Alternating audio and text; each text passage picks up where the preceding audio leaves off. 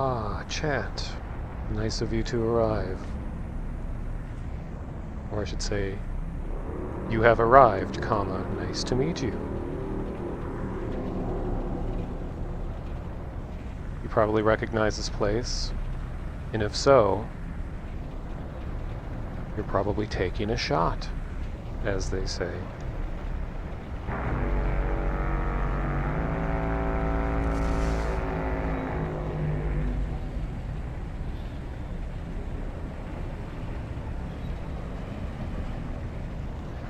So yeah, this is Exploration 5. Done 5 of these streams so far, and they're each about 4-ish hours a piece. And pretty much, yeah, always have technical issues of some kind. Nothing ever goes exactly as planned, but maybe that's a part of the adventure of VR. You never know what problem you're going to have next. That's the new slogan of VR. And yeah, this is the home world that Vinny uses, and I had no idea it was 400 megabytes. Doesn't seem like it really needs to be 400, because a lot of this is just interesting lighting tricks and stuff. It's not particularly texture intensive, so I'm not sure why it's that much. But the actual name of this world, which is why I probably couldn't find it originally, is Cozy Cyberpunk Vista. Doesn't say anything about Blade Runner. And that's what I was searching before, looking for Blade Runner worlds, but then I guess they're just cozy cyberpunk worlds. Don't often use the C word. Comfy, cozy, because I'm so sick of hearing those words. The idea is cool, but like those words have just become so overused and now meaningless.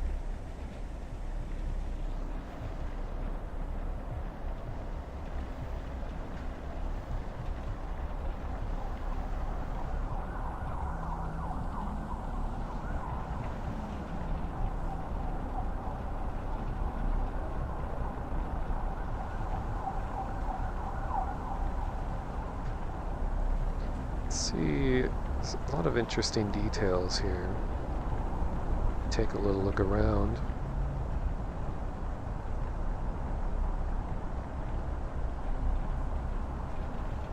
Well, the things that I've seen people describe as like sleep streams or as cozy before are kind of unpredictable.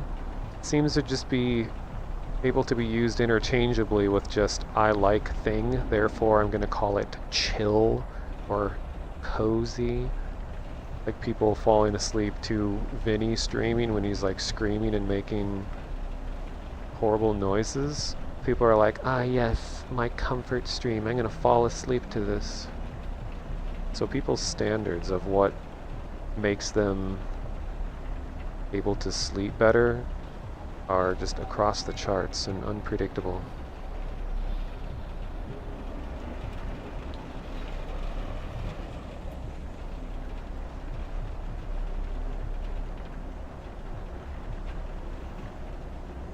I wish there were more granular control over the camera so it's not so chunky when I move around.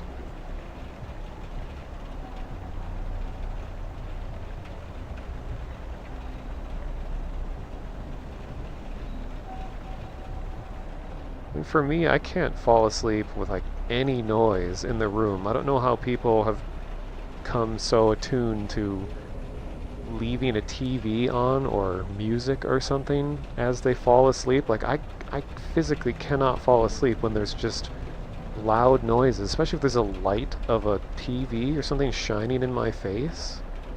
My body is just like, no, you're not going to sleep when there's stuff like that happening.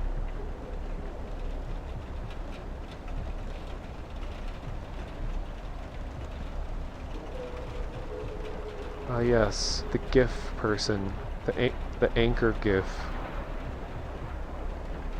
Yo, speaking of Blade Runner, what do we have in chat?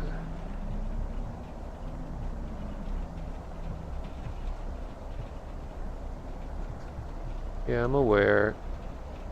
Oh my god. And of course, Steam VR is like, you're gonna try to look at your desktop? No way, I'm gonna give you like 3 frames.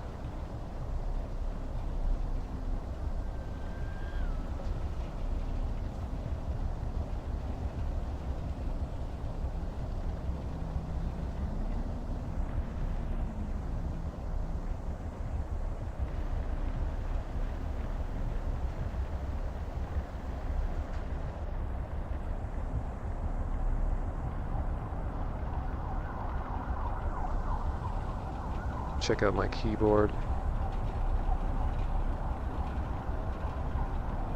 Just playing some future games you wouldn't understand, because they don't exist yet.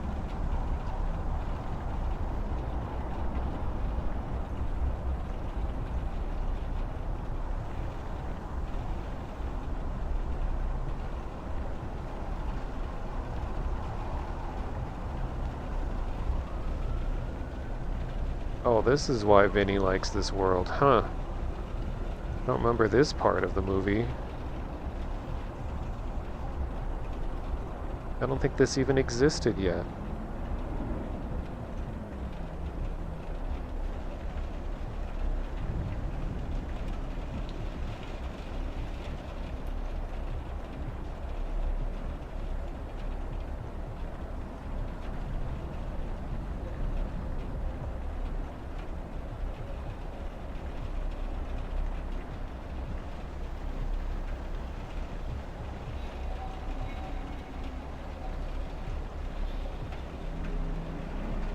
Look in from the outside. Ooh. Well, the rest of the building doesn't exist, only we exist. Darn. So it's not quite as cool as I thought.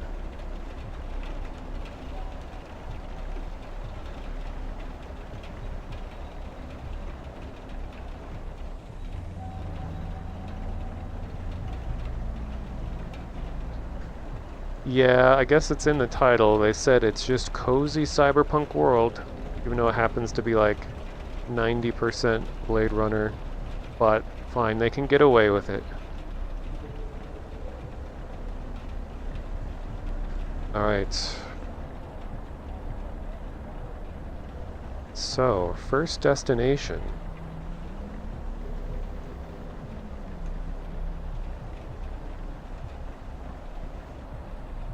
Sometimes I'm monotonist, and sometimes I'm monotonist. So we're going to go take a look at one of my favorite celestial bodies, known as the moon.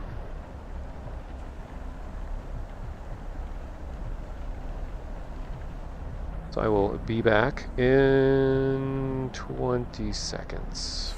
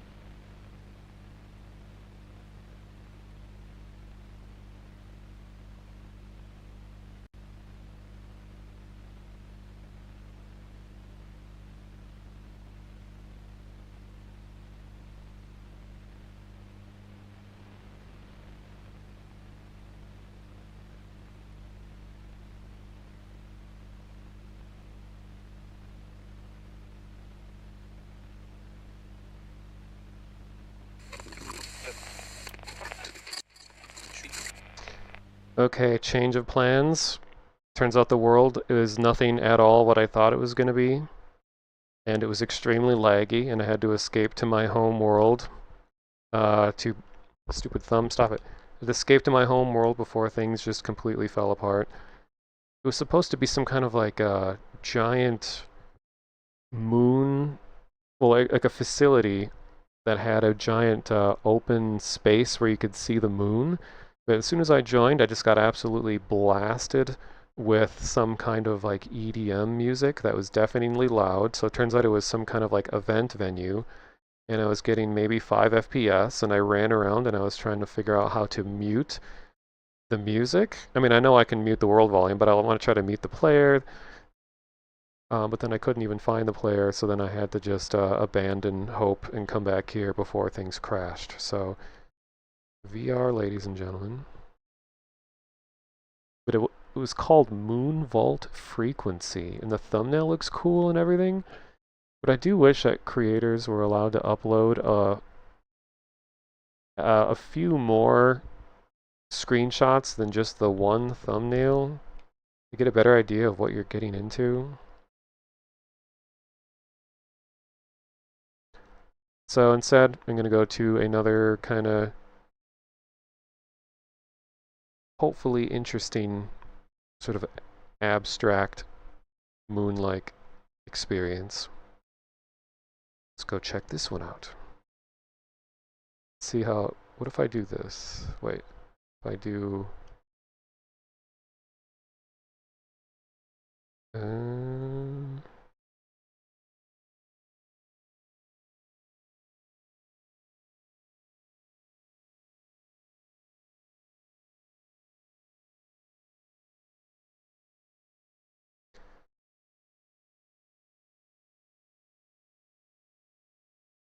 all right.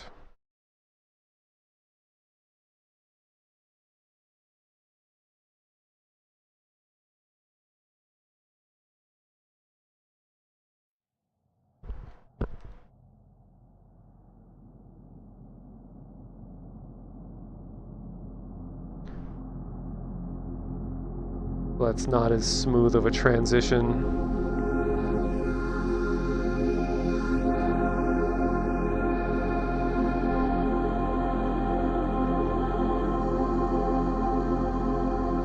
But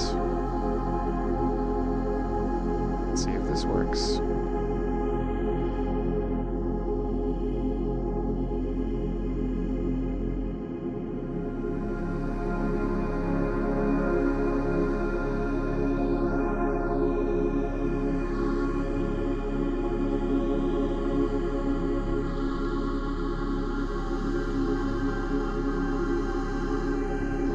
I think it is. All right.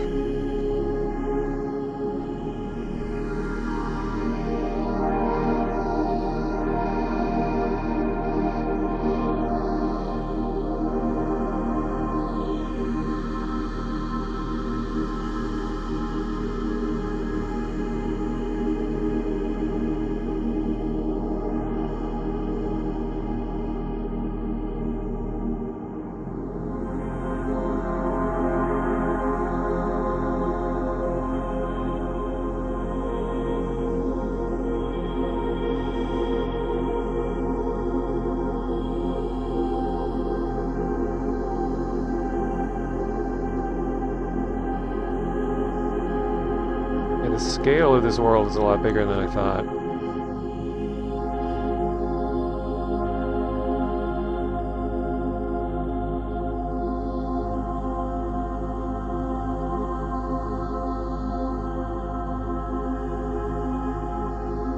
And this creator needs to have the music be two-dimensional, not three-dimensional, because I can feel the music coming from a point in space floating behind me,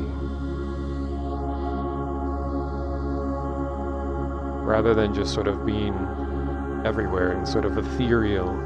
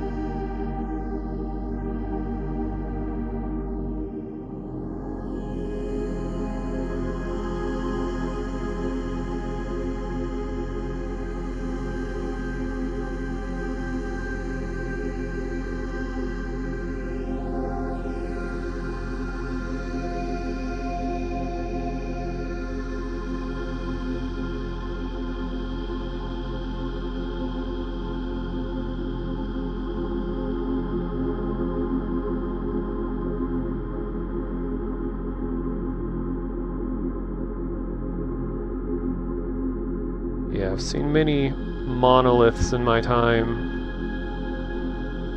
Maybe the monolith is what I name something else.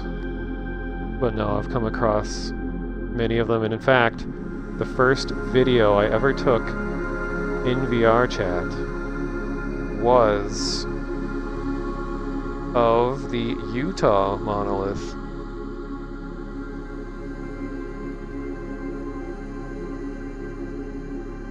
You know, the music has become left ear.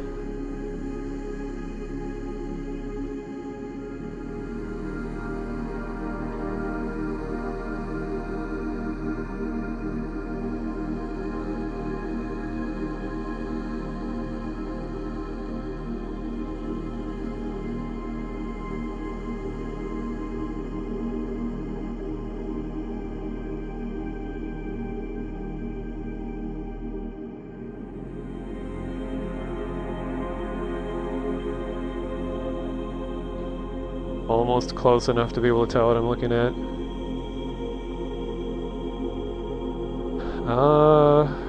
This looks like kind of the classic Nordic runes.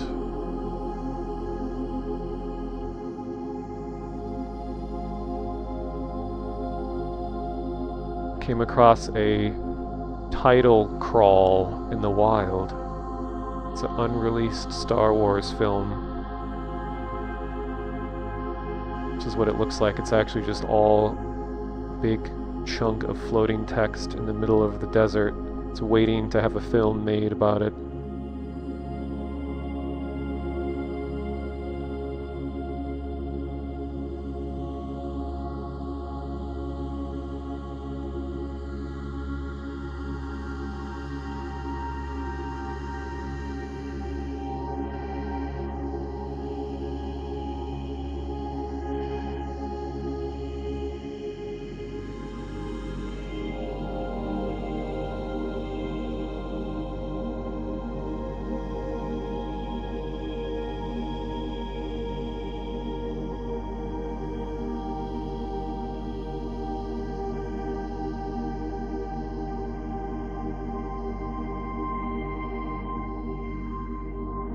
Gonna teleport.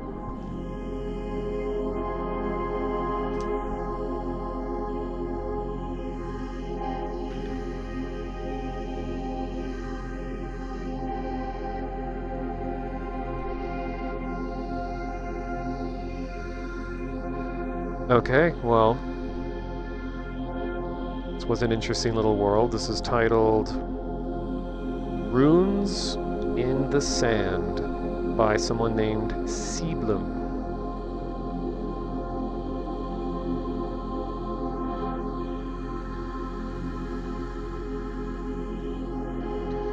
And creator, if you're watching this, you should really make the music not 3D. Turn it off 3D sound and put it on 2D so that it's not like, alright, now it's in my left ear, now it's in my right ear, and now it's like floating up above me somewhere. It's kind of annoying. Looks a lot like the prophecy from Destiny. Wait, are you saying I look like something from Destiny, or that this world does? Because when I made this, I was kind of inspired by Destiny's character design. I always thought it was really cool. The world, okay. Now this, I don't entirely remember the next world. I don't entirely remember what this was. But it's tagged as some of my favorite things: surreal, concrete, liminal, brutalist, atmospheric. They just took all my favorite things and put it into one world. So, the world is called Experiment Number 001. It might actually be a game of some kind, I don't know. We shall see. Here, heck.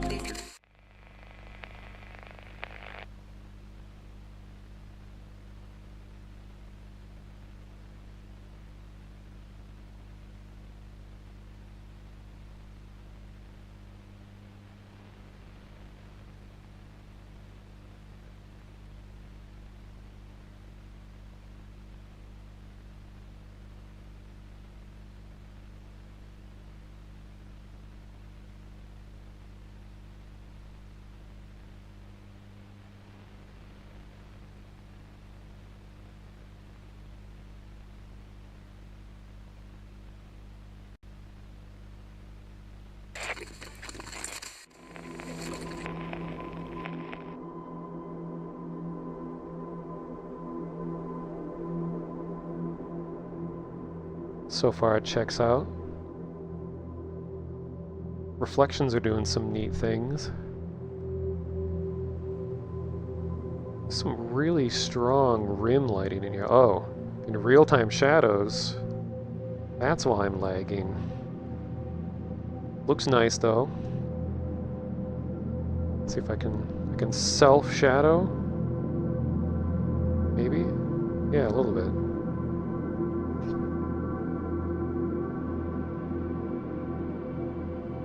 Okay.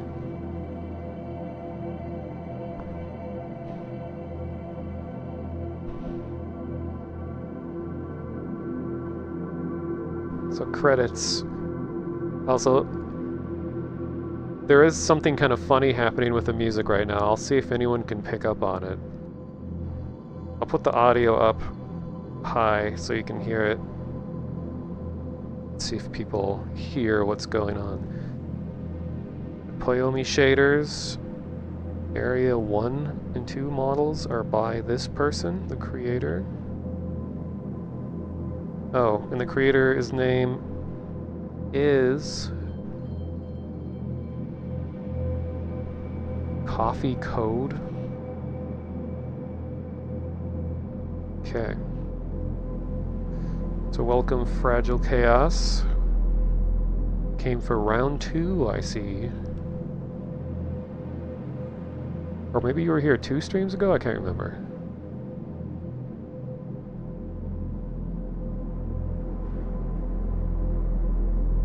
For some reason, one of my favorite aesthetics are giant, simple, primitive shapes that are portrayed in sort of like a godly fashion. Just really ominous, ever-present.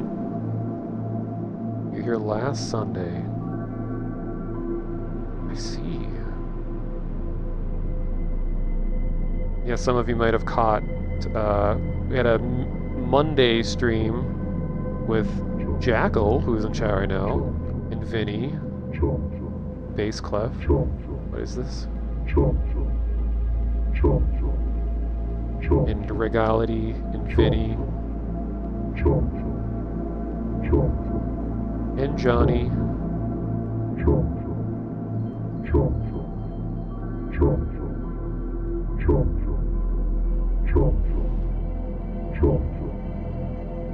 Oops.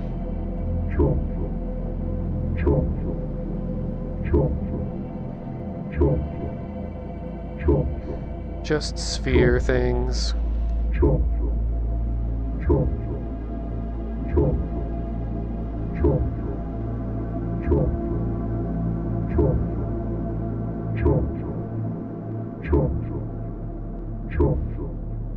Oh, we're getting that classic AO bug.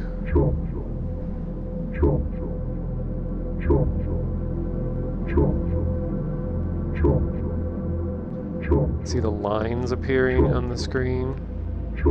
Really wish that wouldn't happen. So ambient occlusion sometimes, depending on what type they use, will just like render on top of everything. He's calling us a chump.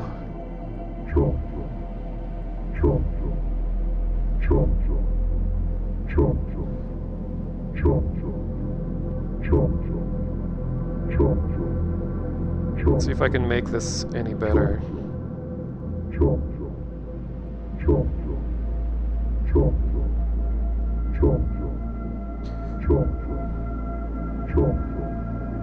Oh yeah, maybe it's telling us to jump.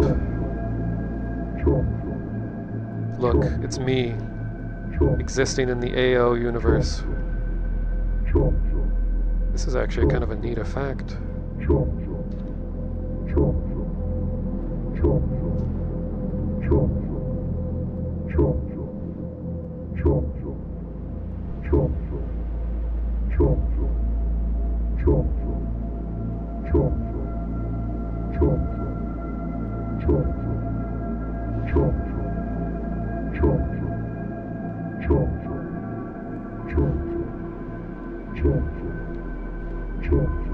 Okay, but what I want to try to do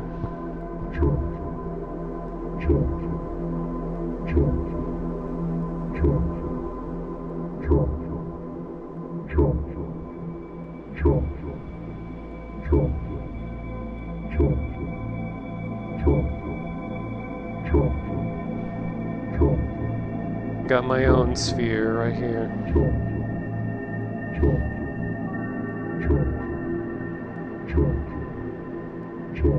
Yeah, Fragile, that ended up being a Twitch thing, thankfully, because I thought my stream setup was fucked, but it was actually, ended up being some kind of service-wide problem.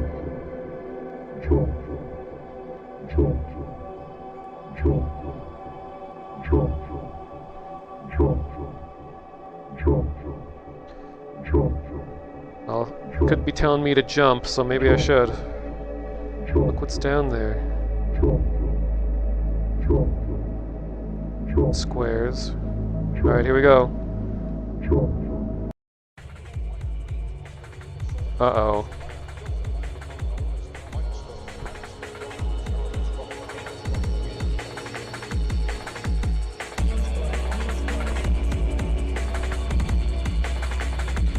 We've encountered anime and drum and bass.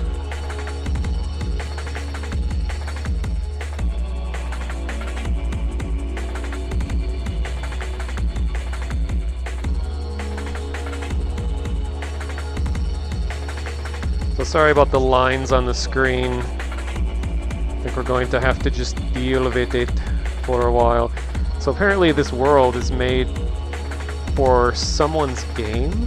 It's like promoting their game called Dream On, I guess. It seems kind of Yume Nikki inspired.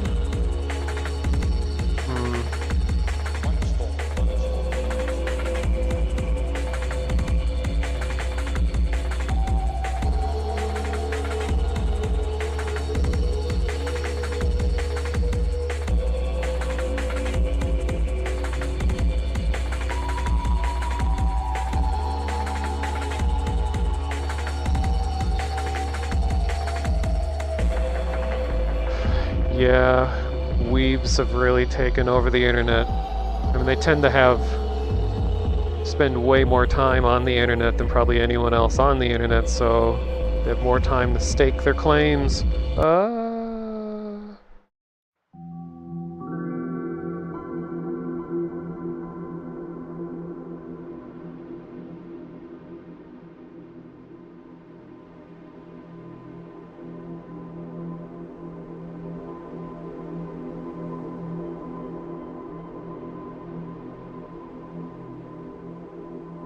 Okay, I'm gonna jump off again.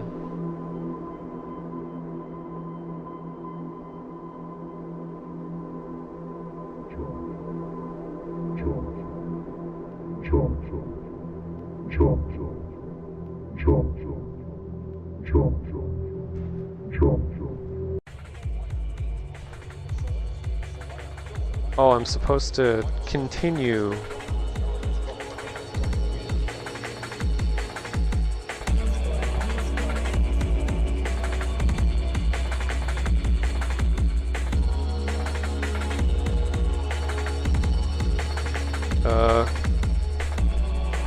Welcome to the dream world. This is my precious Onieros.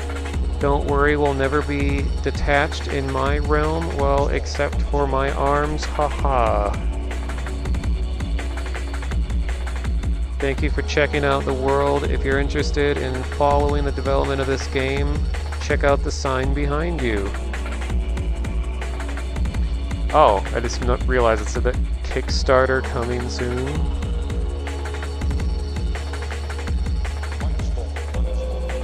It says, this idea has taken on a new life and is now a game on Kickstarter. If you're interested in what this is all about, check out the project on the Kickstarter linked in the logo. What's kind of funny about all this is like, okay, there is a game that they're trying to promote, and they want you to use this Kickstarter link, but like, couldn't they also show you the URL? Because like, I'm not going to click that. I don't even know what to look for. Is it called Dream On? Or is that just the name of this promotional world? Or is that the name of the game? What is the game? What type of game is this? They're not doing a very good job of like selling us on whatever this is.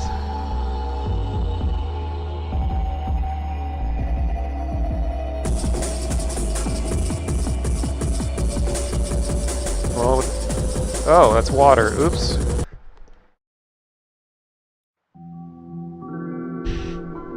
we're logging into Windows 95 again.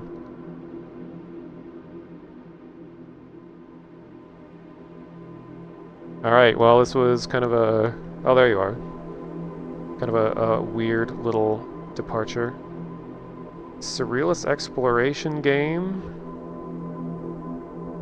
In a retro world, explore surreal world with unique 90s CGI visuals help Lumi reconnect with what she's lost in this dreamy walking sim. I mean, sounds cool.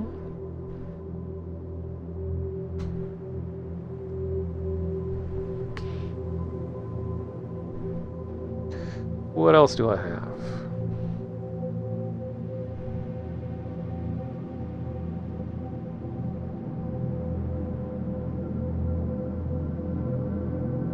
I know this may be a monotonous stream, but sometimes we go to colorful places. Here's something a little more colorful called fluorescent, and I think it is making use of light volumes. So we will check it out.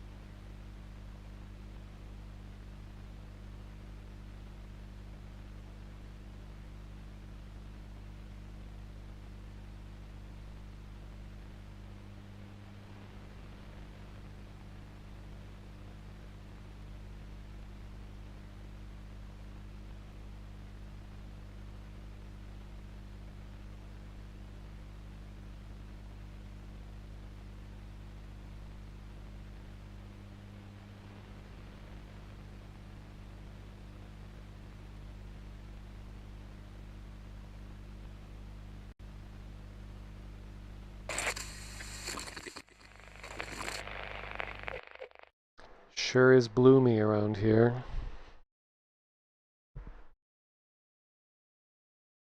And it was default playing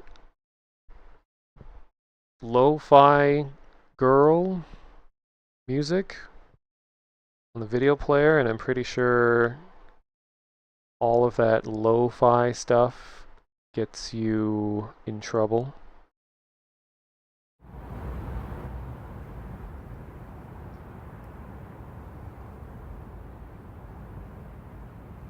So how about I add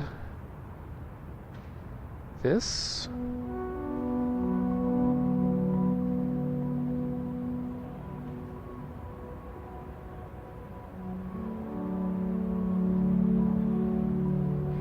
I don't think this world is very big, but I'm still gonna look around it. So hello Sloan, welcome. It is funny, yeah, 90s style. It's like when you've lived the 90s, you know, there's a lot of other stuff going on, but then after a generation passes, people just kind of summarize all of those years by just reduce it down to a couple aesthetic choices. And that's the 90s. My god, I can't get over how intense this bloom is. Like, everything just blends together.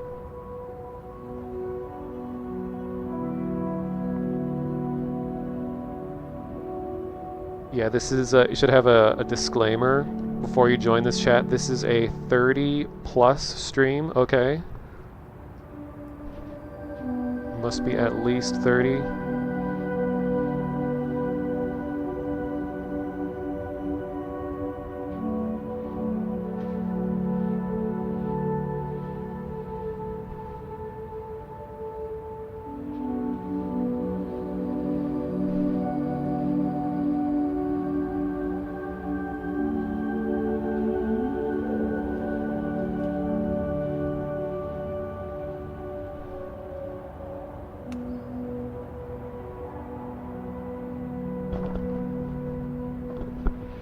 Yeah, I'm gonna have to start carding people.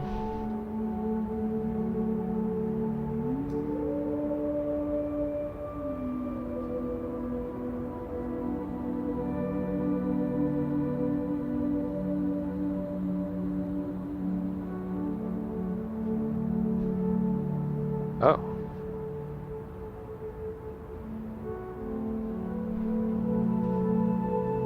There's the culprit.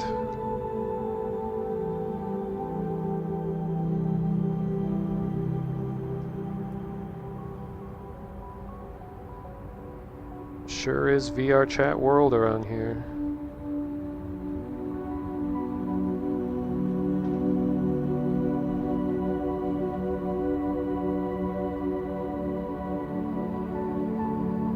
Okay, I think that is everything that is here.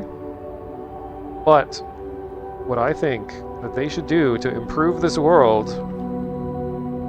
because these colors are all fine and dandy, but they should incorporate light volumes so that you can go near these lights and have it emit light onto you, which it kind of is. You can see I'm getting a little bit of specular light hitting me, but that's not quite the same. So there are lights, non-baked light sources coming from these lights. But it's not the type that actually projects light, it's just that the specular is taking light from the light source and applying it to that. So it's not quite the same, but it's good enough. But I think it could be better if they used light volumes, or even just putting square reflection probes. Because reflection probes do come in spherical or square forms. Spherical are just kind of a generic space that completely surrounds you and it has no depth. Whereas a square light volume can actually determine and kind of fake a real-time reflection, where as you move around, the reflection moves with you. So it kind of pretends like it's a real reflection, but only works for square spaces. Is this some sort of Dan Flavin exhibition? I don't know who that is, but I've definitely seen art installations that look a lot like this. So this world is Fluorescent by someone named Uro.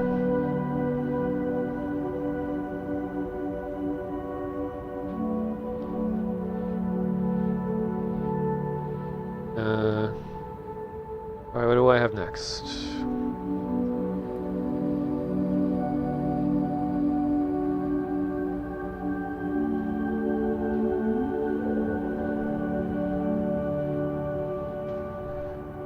Next, I have a place called Lounge Salure. I'm not sure what a salure is.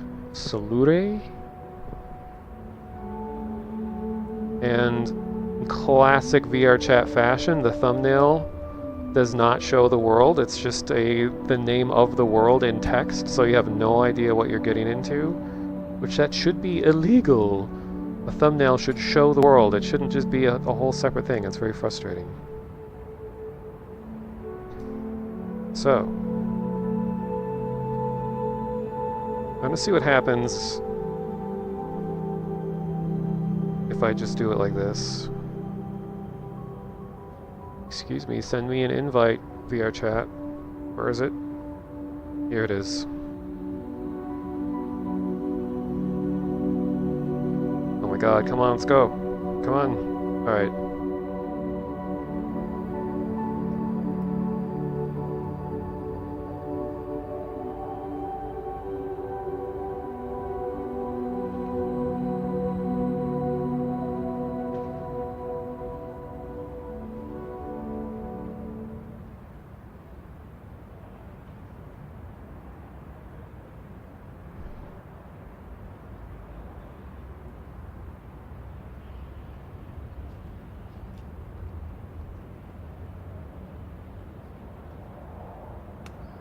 Oh no, didn't you see my temporary diamond form? I can't be seen like that.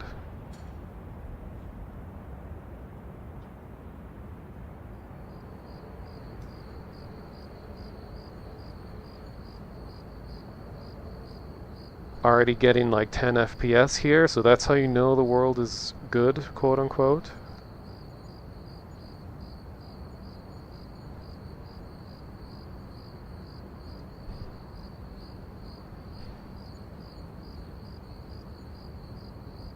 And it's all Japanese. Did you get all that?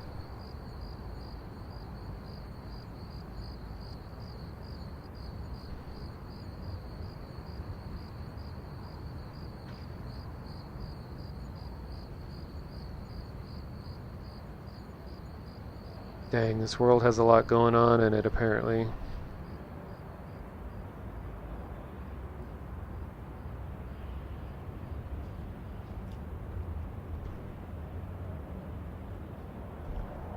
Oh god, I was just ambushed by anime on all sides.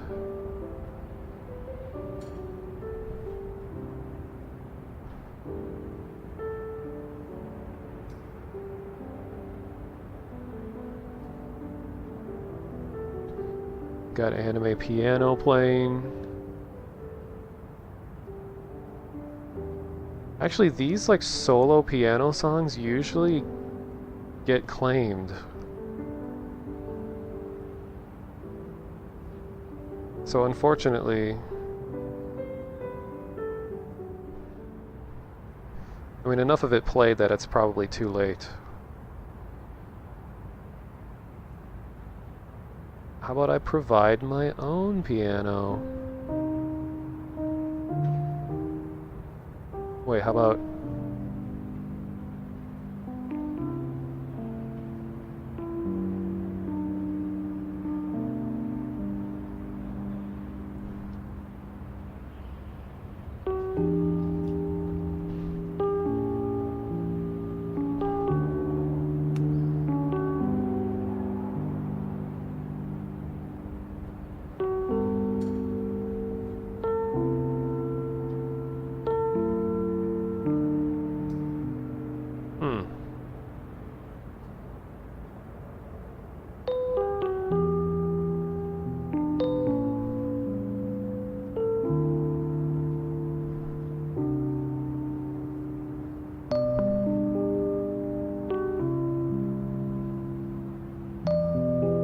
Tickle the ivories. I'm not even sure. Is this a event space or something? I see another big room through the wall, but how do I get to it? Oh. Oh. Okay, this looks pretty cool.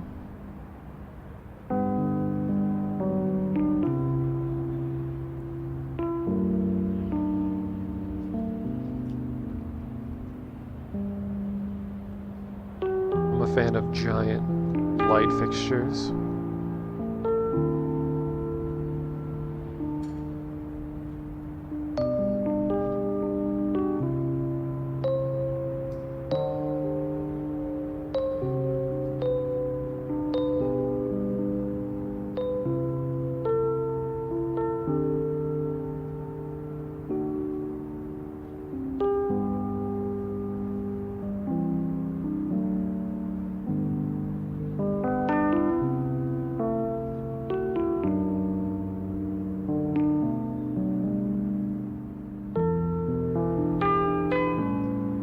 The little cube decorations.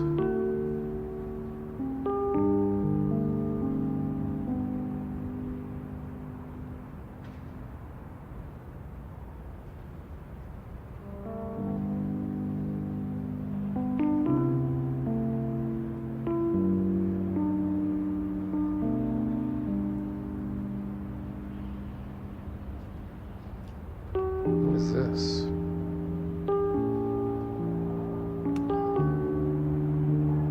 Some menu.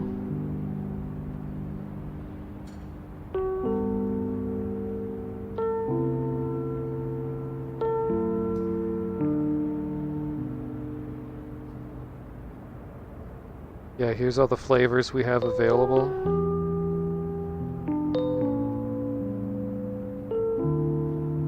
Strange glass. It's very appetizing.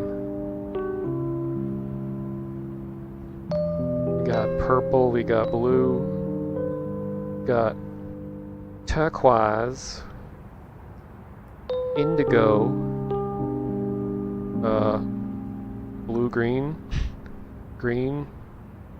What are my colors again?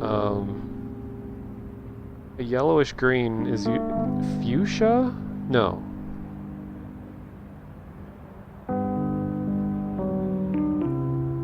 I can't remember what a yellowish green is.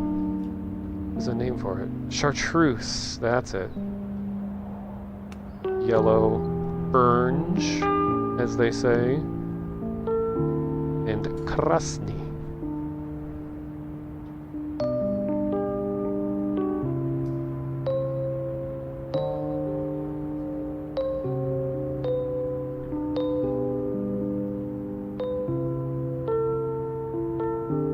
This cool thing over here.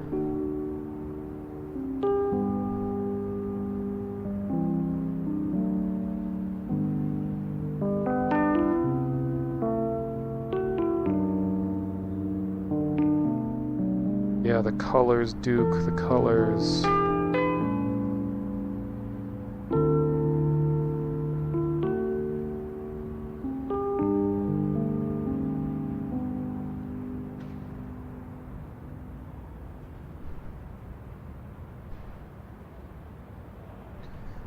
And as usual, things are very tiny.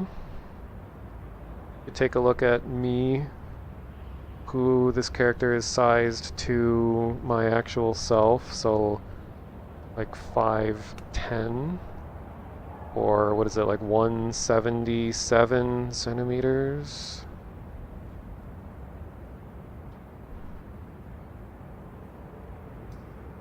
But I'm just towering over this table. It's kind of hard to see because like I have depth perception, whereas you guys are seeing everything two-dimensionally.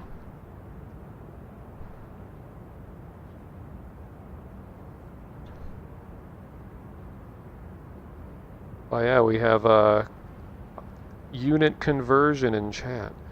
Even though for height it's not very useful because it will just give you total in inches and you'll have to like divide that number yourself.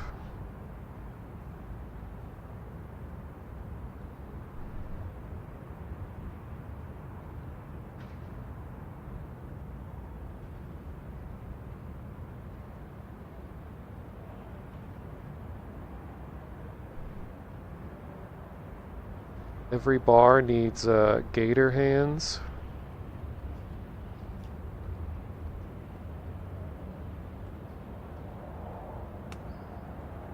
Oh, we got ads coming. Oh no.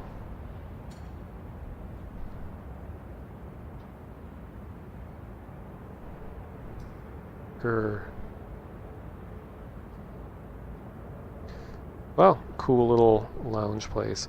So, but we have advertising, unfortunately, coming up in like 5 seconds. So it'll be like 3 minutes of ads for some of you, and I'll be back in another world. So, enjoy, question mark? Yeah, for some of you.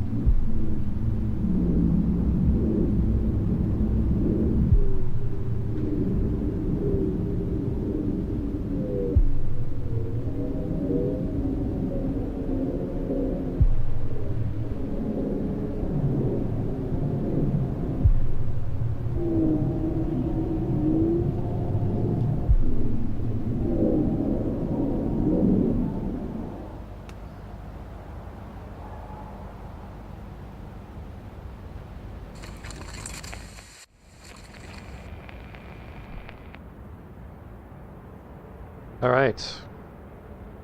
So we should be back. And a really good way to avoid DMCA worlds is to go to a world that is about playing vinyl records. 150 songs available in a vinyl record player. But this is themed around Life is Strange, True Colors, which honestly I think I like the Life is Strange series a lot. Might not seem like it's my kind of thing, but I've watched full playthroughs of every Life is Strange game except whatever the very newest one is that was supposed to be like a sequel related to Max Caulfield as an adult or a lot older or something like that. I don't know. I haven't watched that one yet, but I liked all the other ones, and True Colors was honestly way better than I was expecting it to be. And they do a good job of making good, engrossing atmospheres. They always start out kind of innocent and then things get a little crazy, and they actually get a little crazier than you'd expect them to get. Like they tackle some serious themes, but they always have really good soundtracks. And so this is a world that is themed around the vinyl record store that the friend of the main character that you see right here works in. And I have a feeling the soundtrack of the game is going to be crazy claimable. So how about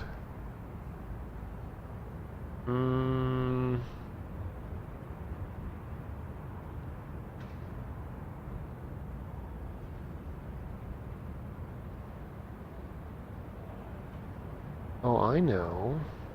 How about a little 10-second loop going on over and over again with this?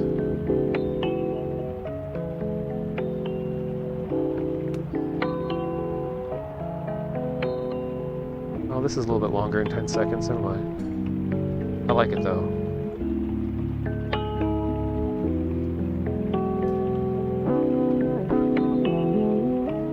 Alright.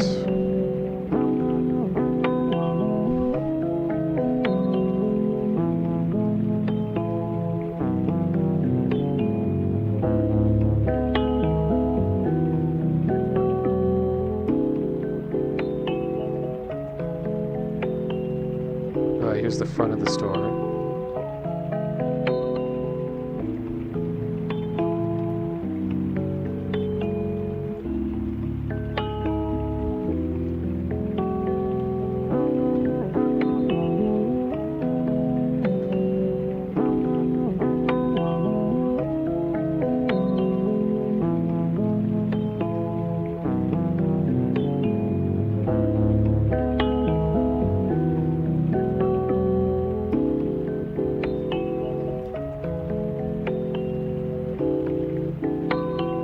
Some nice reflections, by the way.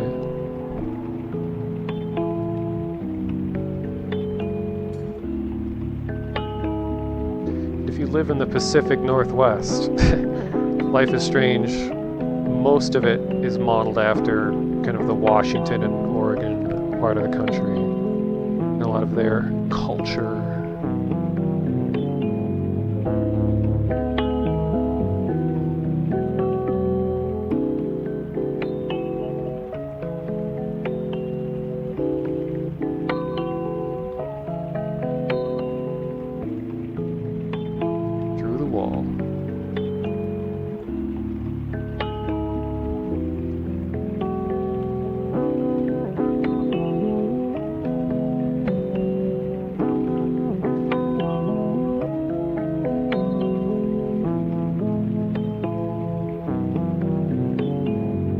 Surprisingly detailed setup with like the because this is like also a radio station. Like I think in the story of the game, the character that runs the vinyl record place also is a radio DJ.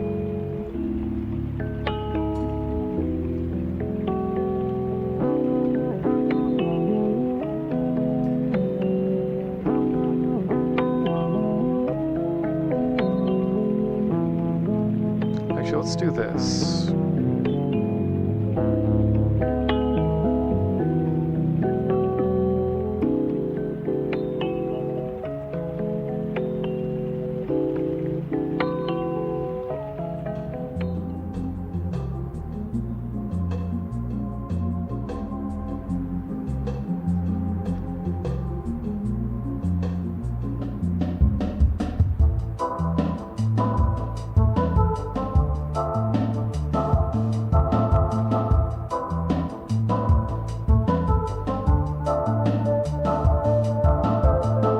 In this stream, we are appreciators of texture.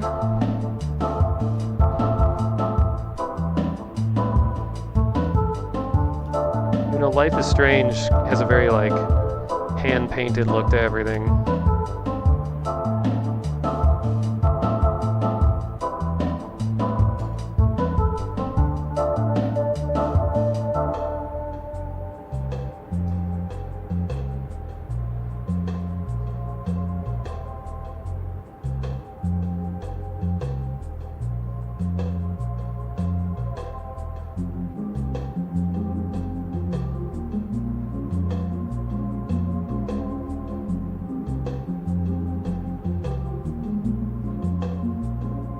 I can do a manual focus so it doesn't just keep randomly going in and out.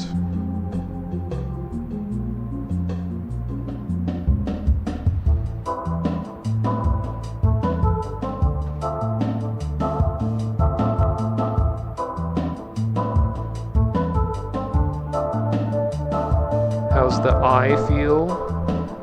You asking how I feel or how the I feel is?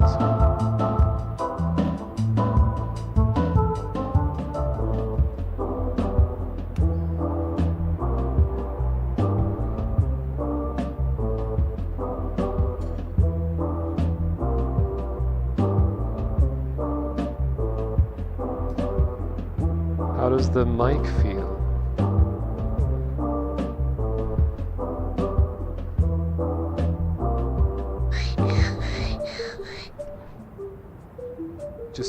Just tickle it a little.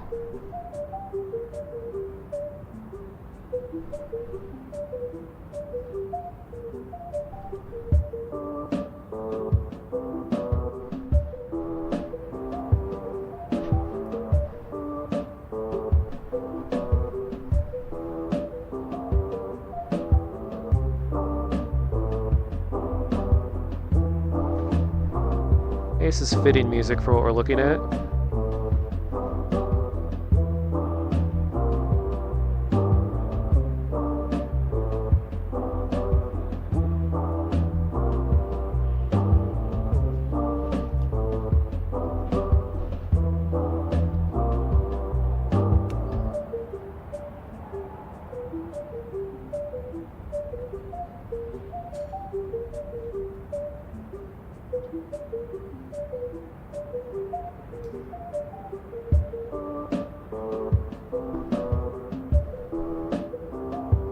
And I was actually a radio DJ for my university for a while. And I remember using a lot of this equipment on the air. And I was the last show of Saturday night. My show is from midnight to 3 in the morning. And I played mostly kind of stuff you've been hearing on stream so far, but I don't think I was really supposed to be hired because the guy that hired me ended up getting fired, not because of me, but because of other negligent kind of things, because he said it was okay for me to just plug my laptop into the radio station and just play whatever I wanted. So I ended up playing a lot of music that we didn't like have the rights to play, but it was college radio, they call it, which is supposed to be kind of a mixed bag of a lot of different things. So I was giving them variety, probably music that has never been played over the analog radio airwaves before. Normally this station is kind of a folk station. We played a lot of Bob Dylan, and I was playing like a electronic, kind of down-tempo, chill stuff. And keep in mind, this was back in like 2007, 2008-ish. And I'm probably the first person in the station's history to have done an entire show just from my phone. Because I had the first generation iPhone, and my laptop wasn't working one night, so I just got the cables set up that allowed me to just plug my phone directly into the broadcasting antenna and just played stuff off of my phone.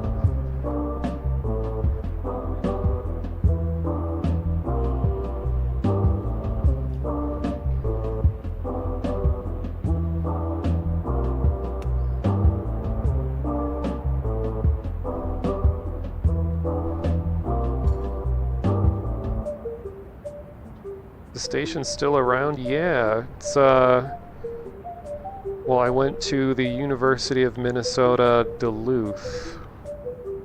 And the station is, now don't laugh, but the station is KUMD.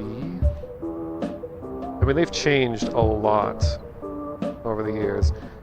And did you all know that the call signs of radio stations are based off of if they are east or west of the Mississippi River?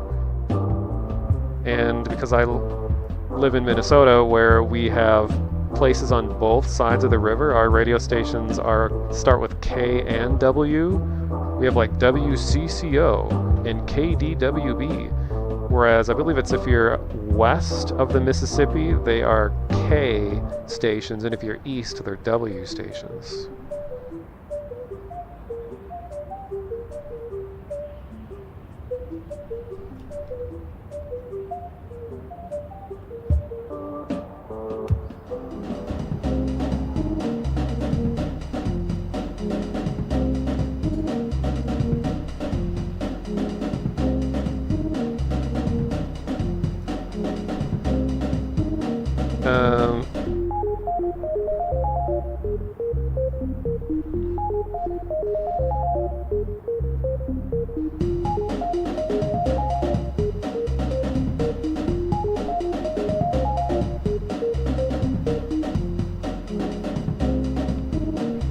Sorry, I'm like constantly having to change settings as I move around.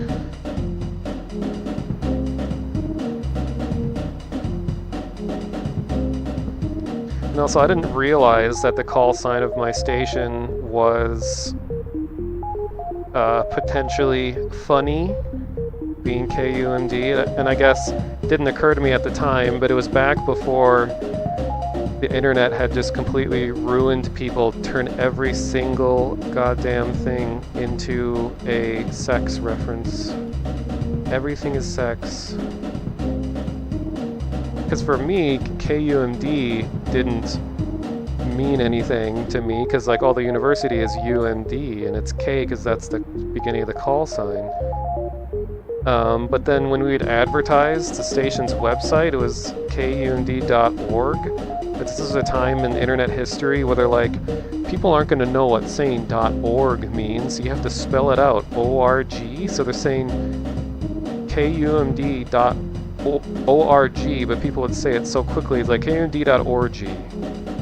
So to make it even better, people were saying kumd.org to say the website.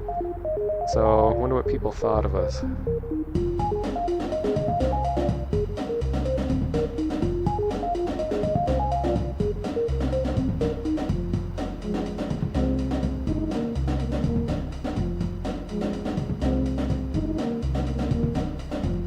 Ooh, we got some gamer stuff going on here. I believe this is fictional. Wait, I guess all gamer stuff is generally fictional, but I mean, this is Life is Strange universe characters, so they're probably not going to be video game characters that you recognize.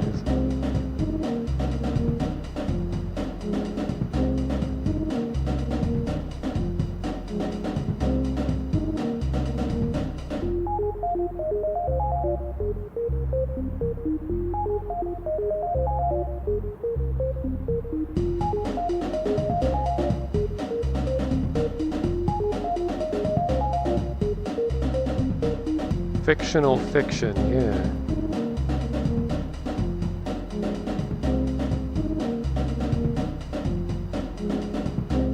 Hey, Madra Kron, I'm glad I'm not the only one that notices that. A big part of what convinced me to want to stream more VRChat is because when I look for VRChat streams, nearly every single one is a Coomer bait stream of just wear fetishy anime slash e-girl slash furry avatar and just do strip teases and wear fetishy leather clothes on camera and then get hundreds of views and people donate money. And that's like a lot of people's impression of VRChat is just that. And I feel like that's, I mean, if they can make money doing that, cool, whatever, but like I just wish VRChat would have better representation in streams.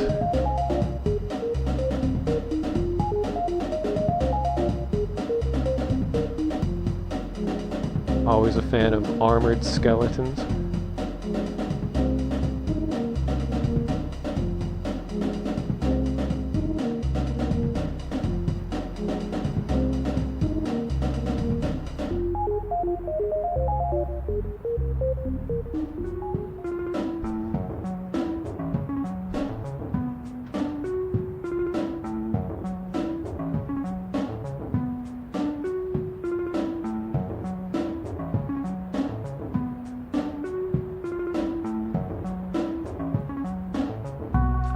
Markinov, thank you for the follow.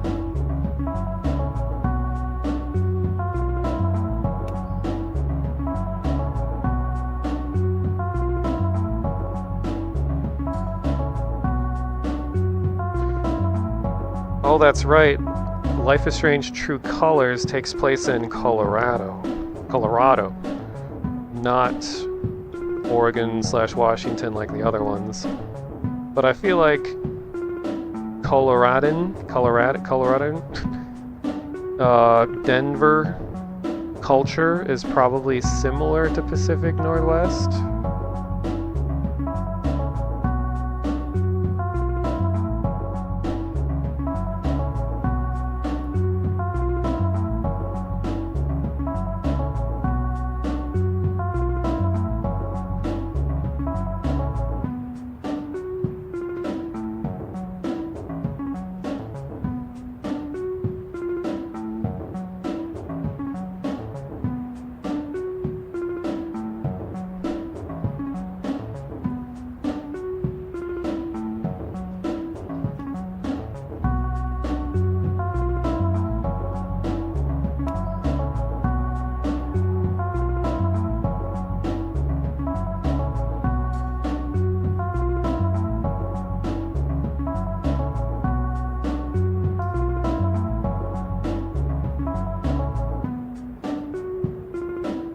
Let's go to here.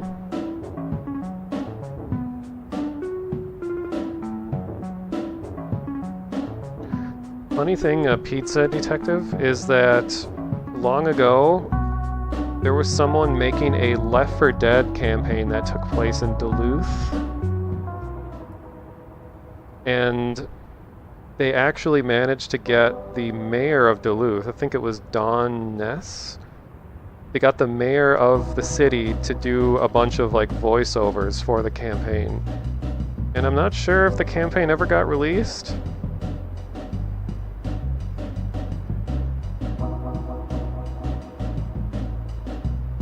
But it looked surprisingly good for what they had.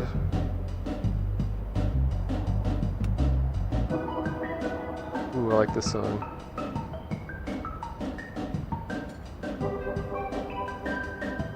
If I had more room, I would dance more. Groove Fruit.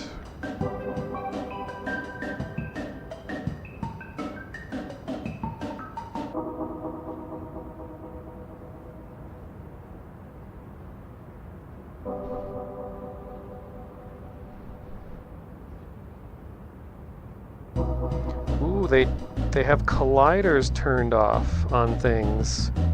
Thank you, World Creator. So that I may do stuff such as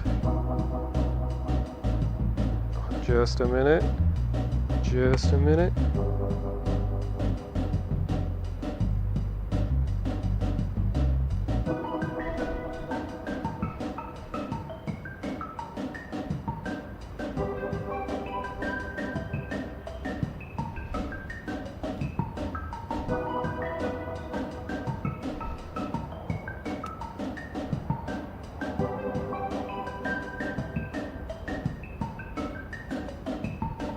Even though I played percussion throughout school, I never really got into drum set. I'm trying to think of what, let's see. So,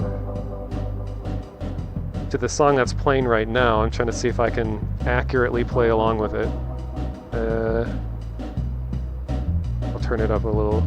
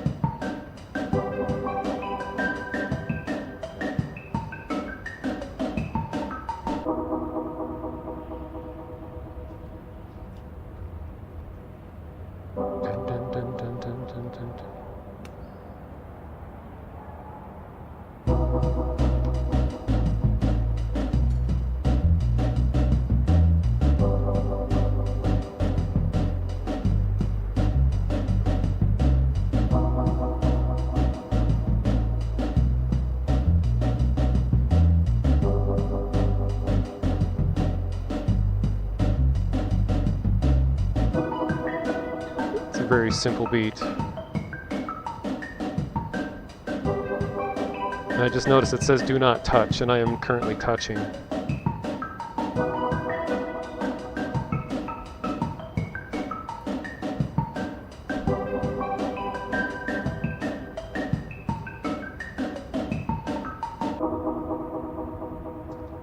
Anyway. I think I missed some people's messages. I'm going to scroll back a little bit.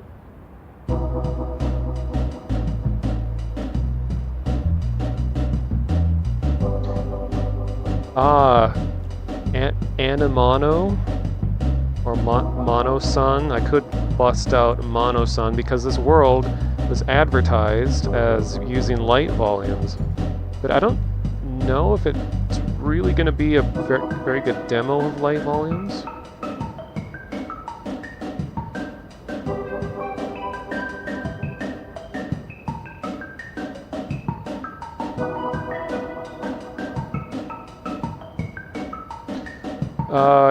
Let's see, when I was talking about so many of the VRChat streams just being Coomer bait streams. Also, thank you for the follow, MLM490. MLM, uh-oh. You say that like those streams aren't microcosms of the average VRChat experience, especially if the bar for Coomer bait is anything anime.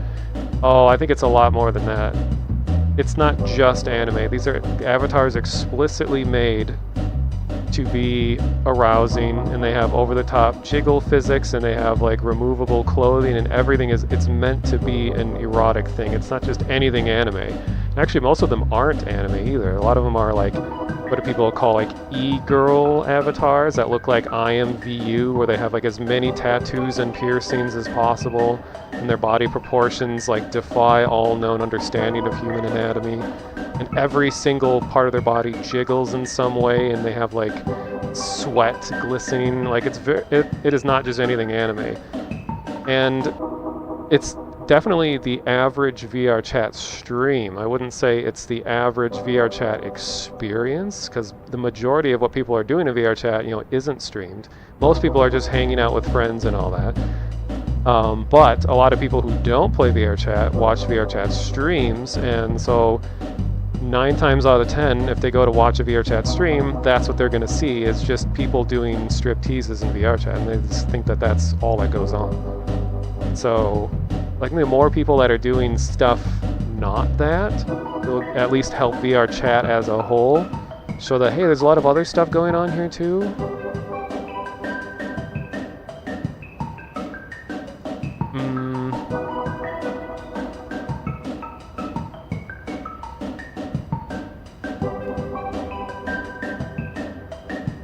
Just catching up on everyone's saying.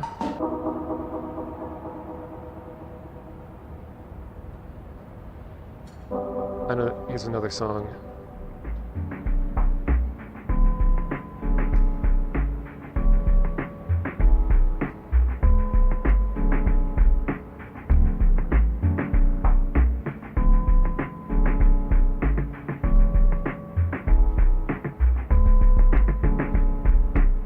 Bring back the giant rat that breaks all the rules. Hey, Poda Joe. Welcome, thank you for the follow. Poda Joe here is the organizer of the Vine Sauce Game Jam. And that Game Jam is what led Vinny to the team who eventually made New Flesh, the Redvox game. So, Game Jam was a really good time.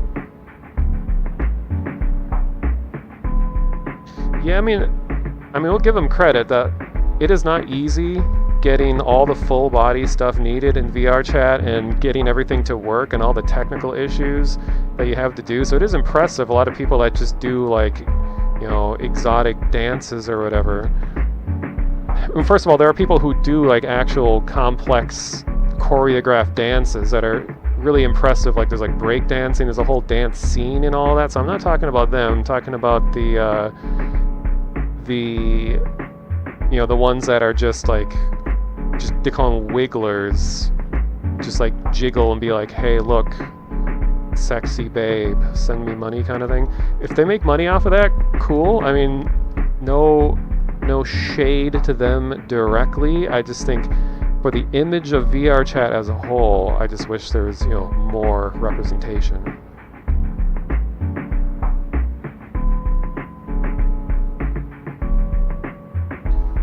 Check the Shroom Jam server while testing avatar stuff on VRC. Only see that I'm streaming VRC. Yeah. Okay. Speaking of which, I'm going to clip through these drums real quick.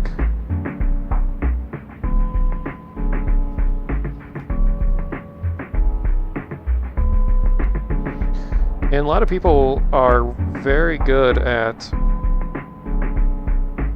puppeteering their avatars.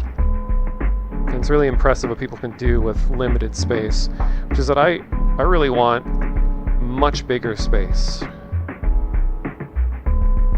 Haven't even seen me at my full potential. I used to be able to RP redirect walk all over the place. So instead of you all seeing this kind of walking around, this kind of robotic looking locomote movement, which I am not a fan of, but I don't have a choice really. I could be, you know, RP walking everywhere and not just in a circle because my space is very tiny right now. But redirect walking is a whole interesting thing on its own.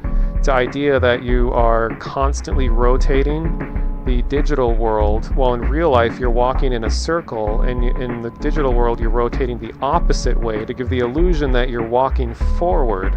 So you're not using locomotion movement like this, that you are actually walking in circles in real life, but you counteract it so it looks like you're walking forward. And it is not easy to do right away. Like you actually, when you first start doing it, it gets you very dizzy. Like I'm someone who's very comfortable in VR and I can do a whole lot of VR without getting sick at all, but then trying to do redirect walking was like resetting my brain's ability to handle VR, but I actually got over it again. So with the tiny space I have, I wonder how much redirect walking I could do. Let's see. Oh God.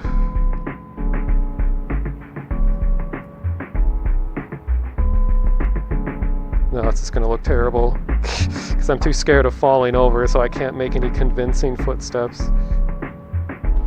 Foot animations anyway. Oh my God. Just notice I'm floating, or my feet are going through the ground. There you go.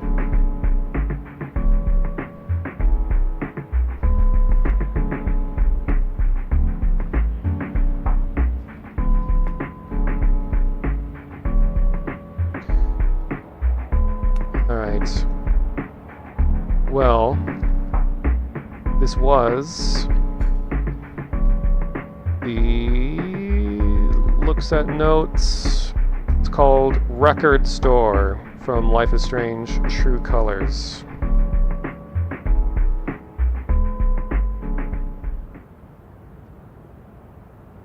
Okay, gonna look for our next destination. Yeah, then I RP'd all over the room.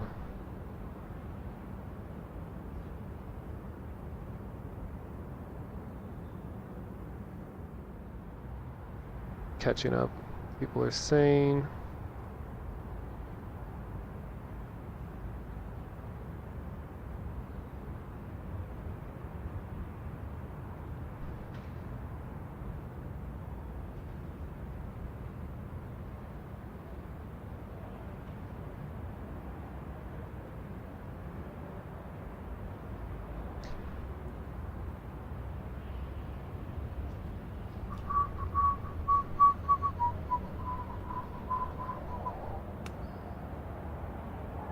Thank you, Ryder.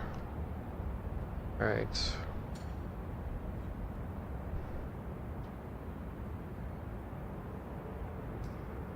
Since we're looking at retro stuff, I've been meaning to check out this world by a creator named Asylum.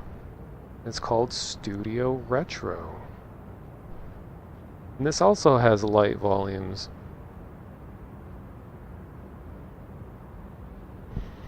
I'm going to try doing a non-immersive world change.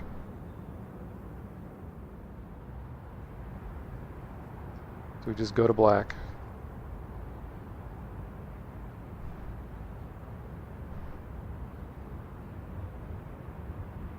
And yeah, watching movies together is a great use of VRChat, I think. Because, you know, it's one of these experiences that as you get older, becomes harder and harder to find groups of people to just sit and watch a movie with. I mean, I wish I had friends that I could just go and in person sit around and watch movies and do things like that. And as you get older, it's so much harder to make new friends. It's so much harder to, if you have friends already, to like get together in person and do things because they're all married and have kids and have their own lives and full-time jobs and things like that. So it's almost impossible. So like VRChat at least gives people the feeling of being able to sit around and just watch movies together in the same room. It's like the old times.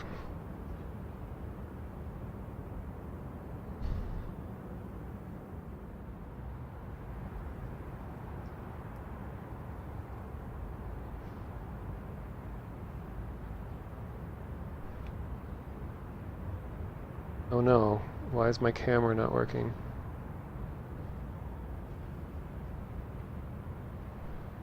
Okay.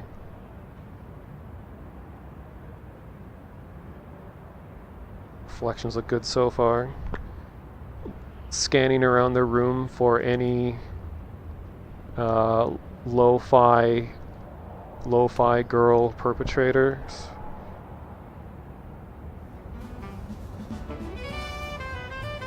You know what, this might be claimable, but whatever, let's enjoy some jazz.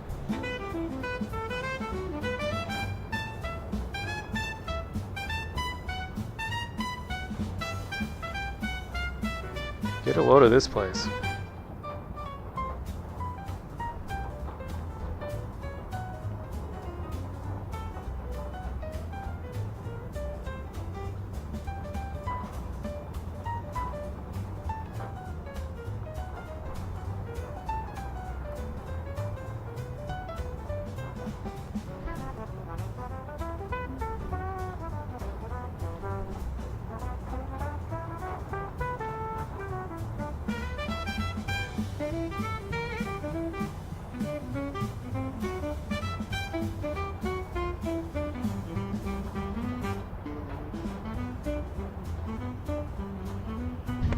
Just jazzing all over the place, yeah. Just remember to clean up after yourself after you've jazzed everything up. See, now this creator, this is what I like to see. Look at this, I am not colliding with this couch. This is good. That means that you can watch me contort in impossible ways to do something that's not worth the effort, especially in a tiny space.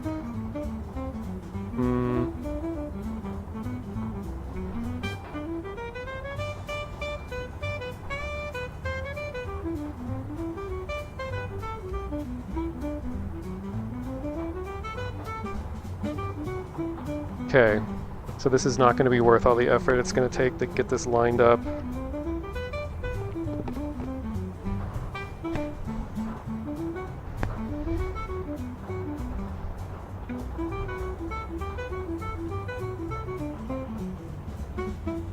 Plus, I don't have knee trackers, so this makes it hard to, oh god, I look so awkward. Grabs invisible camera that you guys can't see.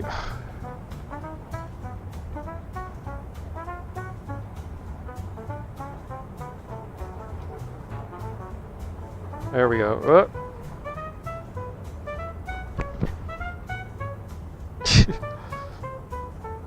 See? Oh god, no, I'm rotating all over the place. This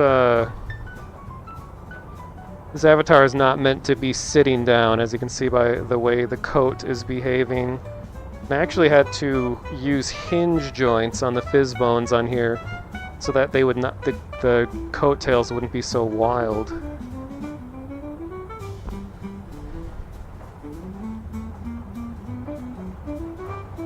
Wait, actually it might be better if I just did this.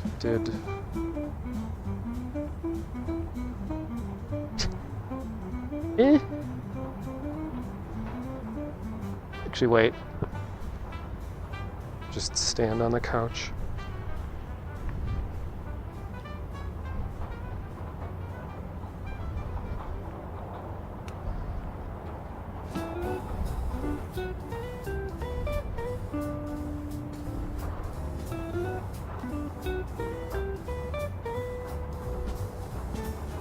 Let's do it over here.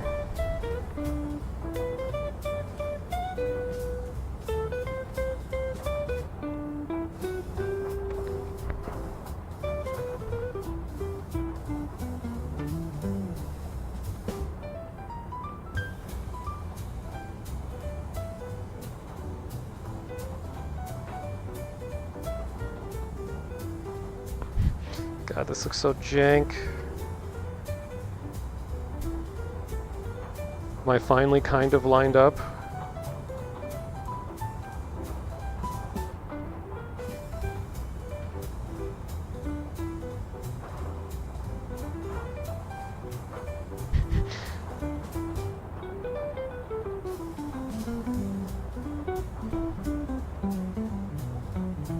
Average streamer mic.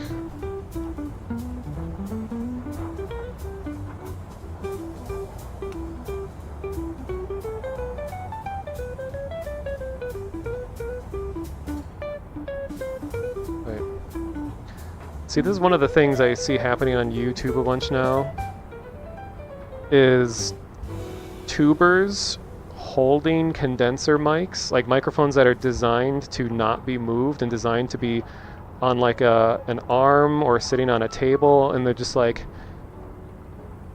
oh, drops $1,000 microphone on the ground. So they have their like giant, super expensive microphones, and they're like, guys, we need to talk about what's going on Twitter right now. In this video, in this 4-hour video, we're going to break down the ways in which Mr. Beast shouldn't have done, you know, like, it's just so awkward, like, in the way that they're gripping gigantic microphone. It's just, I don't know. There's a whole, I'm not alone in this observation, there is like an entire video saying, like, why are YouTubers holding their microphones now? And I guess, I don't know, to make them more dynamic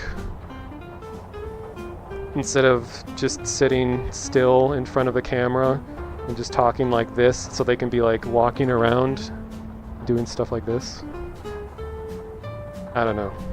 Wait, I can do that better. I don't know. That wasn't very good. I don't know. Cat meowing noise with shattering glass in the background plays.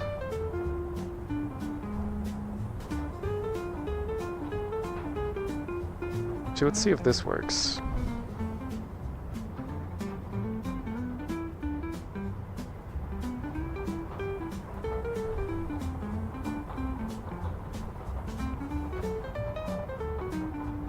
Enter my sphere.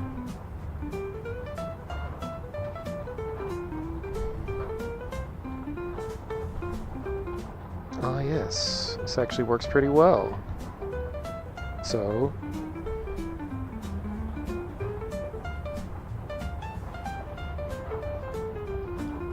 take a tour around the room.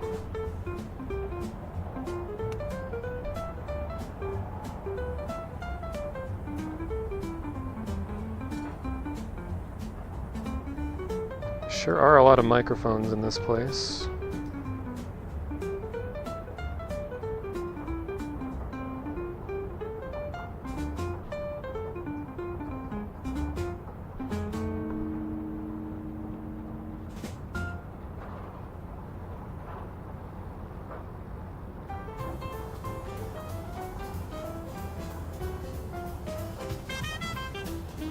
What's over here? It's locked.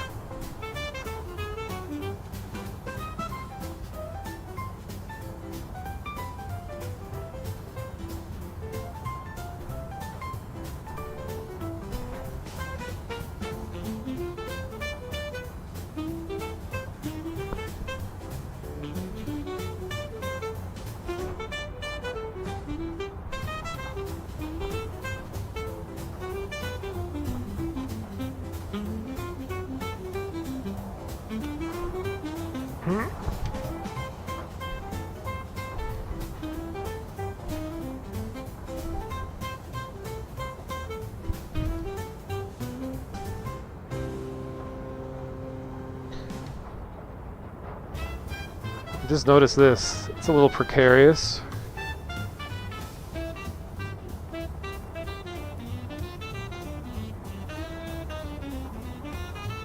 Would not want to be sitting underneath that.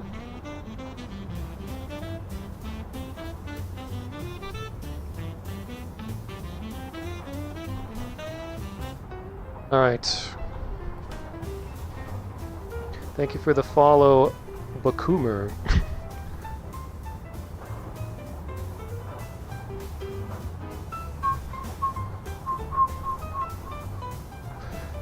You have Wage tomorrow? I wish I could participate in Wage. Sounds like something that could improve my life a lot. Oh yeah, when I was gonna say streamers, but when tubers, derogatory, you're holding lapel mics, like microphones that are specifically designed to be able to clip on the clothing so that you don't have to hold them, and then they're holding them like pinched tiny little thing like up to their mouth.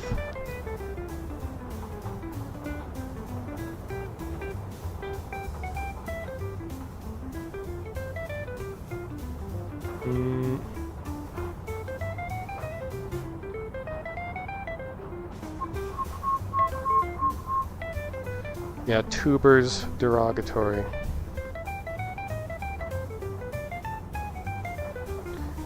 Anyway, so this was cool. This was Studio Retro by Asylum. Now this is going to be almost the same color palette of what we're looking at right now, but it's going to be a very different style of world. This is from a game called Kimetsu no Yaiba, Hinokami Chronicles 2, a place called Infinity Castle. Seems cool. Going to check it out.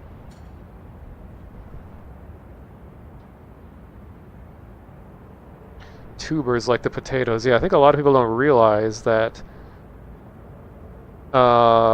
tubers are the name for a type of root that things like potatoes come from?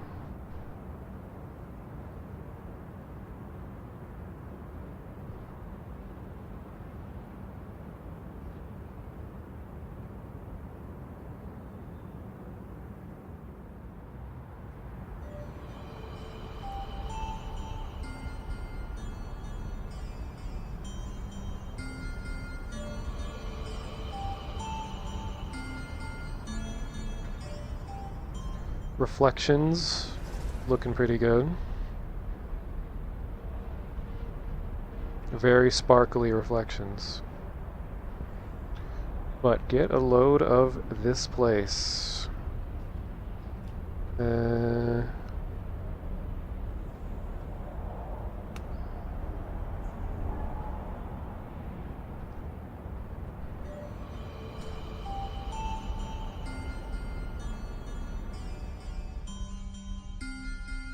Uh-oh.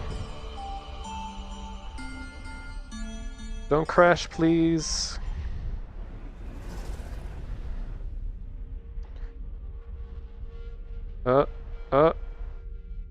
Can it recover? Can it recover? Come on.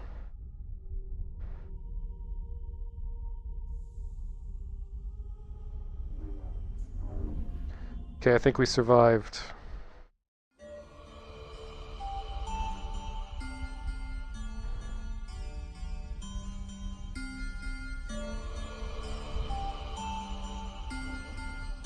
Oh, the bit rate plummeted for you guys too. Yeah, because my this wireless adapter is not the best. That I have this giant wireless thing attached to my head. When it overheats, everything else on the computer starts suffering and it falls apart.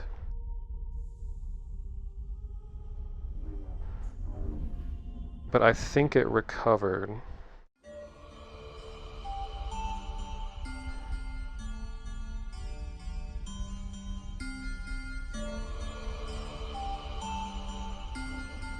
Whoa.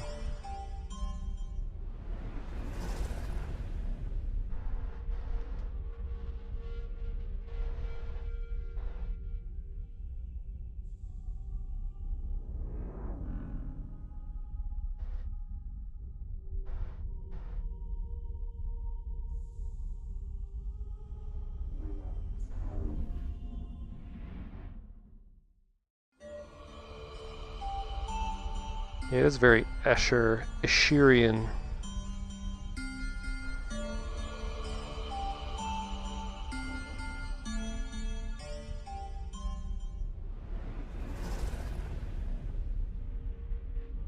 Thanks for the follow, 1011202230334044.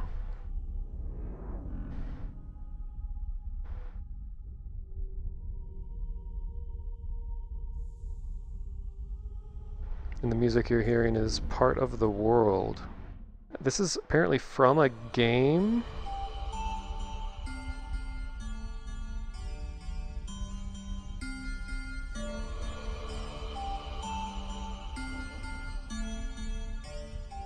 Deco, thank you for the follow. And the subscription to Cookie, thank you.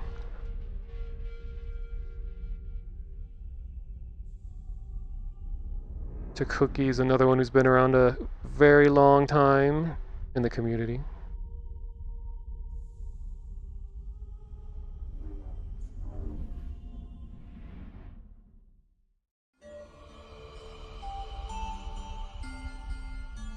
Wonder if this will break it. Stream breaks.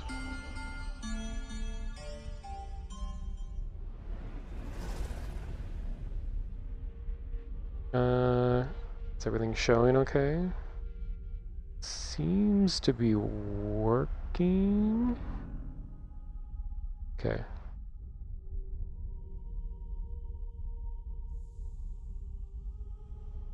Other Jeff? Are you implying that my name is Jeff? I don't have the charisma of a Jeff. I'm just a Dave. I'm one of the Daves. Well, even though I go by Dave Id and not Dave, if that makes a difference. Huh.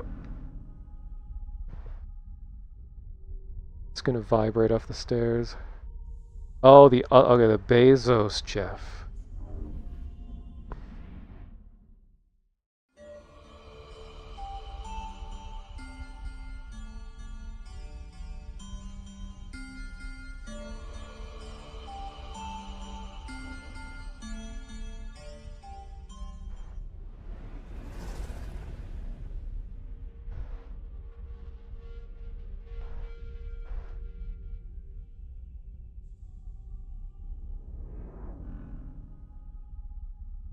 Okay, this creator should not have put the default mesh collider on these stairs. As you can see, it's very uncomfortable, vibrating rapidly as I go downstairs. Should have just put a ramp.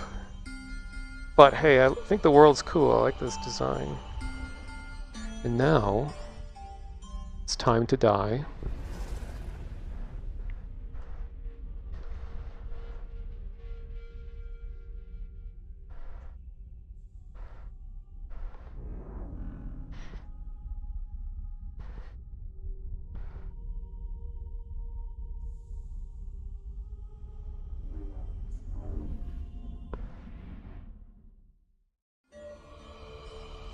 Oh.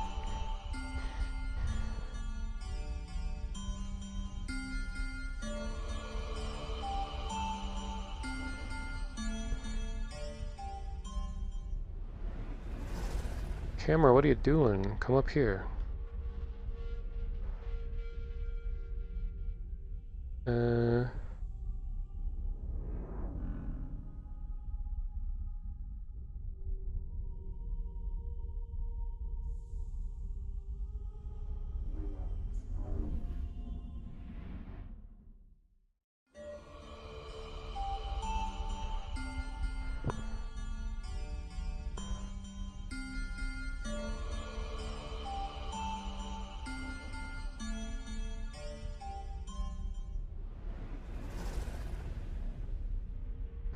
Are there two cameras?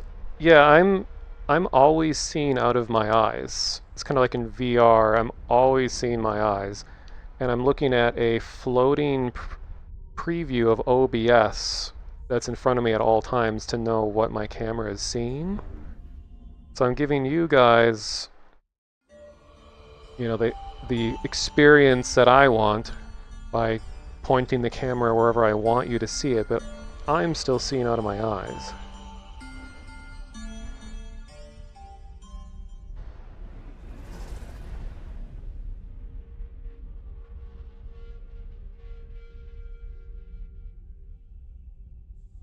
Seen out of my virtual eyes.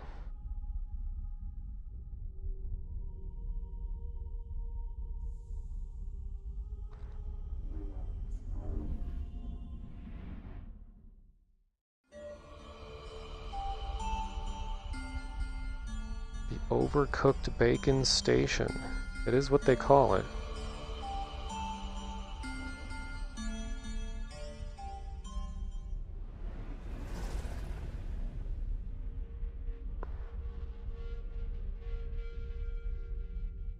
Okay, well I'm going to die one more time and I'm going to go to a different place because the advertising is making its way back into the stream again in 1 minute, so I'm going to die real quick. See ya.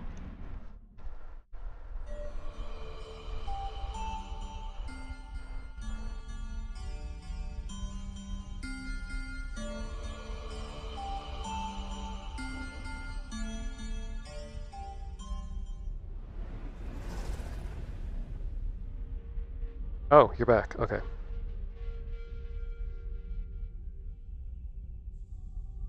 Gonna... Oh no! Uh-oh. No! No!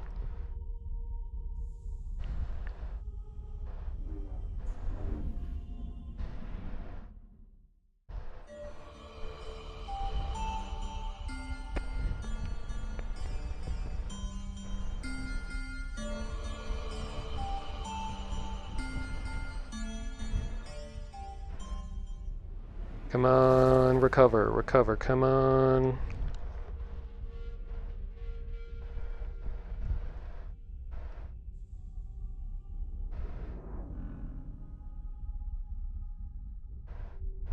Come on, recover. Sorry, my computer is busy having a heart attack. I don't even know if you can hear me right now, but everything's probably frozen for you.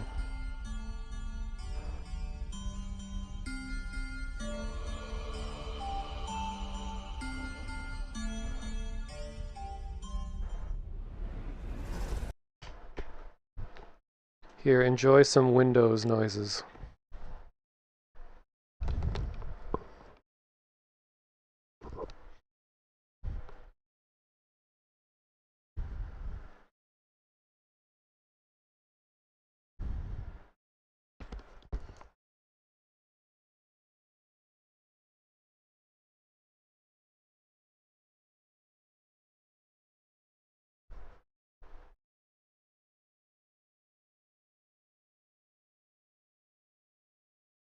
Oh, jeez. Yeah, it looks like you can still hear me, but like my VR stuff is freaking out.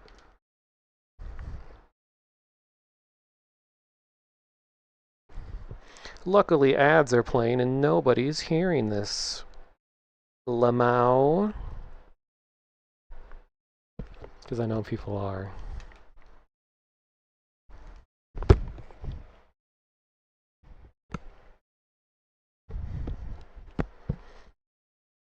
Oh god. You guys shouldn't be allowed to see this. Okay, let me switch to my proper scene while I struggle to exist. Yeah, look at this instead.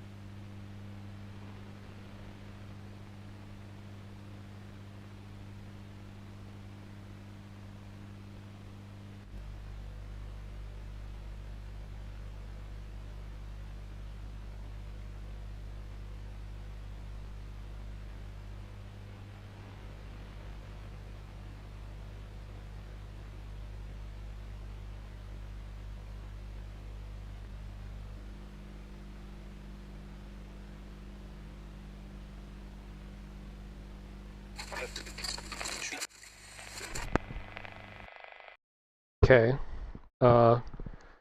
Died a little bit, had to restart everything. And now you can see I am well, you can actually see my, me holding my camera interface. That's weird.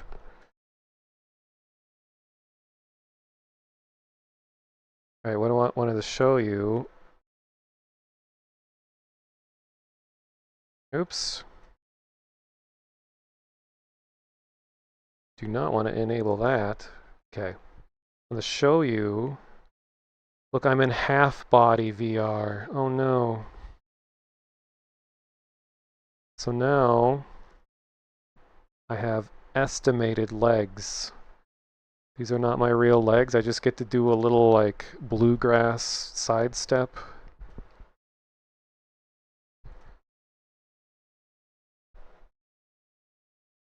But through the power of T-posing, I'm back. Oh. Maybe? I think so. Okay.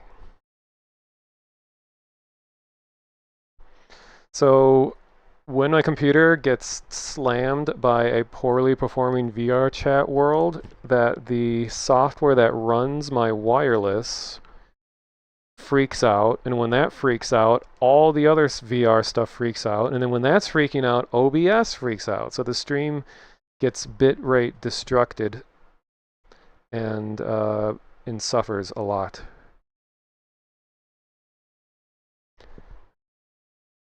And is there a delay? Oh no. But looking at the bottom left corner. But da da da. Let's see. Da da da da da da da da da da da. Okay, what I should do to try to get this back to normal is I'm going to stop the stream and restart it right afterwards. So last time I did this, it actually, the VOD was kept intact by YouTube because I'm restreaming the YouTube right now so that I can get the VOD on there. It actually kept it as one video, which is really nice, whereas Twitch is just like, well, what's going on? It makes two separate VODs most of the time. So you're going to get the not like this guy for a second. So I should be able to fix all this by restarting the stream, so be back in a few seconds and hopefully it recovers.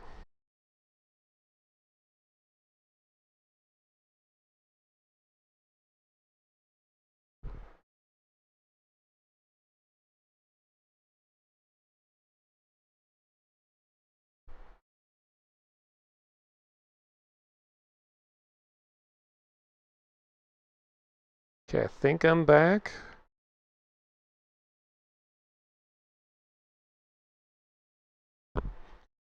But there's still a huge delay. Well, I think for you guys talking, there isn't a delay. Okay, unprecedented, but I'm going to restart one more time.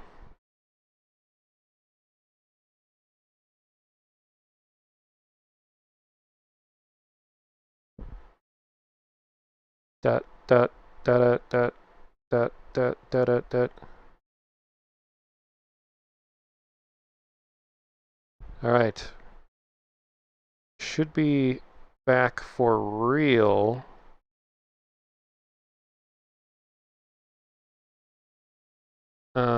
And I believe Sunday stream is happening, well, has been for a little bit. So he's doing Pal World ripoff, Mario 64 DS hack pack, fake games. Getting weird with it. Well, I think I'm fine streaming a little bit over Pal World ripoff. I mostly want to see the fake games and getting weird with it, so I'll keep going a little bit longer. Anyway, what were we even doing? Were we playing VRChat? About 7-second delay? Okay. Are we gonna get weird with it here? Potentially.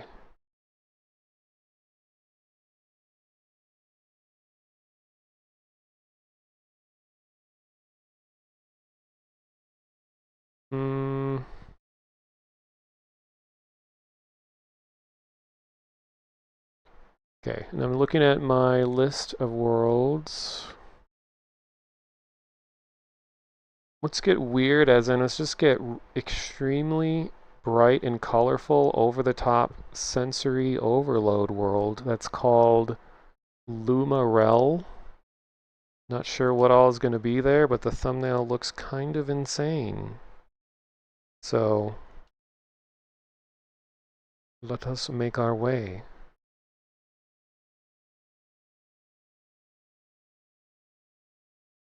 Putting on your getting weird with it hat. Is it a Frank Reynolds hat?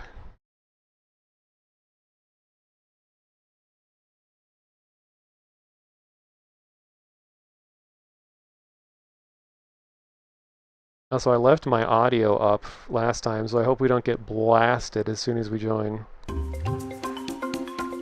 No, we just get iPhone ringtone music. Oh god. Oh no. Another extremely lagged world. At least it's colorful.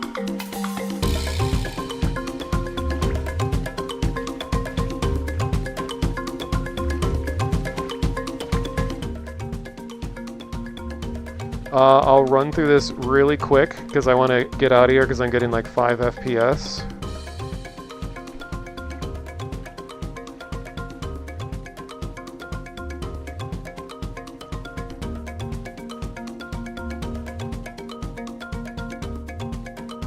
I think this world just has every form of post-processing you could potentially add to a world,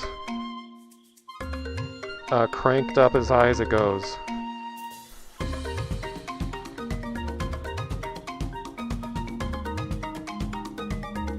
Luckily, I don't really get sick in VR because this would probably kill some people, what I'm experiencing right now. It's a shame because I think this is interesting looking.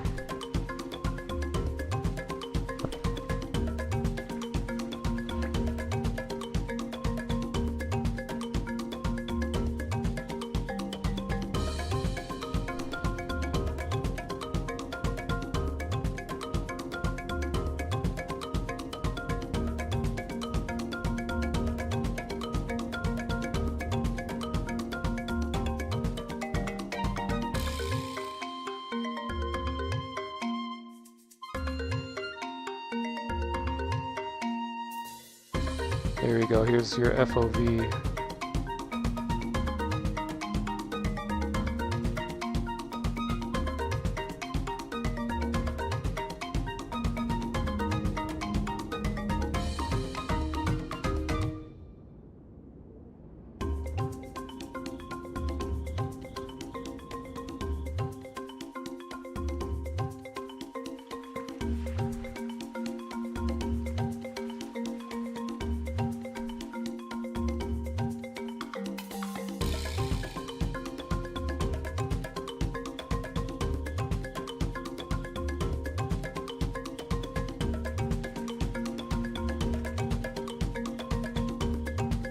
I go the other direction.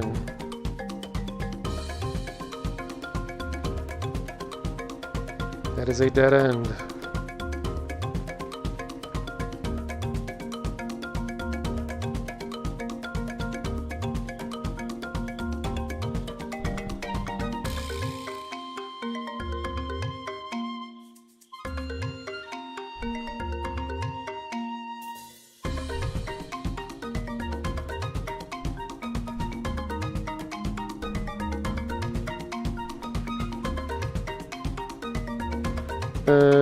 Okay, let me go over here.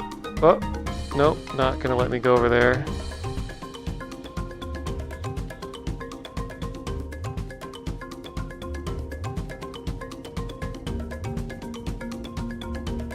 Okay. I'm going to escape to my home world because frame rate is too low to do anything else but that. Okay. Whew, get my frames back. Good looking world, just not at all optimized. You can jack into the magpie portion of your brain. It's a good way to put it. Everything's just shiny and bright and colorful. It was cool. That was a Lumarelle by a creator named CoMA. I think CoMA is an appropriate name for that. Now on the complete other side of things, what if we just went here? This is about as much visual whiplash as you can get.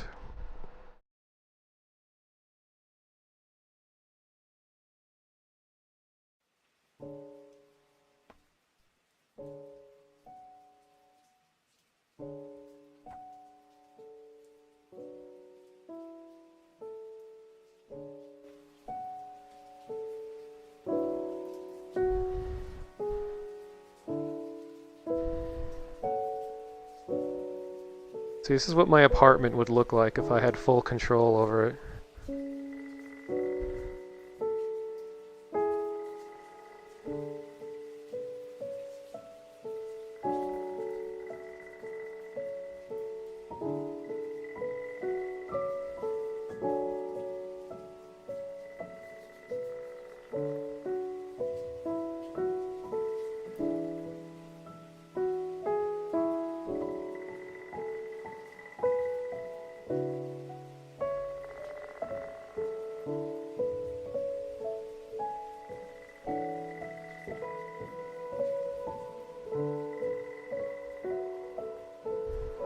Hey, I don't like the association.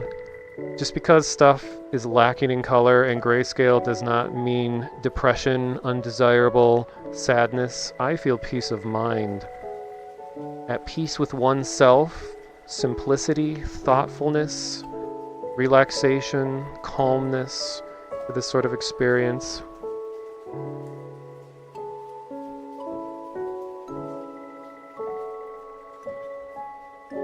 Yeah, it would be at least $2,500 a month rent in a place like this. Realistic depiction of at least one of the places where I lived. The bed.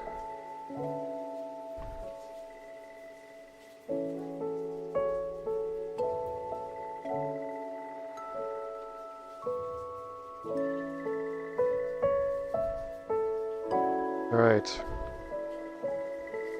So, this world has a... Wait.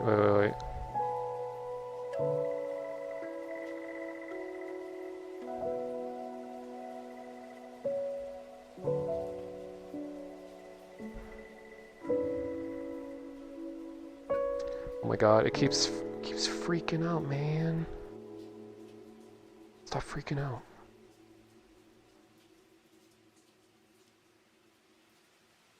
Oh my god.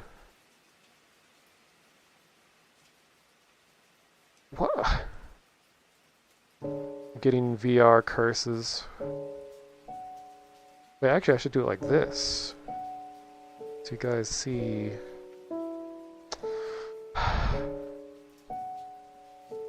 Okay. That's why I just noticed something, this little light in the corner. See, this really brings the room together. I like, oh, it's actually like plugged in.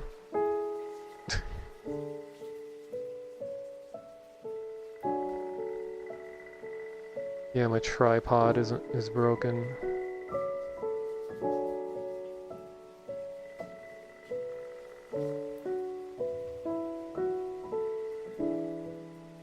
Oh god, it reset everything.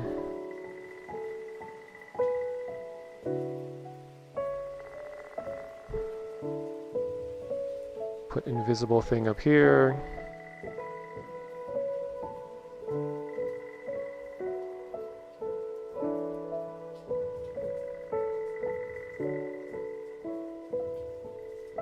Don't know how I should do this. Oh, I forgot something else reset too. There, fixed.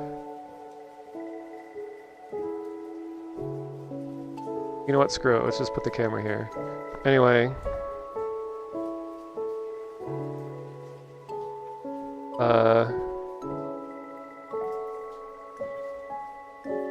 Oh, this isn't a functioning painting system, but like all the worlds out there have a functioning painting thing. Unbelievable. All that work, and now I can't actually paint.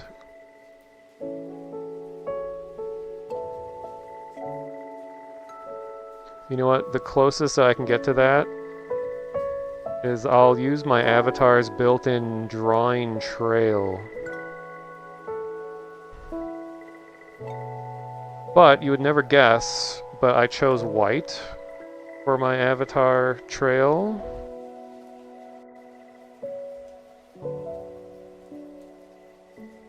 Or my pen. And yes, it is a 15 pen. Here we go.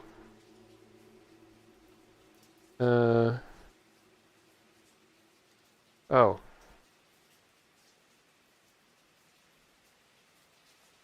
Alright.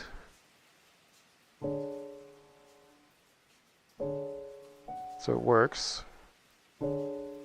So here's a shape that I enjoy.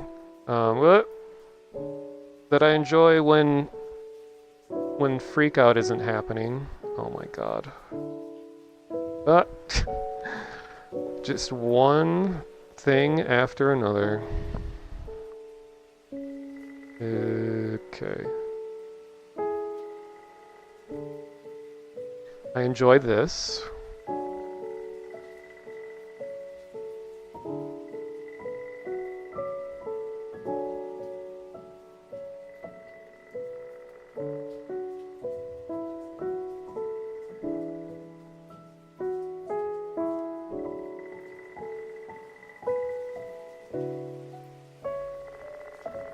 Okay, it's not quite perfect.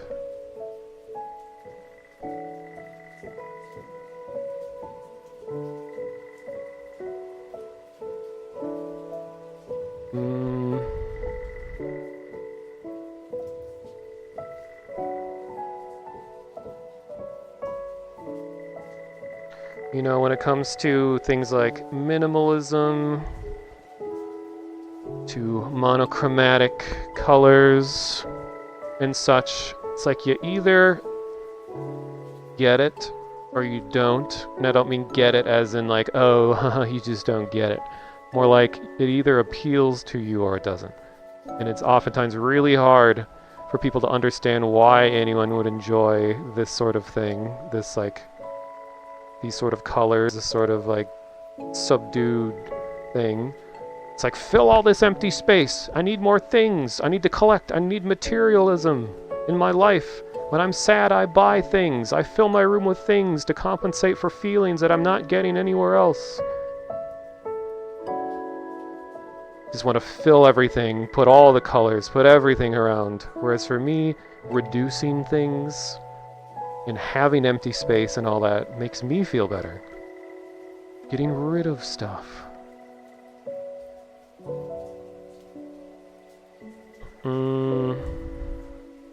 How about this? This will take me a second to remember.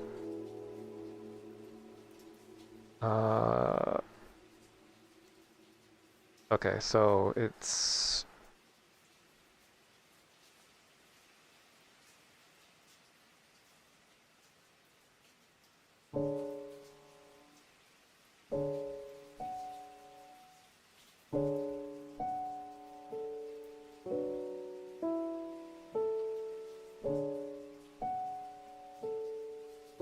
Hey, whatever you need to get you through the day.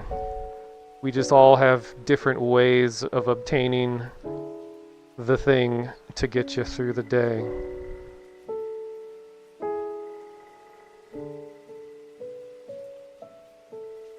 You'd never guess, but like almost all of my clothing in real life is black, white, or gray.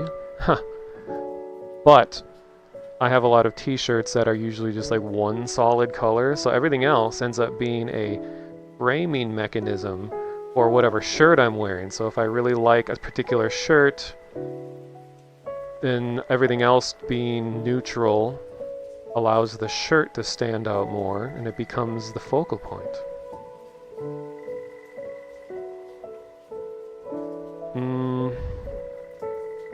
Okay, so it's also going to be...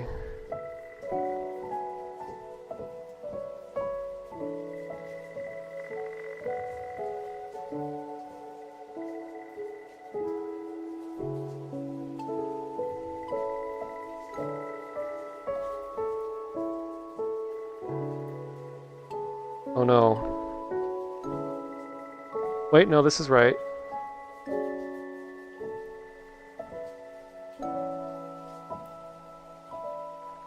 Oh god, it's not very equal.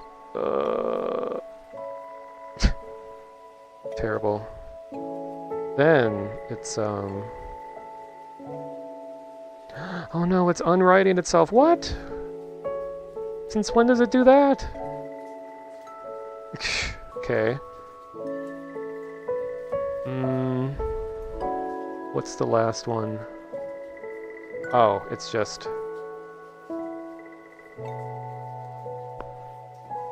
No, it just... I forgot that it has a timer until it starts auto-deleting itself. White is default. I think the color white is a very powerful thing that has a lot of meaning on itself, in itself.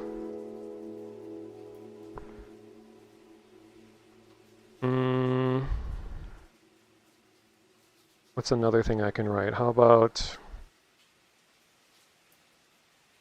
God, I haven't done this in a while. It's hard to remember.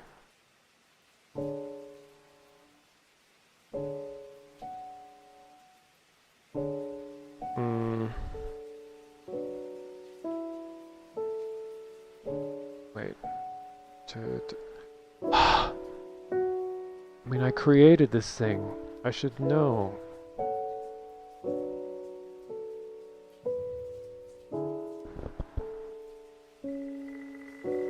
Is it...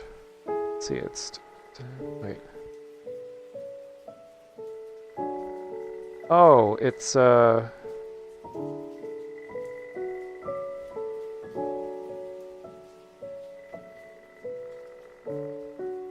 Okay.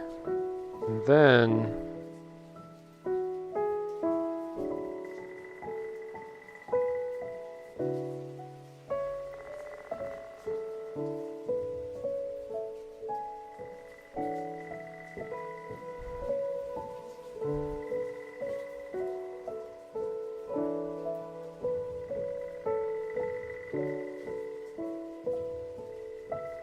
That's right.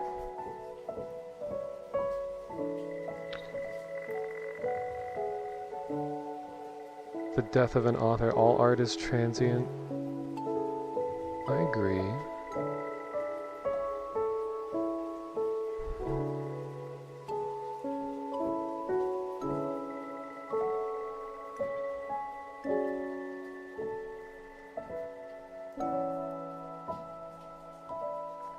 I mean, just because you like a lot of things that are consistently one way doesn't mean that you are incapable of enjoying variety.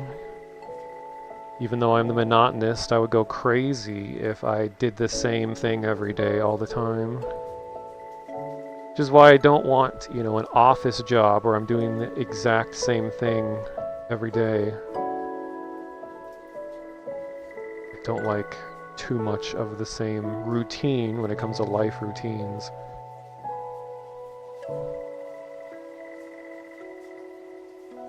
Okay, last thing. Wait.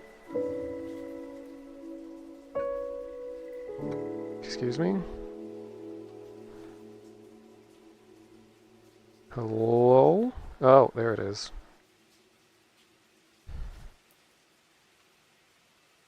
I already screwed it up.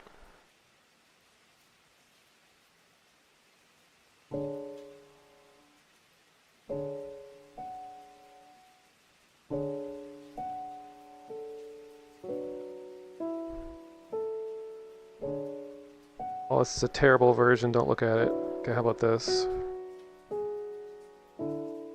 Too big.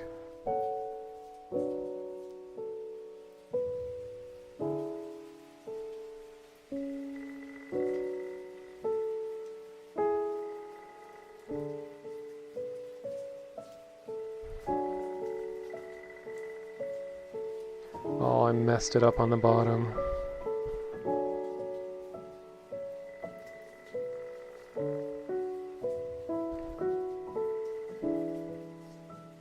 Canned bread. I like making my own bread.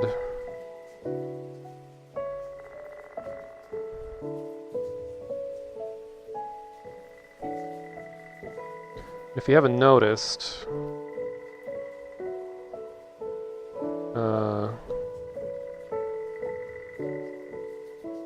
does this look familiar, the stuff that I was writing?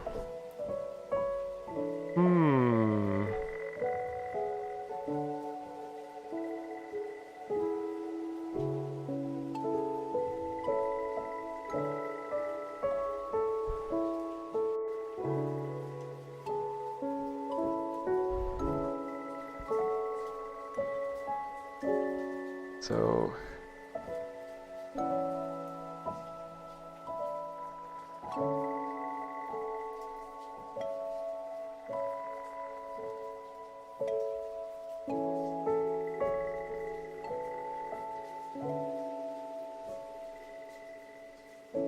does it translate to?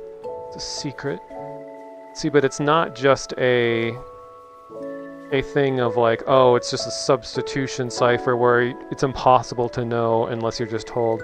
It is something that can be logically broken down and understood just by the way it looks. You look at it long enough and you can figure out correlations between things. You could figure it out without any outside information. Well, a little bit of outside information. Also, I just noticed a critical detail of this world that you gotta see. I'm gonna stand up for this one.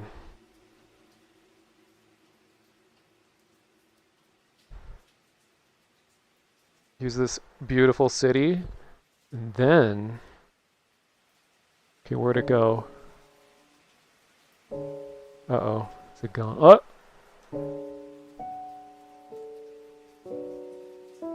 No, it's gone again. Caught it for a second.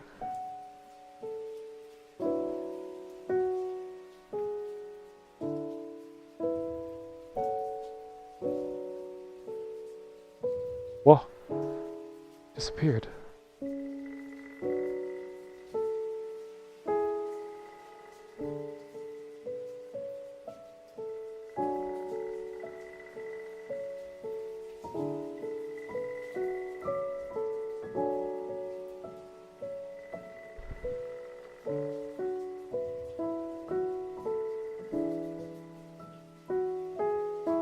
And the rain is, I believe is the same as, oh my god, cooperate with me, is the same as this rain shader.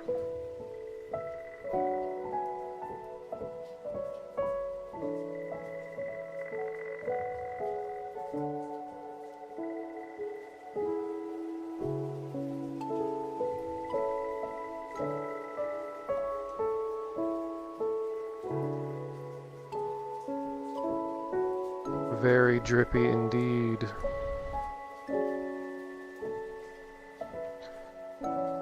Alright, well, I'm gonna say goodbye to this lovely place and hope that the computer doesn't have a meltdown again. Why, this is called Atelier? Atelier? Atelier. Not sure what that means. And it was by Amanek. A-M-A-N-E-K.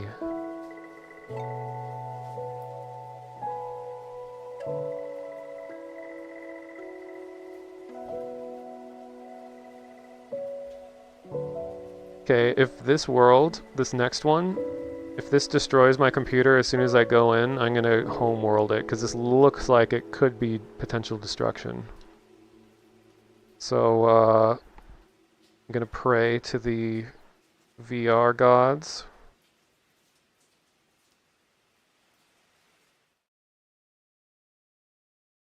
It's French, I think pronounced Atelier. Atelier.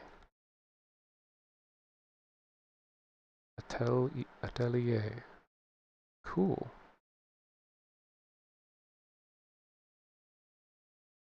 Yeah, if anyone has recommendations for worlds, you can always tell me either the name in chat or put it on my Discord or whatever, or DM it to me. Okay, the world is having a little bit of a heart attack.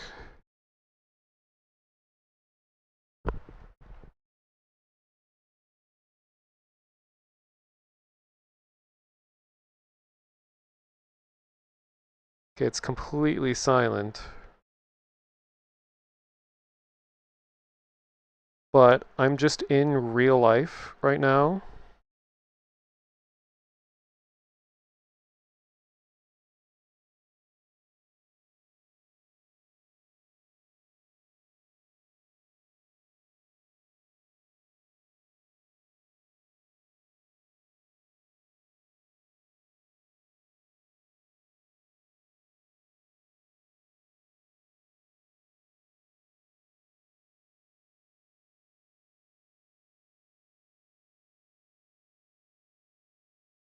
What do I look like? Oh, not too bad.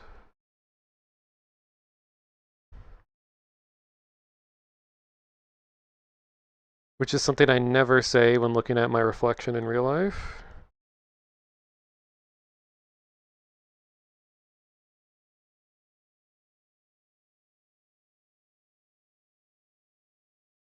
I would go turn some music on or ambient sound, but it could destroy the stream again.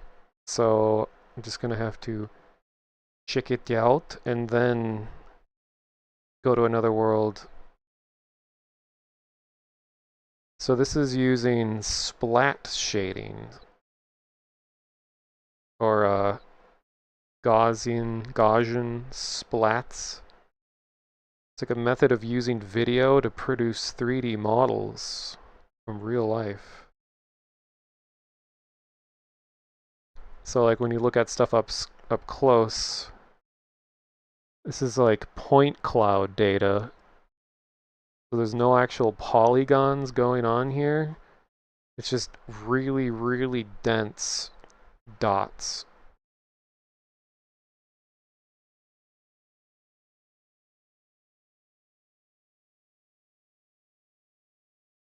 And of course, it gets real crusty looking the further away from the original source you were.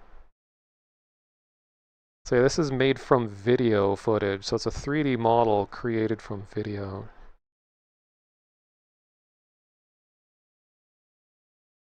So if you want to know more about this method, you should Google Gaussian splats, G-A-U-S-S-I-A-N, or Gaussian, I don't know. I've heard that pronounced so many different ways. And then splat.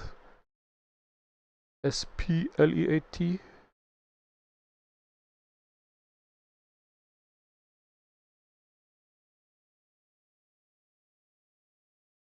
Oh, the Asbestos world. That one has been recommended to me by a lot of different people. I should check it out.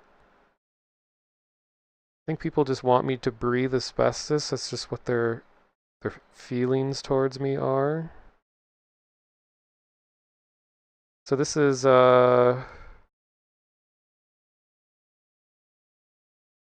it's Japanese.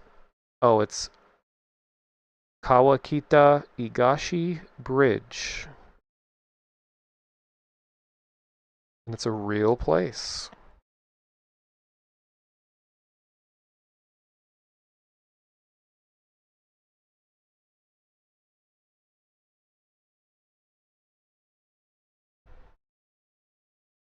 True, I am wearing a suit with, I don't know if it's N95.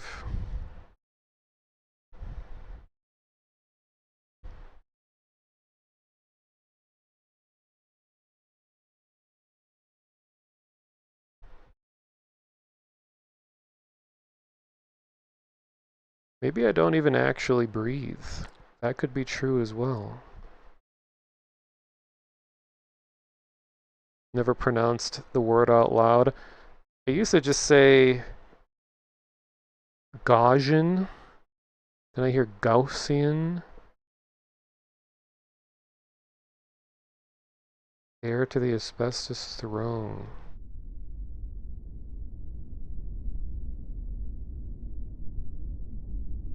Well, here we are. No reflection probes. Moving on. Next world. Oh, but it does have footsteps. That's very good. Oh, some weird tone mapping stuff going on. I don't know if you guys can see that. Fading in and out, depending on where I look. Huh.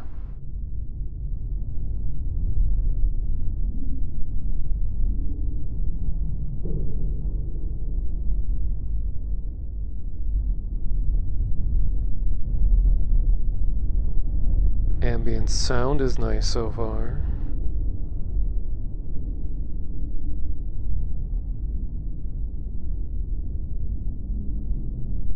Oh no, is it doing the AO bug? I think it is. So we get this like weird shape appearing at all times. Man, I wish creators would be more responsible with their use of ambient occlusion. Because there is a version that doesn't do this. So you have this version, and then you have this version. Wait, I wonder if there's a way I could position this so that you just don't see it as much? What if I just put it like...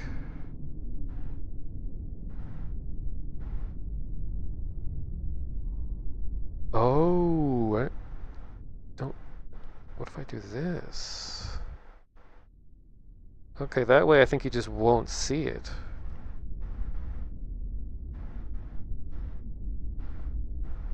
I think this will work. See, the best way to solve a problem is not to actually solve it, but just shut it away somewhere where you don't see it and pretend like it's solved.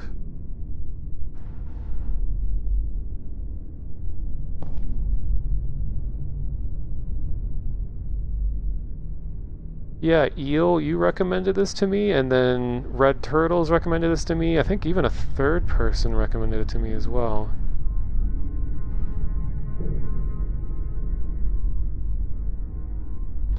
Oh, and I have an opportunity to use this.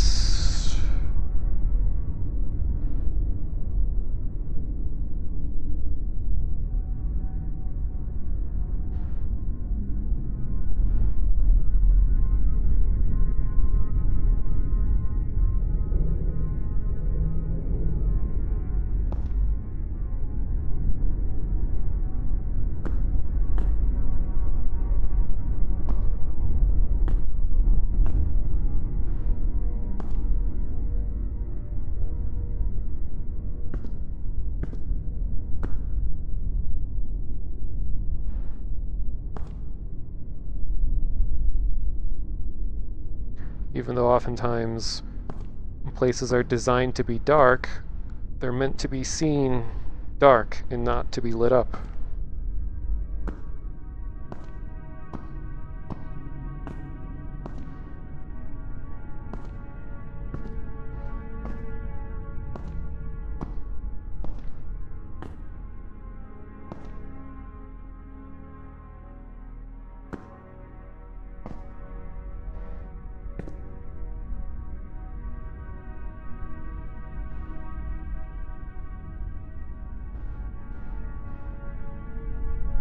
Lovely.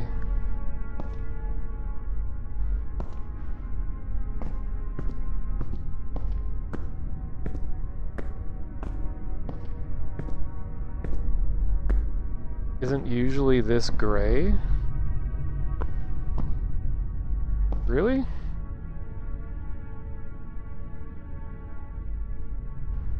When it looks about, I'm looking at the stream feed right now, looks about how I'm seeing it right now.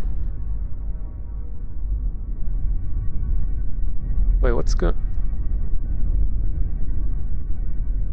For some reason I was tagged in Vinny's chat. Did someone say something about me?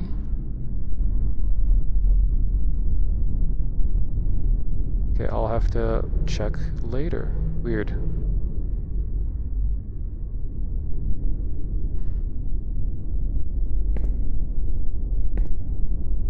Oh, because of the ambient occlusion bug thing. Yeah, I did move it in a little different direction so that it would not have a giant line through the middle of the screen, but I guess now it's just going to be more gray than usual. Well, more foggy, I guess, than usual.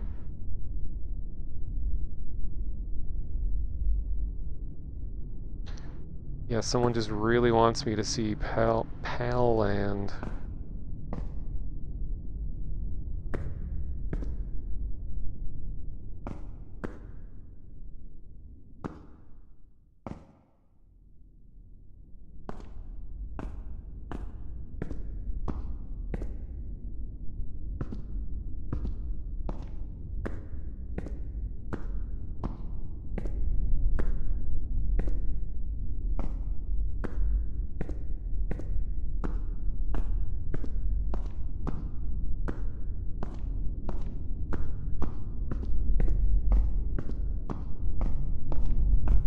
I escaped already? Ooh. I like this.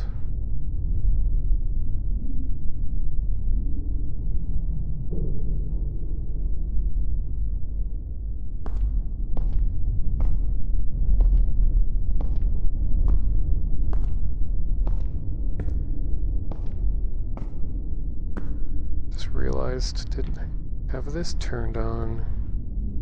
There we go.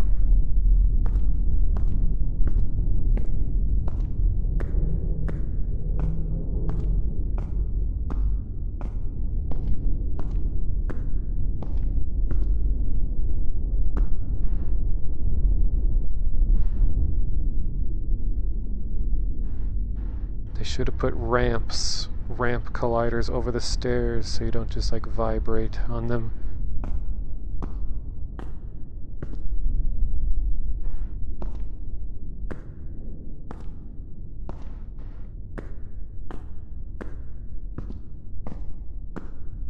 Is there an actual end to this world, or is it just kind of like an exploration thing?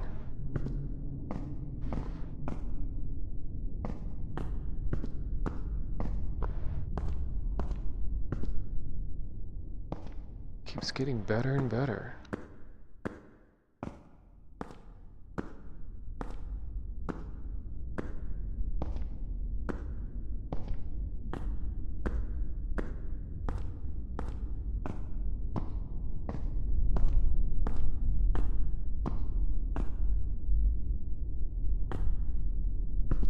They're doing it for the ass physics? What, watching my stream?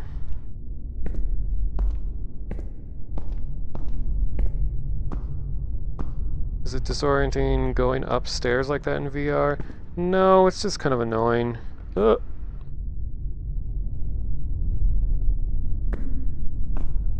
Oh, the jiggling up the stairs, I see.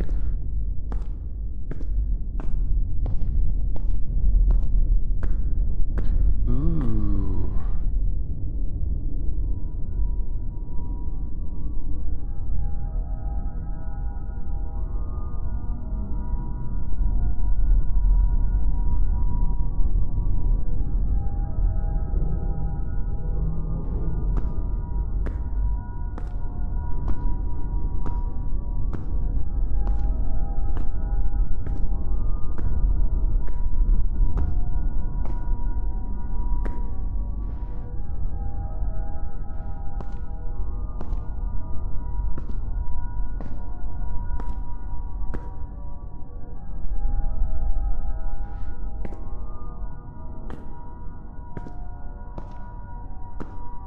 Also, there's a big misconception with sickness in VR.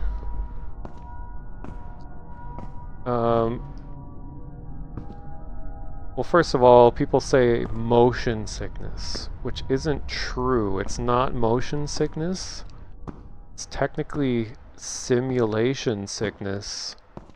Because motion sickness is when your body is physically moving, but your eyes disagree and you get sick. It's like when you're on a boat that is moving all over the place, but you're in a room where you have no frame of reference, like of the outside world. So your body knows it's moving, but your eyes are like, no, I don't think so. So the division between your mind and body is what makes you sick. Whereas in VR, it's the opposite. It's your eyes think you should be moving. They're fully convinced you should be moving, but your body is not moving. So it's also a disagreement, and then that also makes you sick. So it's not motion sickness, it's simulation sickness, or just VR sickness. And another misconception is moving fast. The speed that you move has nothing to do with what makes people sick. Because, like, I remember Vinny was doing stuff in VRChat, and he's doing the F-Zero world where he was moving really quickly, and people are like, oh, barf, barf, barf, oh, I would be so sick. Like, no, moving fast, the speed has nothing to do with what makes you sick. It's acceleration and deceleration is what makes you sick. So you could be, if I was just sitting still and was very gradual, and the experience was forcing me to move very gradually, faster and faster and faster, that would be way more sickness inducing than moving at the speed of light around worlds. So speed has nothing to do with it. That's why, like, some of the worst things you can do to be as your first VR experience would be like a roller coaster, because roller coasters, they accelerate to start going slow and then fast and then fast and then slow and fast. That is what makes you sick. So just moving quickly has nothing to do with it. It's just the gradual increase and decrease. Oh god, time to vibe up the stairs. This is nice. Ooh, I like this view.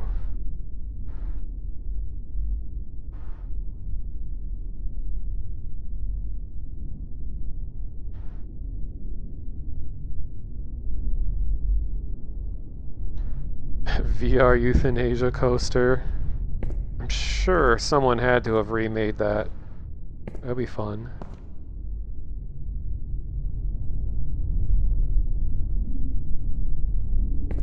Oh, I see. So you're asking about, yeah, so like the shaking up the stairs, it doesn't make me sick, it's just kind of annoying.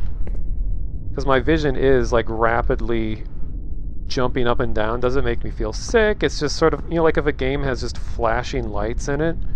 Like, I don't have photosensitivity, but it's just annoying.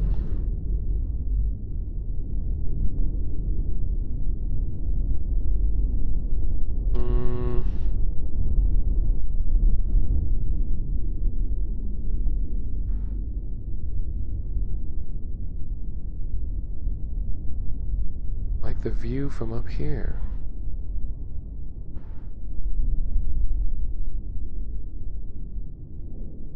Whoa. Occlusion culling moment. Whoa.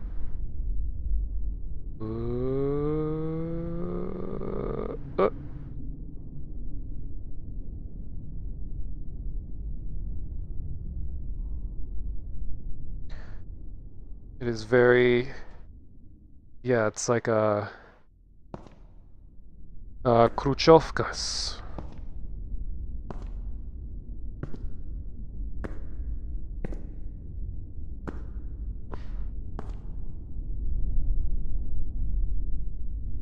I have to reorient myself. Oh yeah, Sloan, that's called the Ritchie's Plank Experience, and I actually ran an IRL installation with that in it. Ooh, this place. And we had a real plank to coincide with the virtual one, so they aligned one-to-one. So it made it even more immersive, and people were freaking out. Because a lot of people's first VR experiences at this festival was balancing on a plank.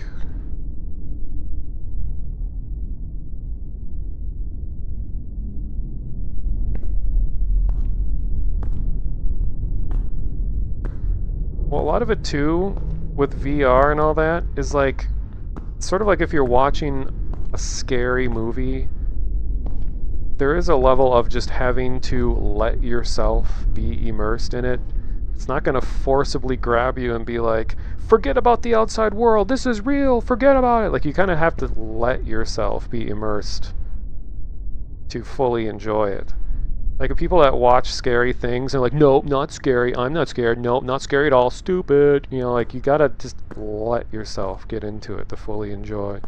It's not gonna forcibly make you experience things for the most part.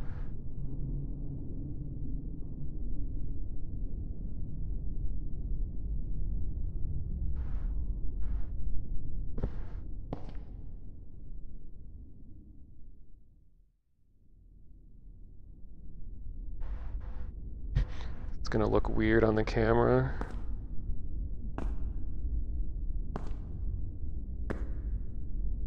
You can't even tell what I'm doing right now.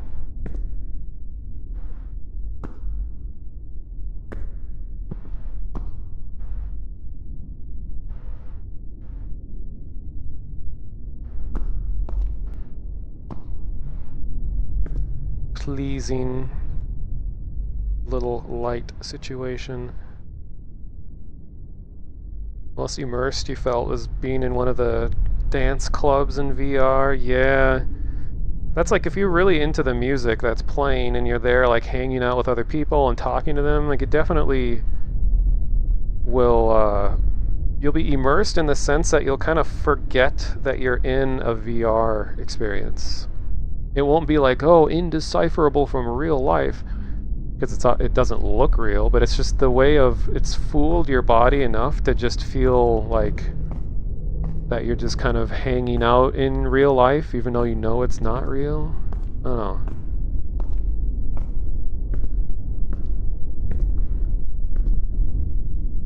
I have a shadow.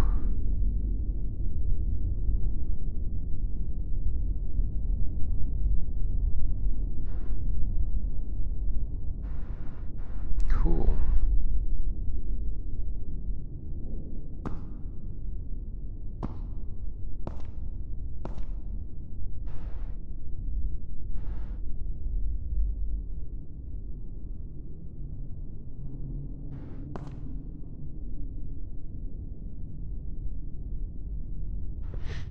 So, I think one of the most immersive experiences that I've had in VR was similar to what you were saying, Dijon, but it was like, I was playing the Wave VR, which was, it predates VRChat. It was like a social music listening kind of, well, it was like electronic music VR venue kind of deal, and the people that made that would go on to help start the whole music scene in VRChat. But this is like a precursor to it, and it was really cool. Had its own kind of Burning Man feel, where like the home world is just this big kind of abstract desert with this just like weird like toys, I don't know, just like fun things to do in VR laying all over the place. And then when a show would happen, it would like open up a big portal thing and everyone would go into the show, and you'd have like a DJ or something, and you had all these avatars that were like different colorful like animal heads and weird shapes and things. Anyway, many years back, this would have been in like 2015 or something like that, I went with a friend, someone who I liked a lot, and we went to the show together, and we were enjoying the music, and we were both like dancing along to it, because this is like before VRChat, and this was like my first dive into how powerful social VR can be. So we were there and hanging out and talking, and it got to a point where it just really felt like that she was there. And then the show was over, and then we were just like both, everyone was just kind of hanging out after the show. We were like sitting around and talking, and we were both laying on the ground in real life in our VR equipment, and we were just talking back and forth, and just like, oh yeah, it's just really cool. I can't wait to see, what more they do with this kind of like VR experience. If they can make these sorts of shows this immersive and fun and all of that. And we were talking all night, and then she was like, all right, well, gotta go, and then boom, gone.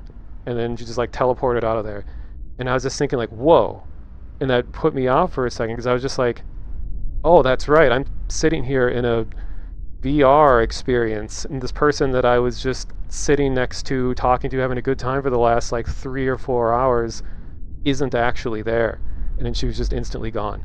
And it just felt really sad for a second. I was like, oh, this isn't real. And that's kind of the feeling you get with a lot of social VR things. It's like you'll have this really good time with all these people, and then you go and you take your headset off, and you're just sitting in a completely dark room. 6 hours have passed. You're just all sweaty. Your face is sweaty, and you're worn out, and you're just there in silence. And it's like, oh, back to reality. And people call it like post-VR depression. You do all these fun immersive things, you forget about the real world, and then, oh, I'm back. And you just gotta go about life as normal. And other people think that like they'll see screenshots of stuff in VR and be like, oh, that's not real looking, that looks so fake, how can anyone think that this feels real? It's like VR, the thing that makes VR immersive isn't the way it looks, it's how it reacts to your body. The fewer reminders that you have that you're looking at a digital experience, the more your mind could be convinced of it. Like I'm sitting here in a, kind of low polygon textured thing that looks very video gamey. Like my eyes would never be fooled that this is real, but I'm sitting in real life while sitting on a bench in this world, and my hands and my fingers and my head and everything is acting how it would in the real world, and that's just enough for me to feel like I'm here. I mean, obviously I'm not fully fooled into thinking that I'm here, but it's enough to feel like this is not something that I could be experiencing just sitting in front of a monitor. It's like it's following enough of my expectations of what I take to the real world, but in a digital place. It's just doing enough to make it feel convincing. But yeah, I mean, for a lot of people, I mean, it is like if you have a good social experience in VR, it is really nice. So I'm not saying like, oh, when the person logs out and they disappear, it's not like, oh, it was all fake, I got nothing out of it. Oh, yeah, I mean, it's sad to realize like, oh, they're not actually in the room with me. Oh, they live on the other side of the world and I'll probably never meet them. Oh, all of that's very sad. But you still had a good time. You still had a fun experience, and that's like the most you could ask for, given that it's all an illusion that you're participating in. Yeah. And I do technically have, I could potentially have full body with chest tracker and knee trackers. Like I have the addition of elbow trackers, so you wouldn't be able to do this if you didn't have elbow tracking. But I don't use the knee trackers because it's rare that I care about my legs being perfectly accurate. I have foot trackers, but not knee. And I have a waist tracker, but not a chest tracker. So if I had all of that, that's the maximum amount that VRChat supports. Yeah, if you've had similar experiences just in regular desktop games, feeling, super immersed, I feel like you'd be very susceptible, especially susceptible to them in VR.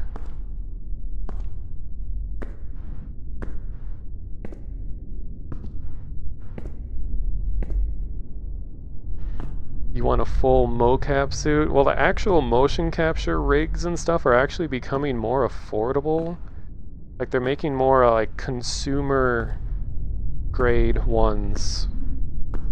Where you actually wear, like, a big skin-tight suit and all these, like, cameras are looking at your movements and stuff like that.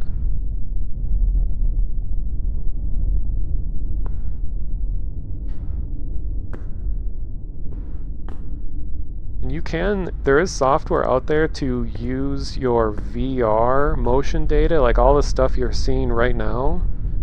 You can capture this movement and record it and apply it to an animation or like onto, you know, a 3D model. And I've successfully done it. Like I was testing with The Sims 4. I figured out how to add custom animations to The Sims, so I recorded myself walking around doing stuff in VR, and then I got that data and I got it exported out to a file that I brought into Blender, and then I brought the Sims 4 rig in, and then the custom VR motion capture kind of rig, and I did a thing called retargeting, which is kind of a way of transferring an animation between two different rigs that have different bones and different setups. So it takes a lot of manual tweaking, but I managed to import a VR animation into The Sims, and it worked.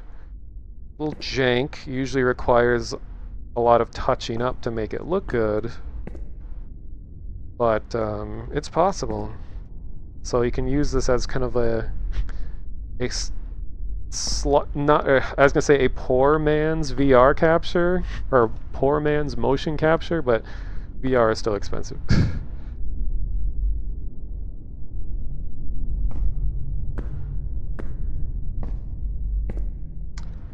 You know what, I'm gonna jump off. See ya!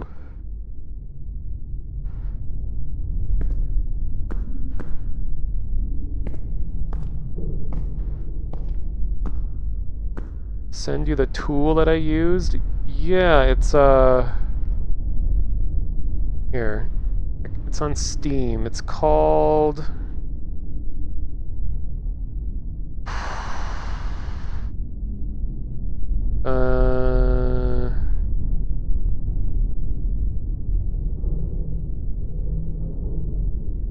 it's called Mocap Fusion. MOCAP FUSION. And the free version lets you record up to like 30 seconds of motion capture stuff. But the full version I don't think has a limit. You could do a whole like 30-minute long sequence.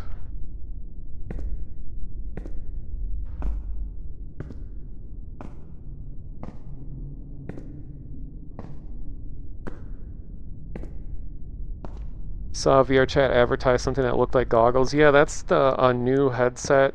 Well, the newest version of a headset called Big Screen Beyond. Big Screen Beyond 2 came out, and there's a VRChat version of it that gets you like extra features in VRChat if you get their version. The Big Screen Beyond, like if money wasn't a limit, I probably would get a Big Screen Beyond headset because it's really lightweight and has the widest field of view and just overall highest quality screen of any headset right now. And it's very tiny and very light. Yeah, it's just like a little rectangle on your face.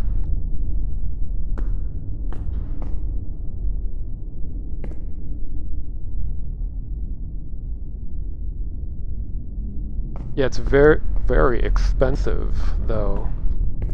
Like you said, it's like $1,200 or something.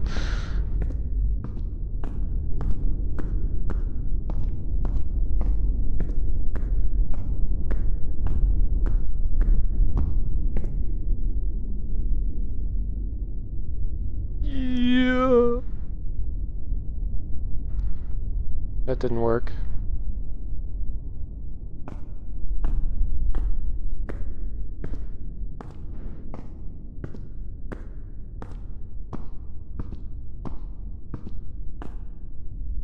What am I walking underneath right now? This is a rather suspect looking shape to be looking up at.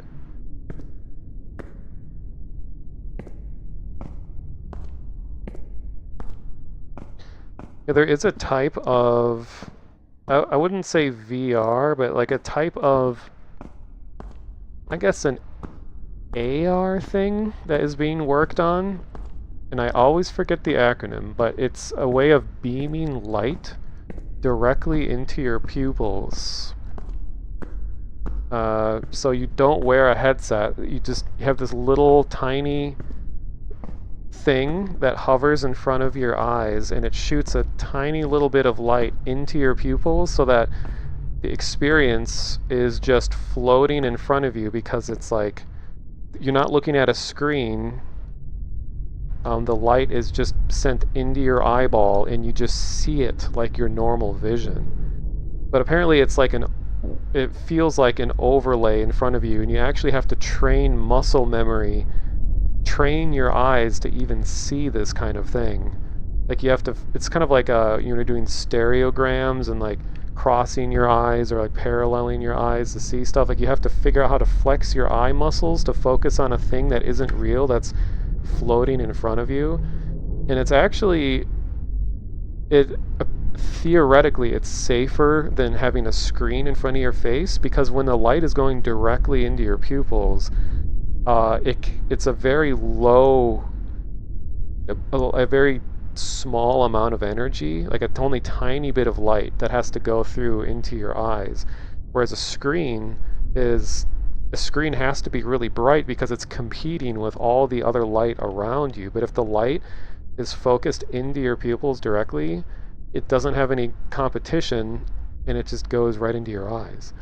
So, I mean, that tech has a long ways to go, but I think that maybe the next place that displays go is just, it's just shined into your eyeballs.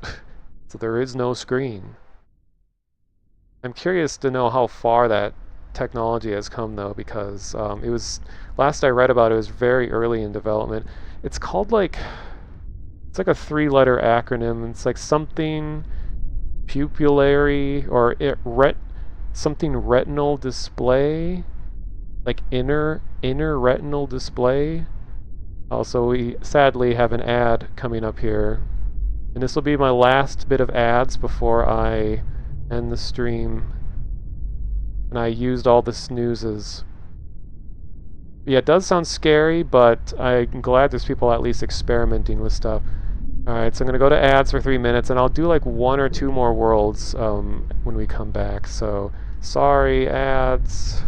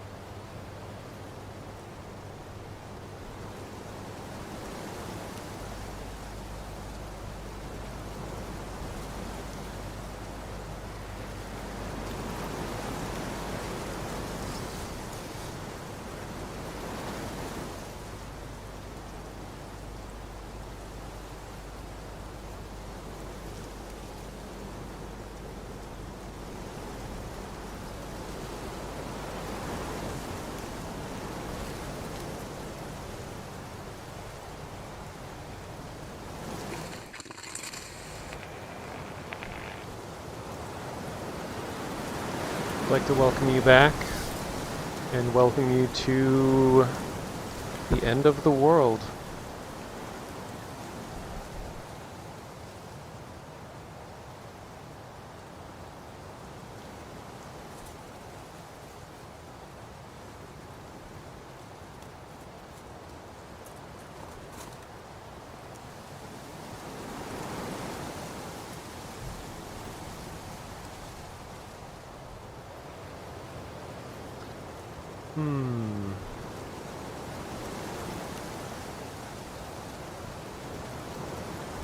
Let's take a look around.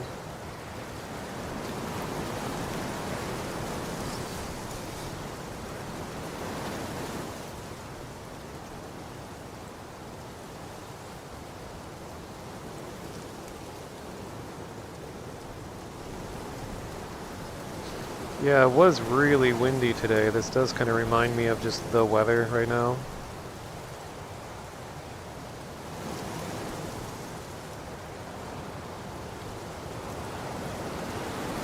Should probably get out of here. Nah.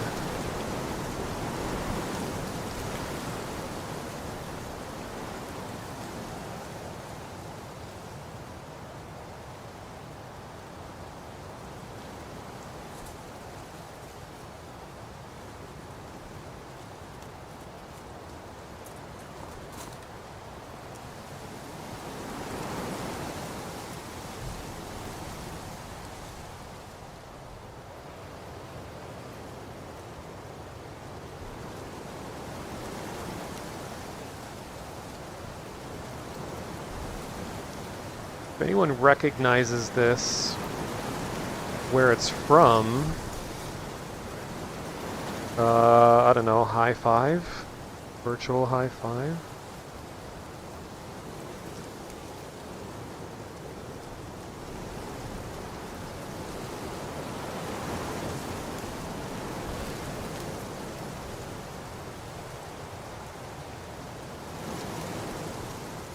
Kind of connected to a previous world that I went to earlier in the stream.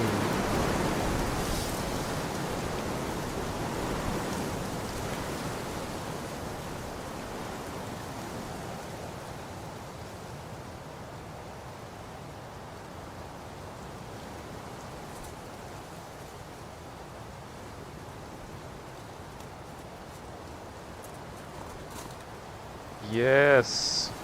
Sloan is correct.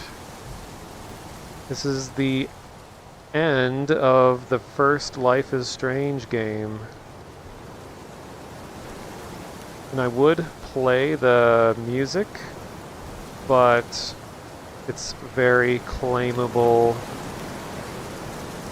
I love the detail of the bits of debris.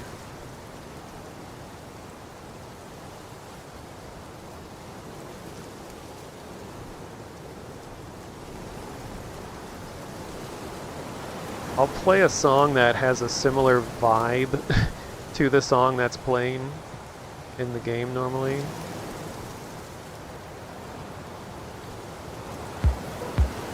Not that.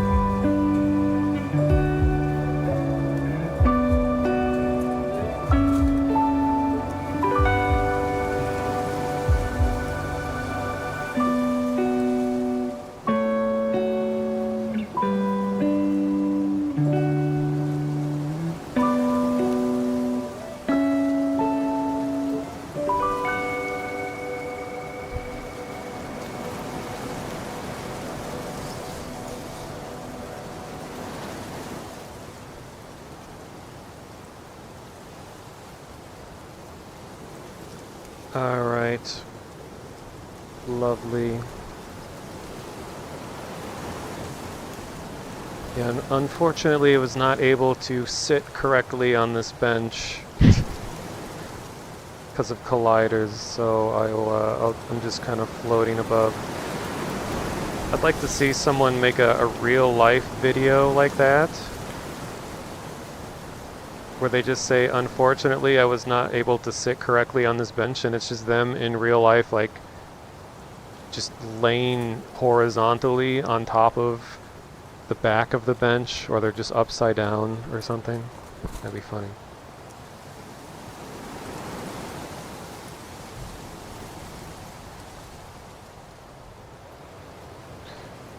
Old man Johannes invented music? Wow. Welcome to the chat.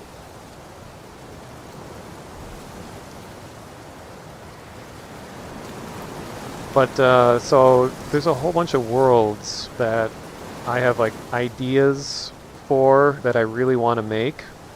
And one theme that I come as a surprise to everyone, a theme that I enjoy are disasters and just really foreboding, tense, kind of scary situations.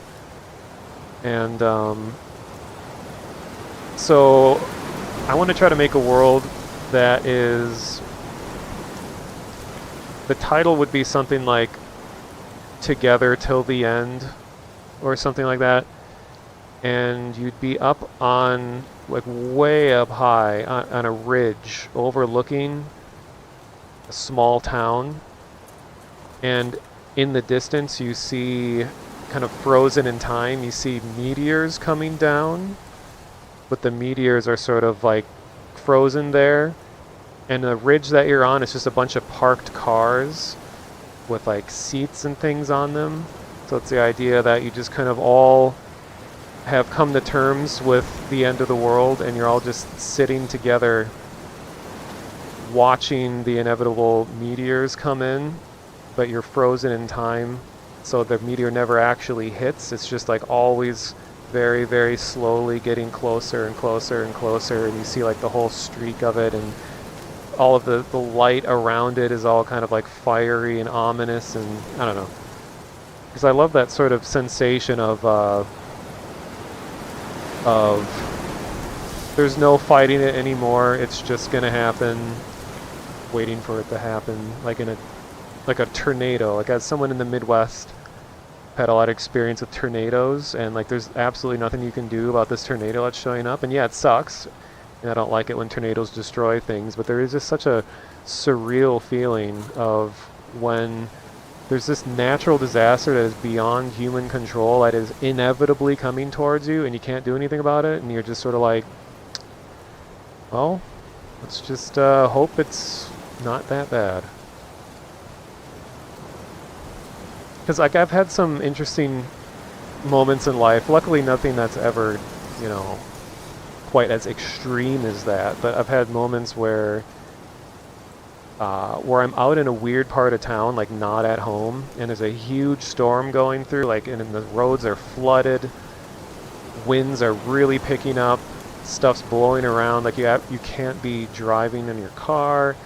But those kind of moments just suddenly bring people together as humans, like total strangers. We're all kind of huddled together inside the same gas station, just like, yep, this storm sure is bad, isn't it? Yep.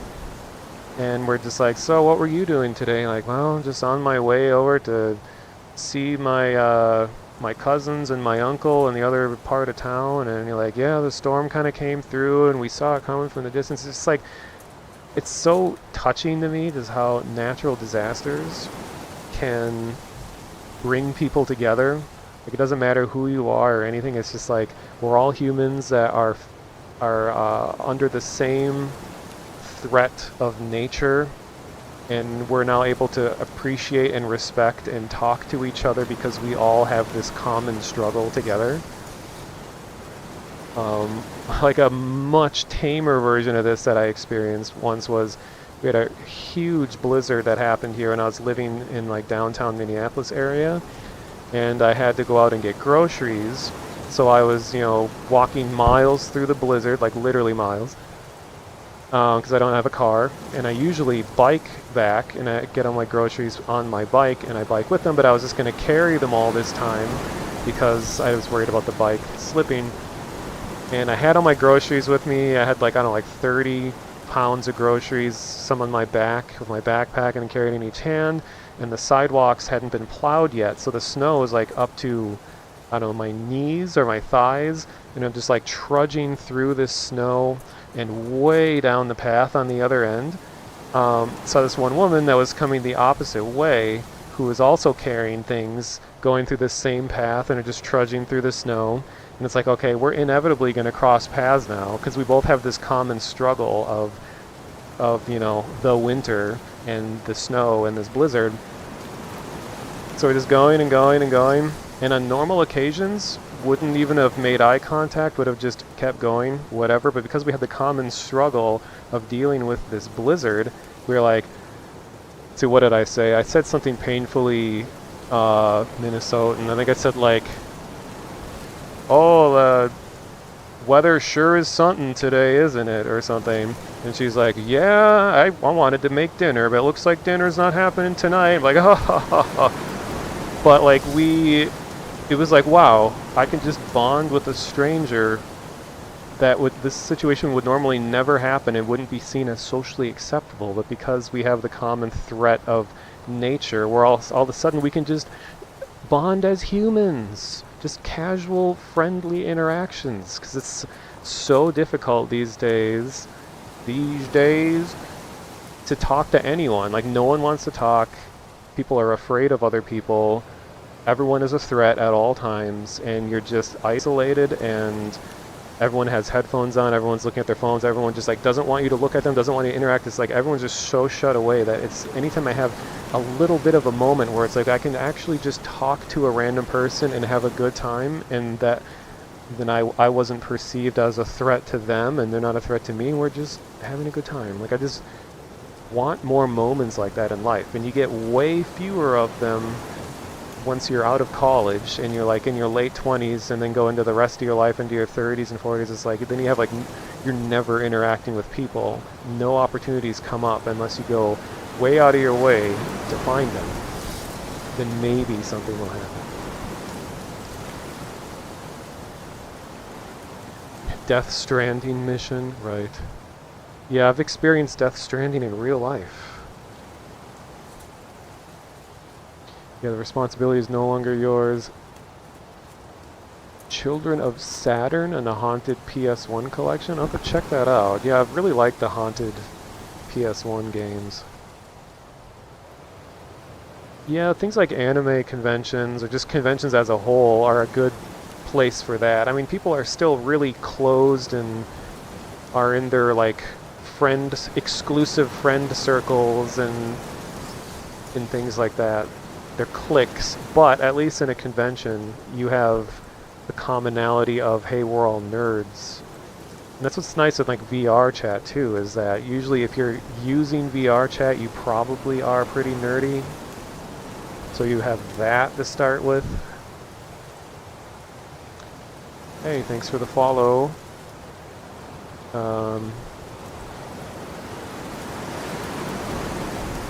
Pouted. Powdered?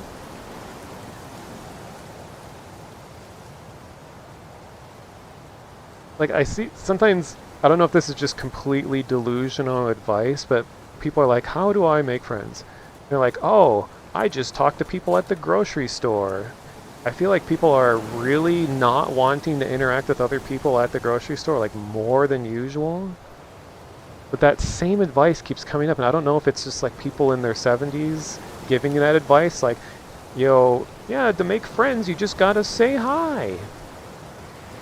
It's like, the only way that you're gonna make friends by approaching a random person and being like, hi, is if you're extremely charismatic and attractive in some way where that person's like, oh, hi.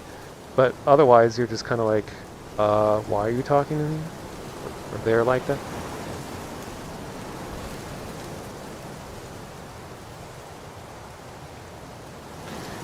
I mean, yeah, it pretty much has to be a situation where you already have something in common, like a hobby, or you're all doing stuff together. Like when I was doing all the rollerblading last year, and I was or 2 years ago, I don't even know, rollerblading around an empty school at night because they made it available for us. It was so fun rollerblading around and all that. And I met a couple other people there because we're all rollerblading together. And we had like some nice casual conversations and everything, but like for the most part, a lot of people just didn't want to be talked to. Like they would bring headphones with and they would talk to you while you're getting your skates on or something, and then they'd put headphones on because they're just using this as like a workout. And then if I tried to talk to them while we're rollerblading, they'd be like, take the headphones out. Yeah, what'd you say, huh? I'm like, do you know what time it is? They're like, oh, it's, yeah, I think it ends in like 10 minutes. Like, okay, thanks. Yeah, uh-huh. And they put the headphones back on, and it's just like, can't we just talk as people? What's so wrong with talking as a fellow human?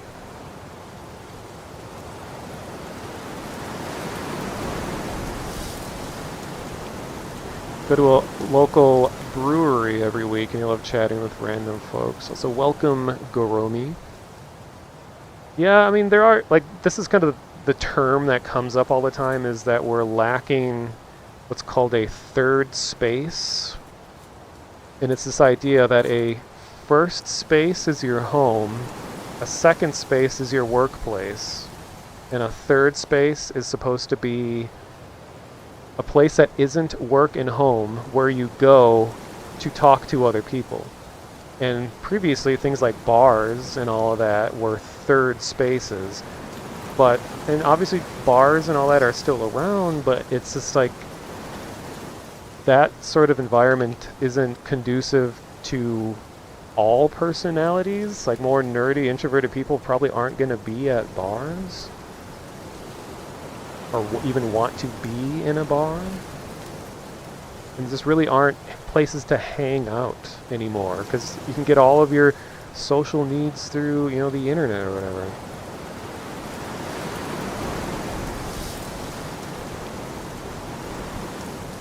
Or at least you can get a good enough social experience. That's kind of the name of the game here. In modern age, people find good enough solutions to things. They're like, yeah, the person I'm talking to isn't real. They're a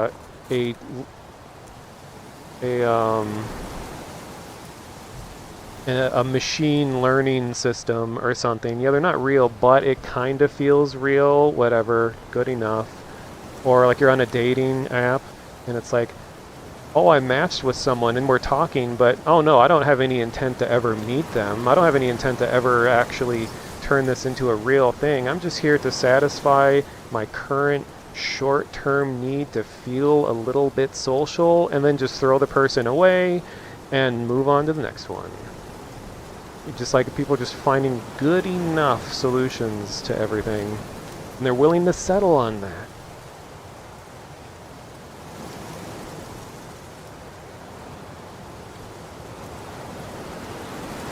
You just wear a free hugs t-shirt. Well, personally, I go out of my way to avoid people who have free hugs shirts.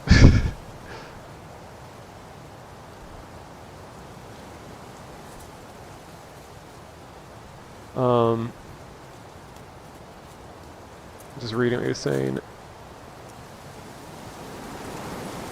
Yeah, it's not as much third spaces are disappearing as, of course my wireless decided to shut off. 1 second. Don't mind me freaking out.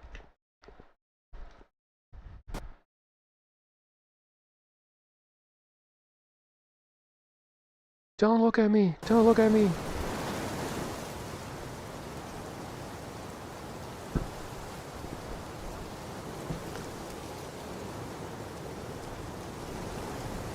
Come on, wireless.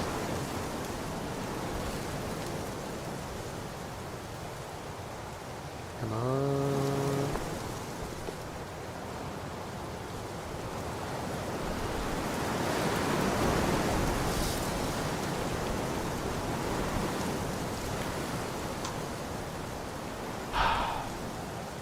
think it might just be...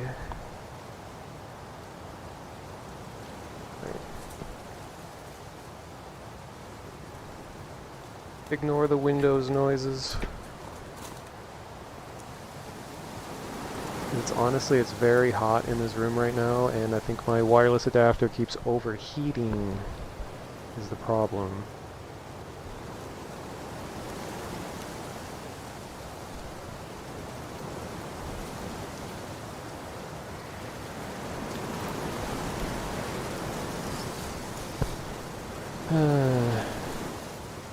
I'm just gonna phase over here real quick. Whoa! Whoa!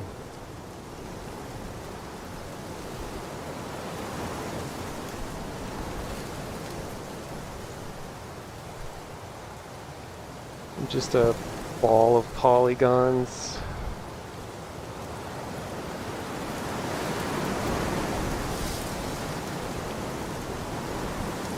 Oh, the wireless adapter actually crashed entirely. That's cool.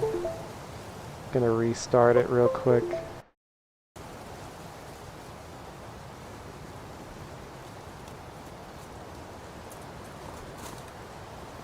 Oh, oh, am I back? I think oh god. Just gonna contort.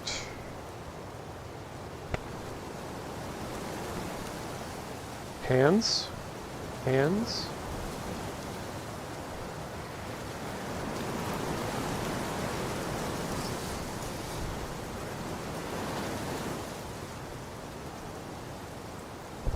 Huh? Okay, well...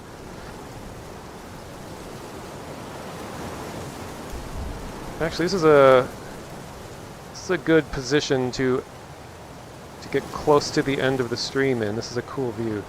I'm just going to catch on what you guys are saying before I was rudely interrupted by my wireless adapter.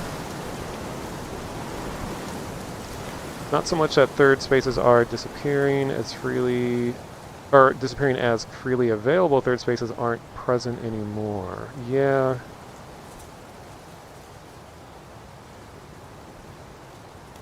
Oh yeah, I mean it's always a safety concern. I mean I think that ultimately that's just people being way safer about it than they used to, which I don't blame people, because, you know, people are scary, people do bad things, but it's like if you live your entire life avoiding people, you're never going to meet people at the same time.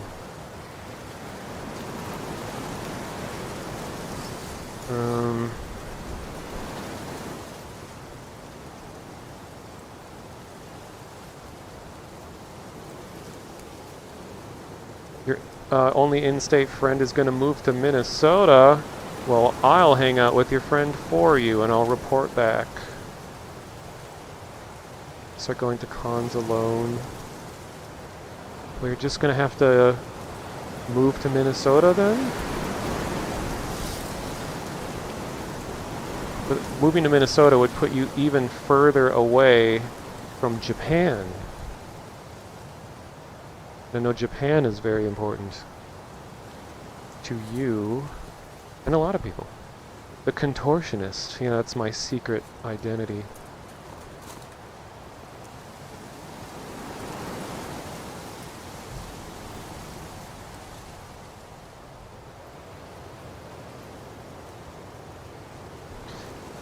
I mean, everyone has their own level of social needs. You know, we're all just Sims when it comes down to it, and our meters rise and fall at different rates.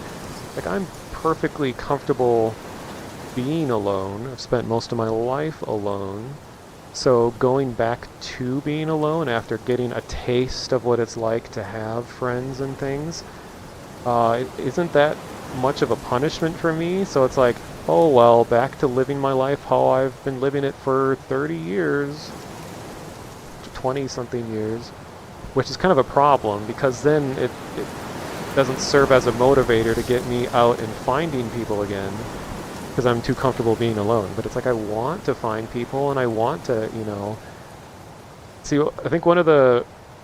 I mean, this is sarcastic, by the way, but one of the worst things I could have done was to experience love, because now I know what it feels like, and now I want to experience it again. If I had never tried to seek out a significant other and give, you know, some people a shot and be like, hey, maybe we can work something out and all that. If I had never done any of that, I wouldn't even know how nice and wonderful it can feel, but I just had to go and try it out, and now I'm on a quest to find it again.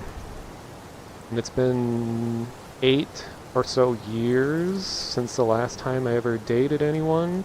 Because it's like my life hasn't allowed or hasn't presented a situation for me to make it conducive to meeting new people very well. Sucks.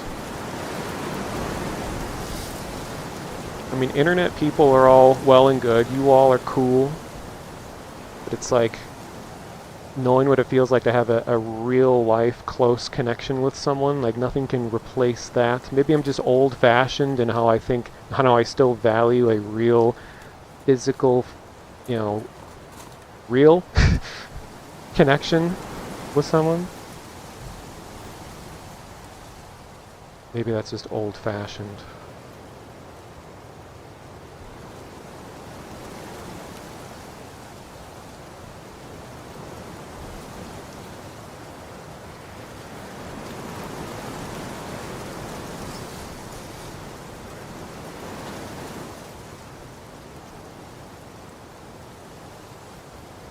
I'm still pretty far back in the chat history, but yes, Sloan, I think that's a good point, where it's like a lot of people experience social anxiety as an overestimation of social taboo, where I think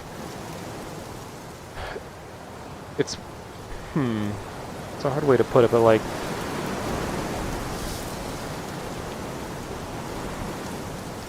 a lot of how you grow as a person is having to face negative feelings and understanding how you react to them and knowing whether they're actually a negative thing for you. Like, it's easy to sit and be scared of the potential of them happening all the time.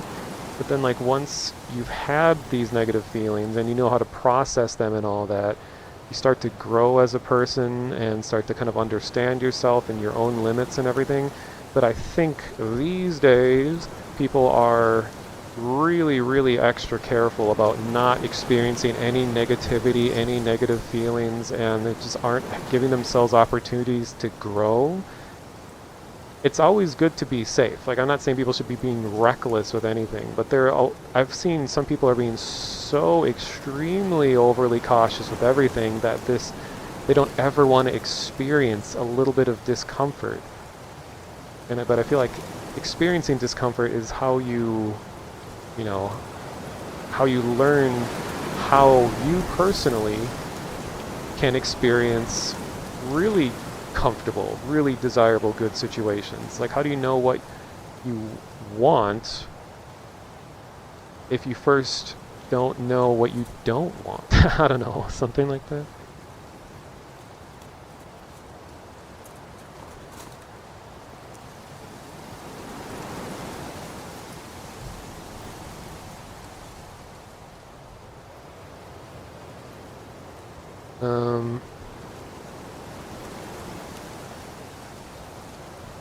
Oh yeah, better to have loved than to have never loved at all.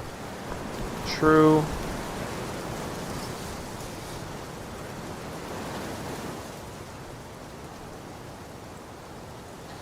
Well, I've been using dating apps and websites for 10 years or more.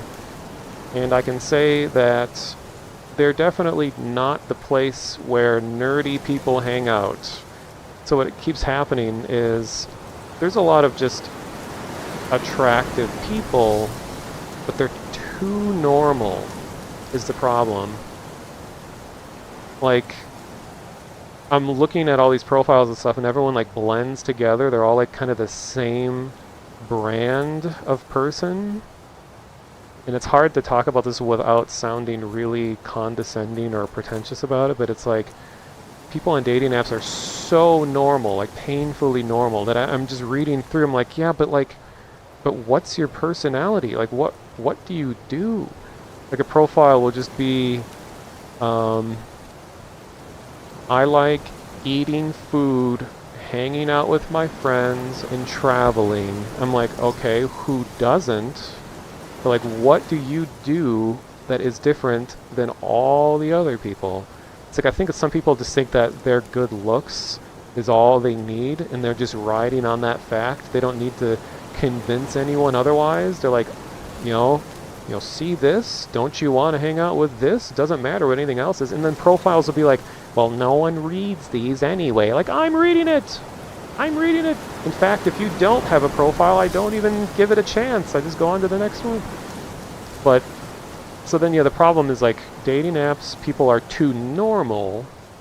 And then on, like, VRChat and, like, internet stuff, like this, sometimes people are are too abnormal. You just can't find a balance. Like, where are the balanced people who are unconventional enough that they're interesting and they kind of have their own unique thing going on? They have a level of intrigue, or like, I want to get to know this person. I want to get to know them more. But then there's the extreme where it's like they're so not normal, where I'm like, now I'm afraid to ever interact with this person because they're a little too much in the other direction. And I know most people are a balance, and it's harder to find people that are a balance because the extremes stand out so much more and represent everyone, because the extremes are always what creates our mental understanding of people. You're like, oh, well, I interacted with this guy and he was really loud and annoying, so I hate everyone. Well, now suddenly all people that look like and behave like this person, he is now the representative of everyone of that type of person. So I think most people are, in the middle and interesting, but they're so hard to find because everyone else overshadows them. Oh yeah, and I need to acknowledge the fact that everyone, unless they're very obviously a criminal who is doing nothing but harm, I think everyone deserves a chance. Like, I give really bad first impressions on people, and I am so thankful when people give me a second chance, because I'm not a really smiley, bubbly, happy person. I mean, I am happy, but I don't express it in a really animated, appealing ways. So people usually think I'm always angry or always pissed off about things, and just not like that I'm unapproachable. So if people give me a chance to prove myself that, hey, I think I'm interesting, I think I have some stuff going on, it just takes me a bit to explain it. So when I talk to people, I'm not just being like, judging them on the first thing that I don't like and be like, don't like this, goodbye, don't like this, goodbye. I'm not treating it that unfairly. Like, I understand that, yeah, it's hard to present yourself in a way that is attractive to people, and sometimes it takes a while to get to that point. Like, very few people are good at first impressions.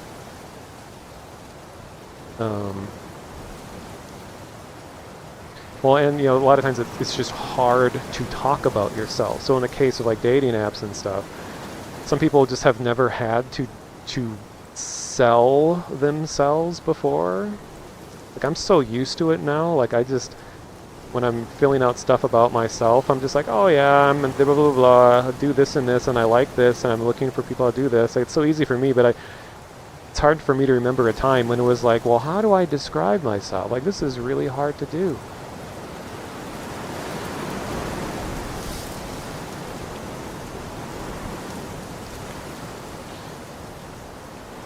You hate talking to people that you don't know.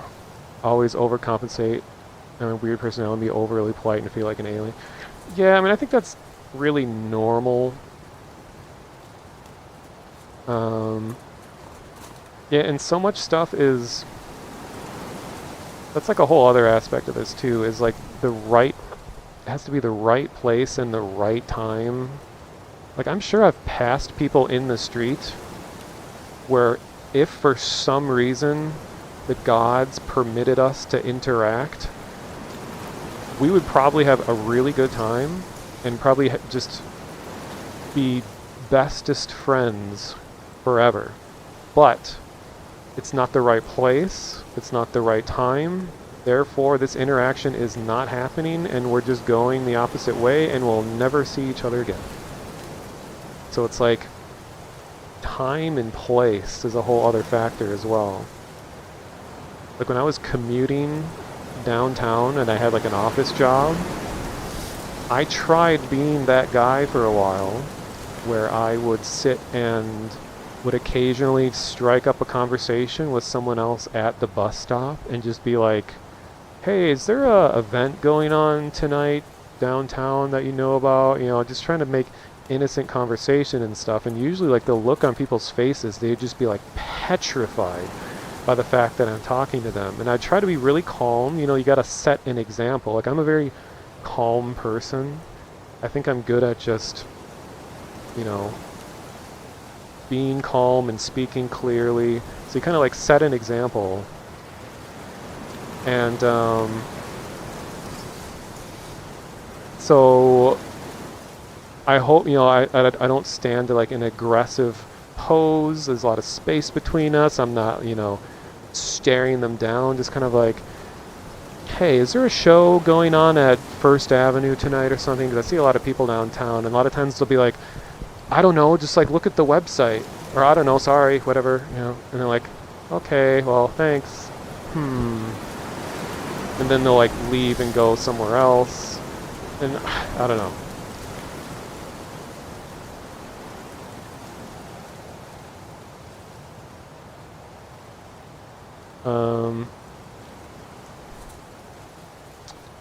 Let me scroll up. You go full weird on first impressions, let that filter out people who are not your people. See that? I like 90% agree with that, and I think the older you get, also I'm like shrinking as time goes on here. The older you get, like the less you care about being weird in front of people, I've noticed. I mean, I'm not crazy off the wall weird, but like that's a really good filter for people, is just to continue being yourself and not think too hard about what you think they want you to say. Like try to not let the expectations dictate everything that you say. Just letting yourself be weird is a good way to filter people out. As long as that weird isn't like, you know, scary. If it's just a little weird, that's fine, but like, yeah, letting your weird out can be a good way, I think, to build authentic feeling friendships that aren't just like just following social expectations.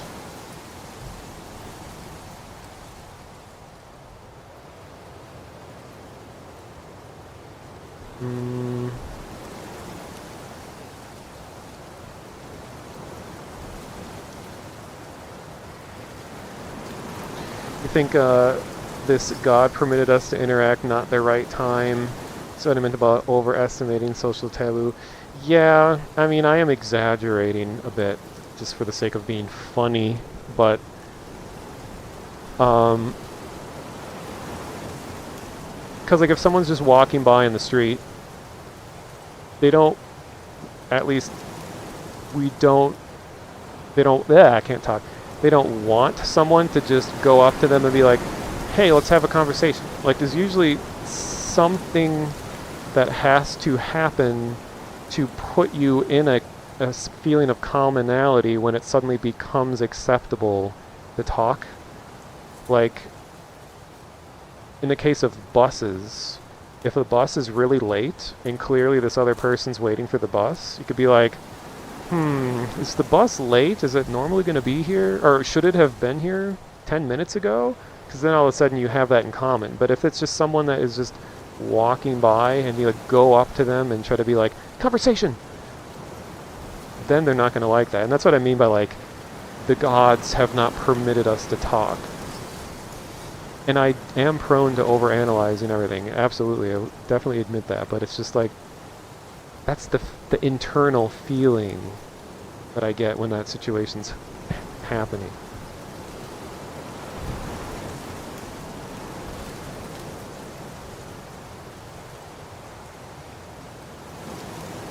Just catching up on conversation.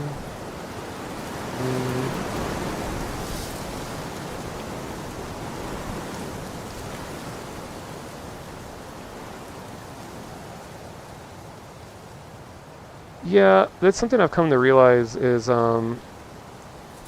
like, Lich, what you're saying about you always worry that you're bothering other people. I've come to understand that in the most general sense, people don't care about, like, they don't care about you, they don't care about anything, and I don't mean that in a self-deprecating way. People in general care way less than you think they do.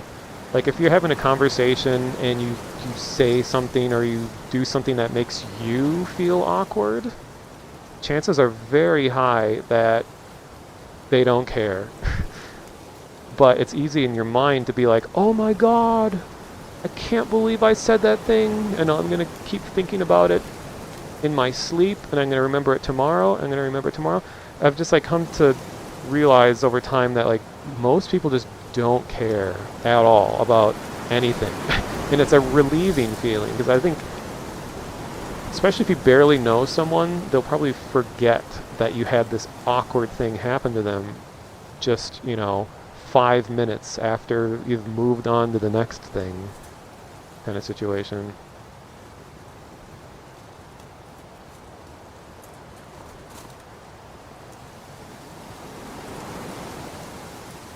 Let's see. Looks at time.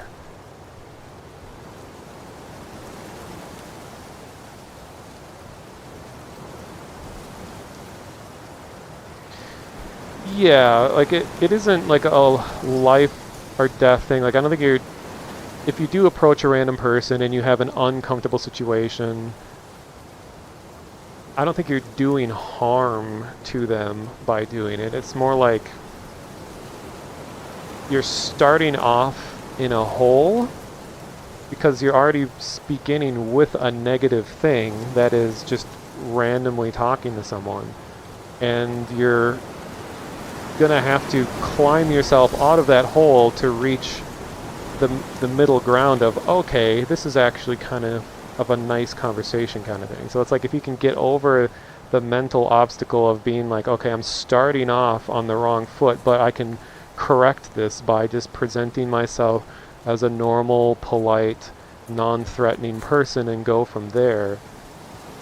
I guess it's kind of like psyching yourself out by anticipating that disadvantage that you're beginning this conversation with, kind of thing.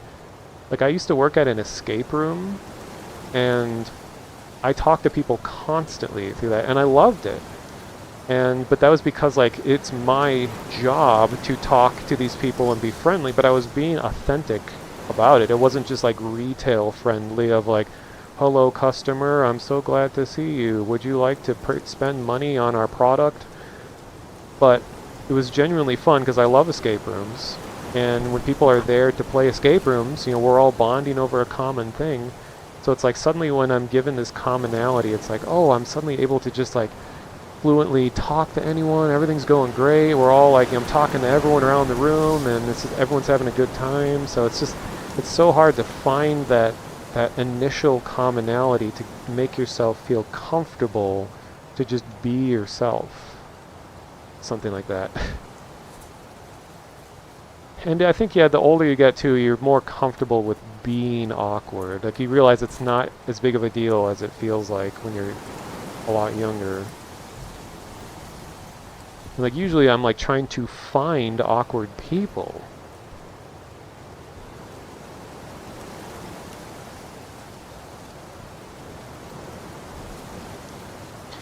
yeah, like if you remember awkward encounters, like most of the time, if they're a decent person, you'll understand that, hey, talking to people is hard, and I don't blame them for being awkward because like, we know we're all in it together. We know that it's awkward. So like you empathize with that, and I'm usually mentally thinking like I feel sure that them talking to me was a little weird, but like I give them credit for overcoming that obstacle that I often struggle with and actually just making it happen. Because that's not easy to do.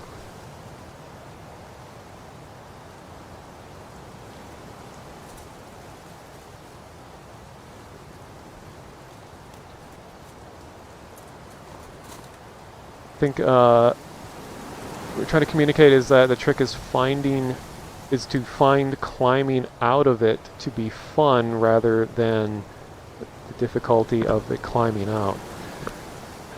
I mean, that would be the ideal situation. Like if you've managed to make yourself feel comfortable doing the climbing out of the hole, then that's amazing, and I wish I could feel the same way.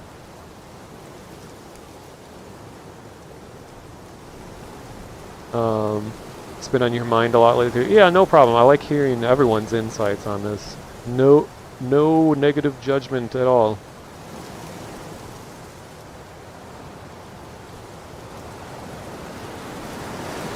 Oh yeah, and audio atmosphere, that's absolutely the thing, is that this is how it goes. People like, to meet people, you got to find similar interests. Like, oh, if you like kayaking, you should go kayaking and find other people kayaking, and then you'll have that in common. I'm like, okay, so what do I like doing? Well, I like video games. I like the internet. I like watching movies. I like, you know, all these things. Where do people usually do these things? Oh, alone on their computer at home. So how am I going to find other people alone on their computers at home when they're alone on their computers at home? But I mean, then that's why we're here right now. You know, that's what Discord is for.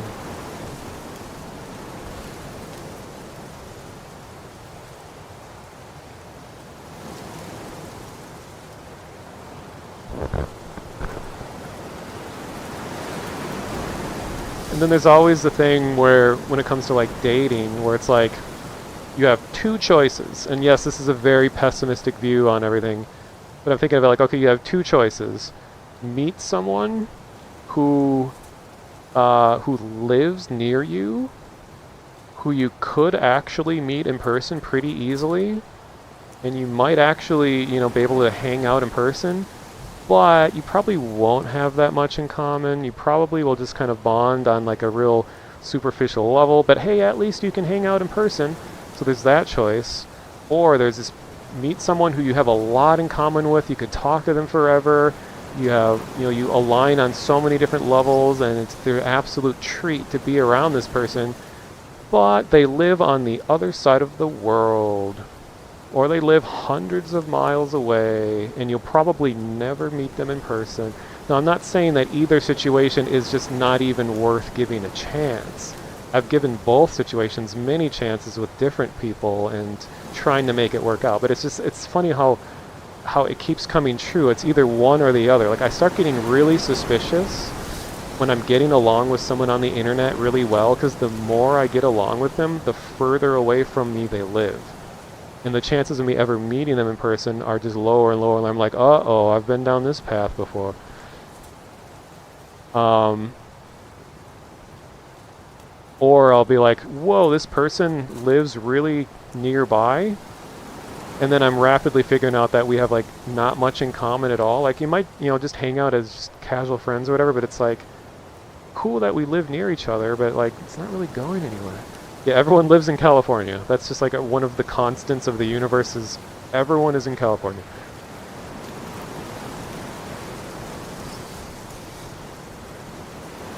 Yeah, That's true. The longer you talk to someone, fingers cooperate. The longer you talk to someone, they're gradually getting further away from you.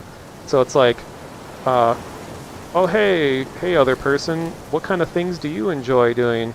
Well, I enjoy playing video games. Chunk. Well, wow, you like horror? You like paranormal stuff? Yeah. Chunk. Hey, do you like rollerblading? Do you like attending weird experimental art installations? Yeah, I do too. Now they're as far away as they can possibly get.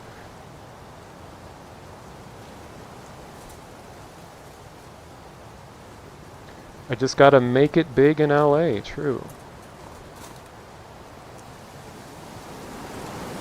Yeah, maybe it's more just they live where you aren't. Usually for me it's like they live in like Pacific Northwest, like Washington or something, or they just live in Europe.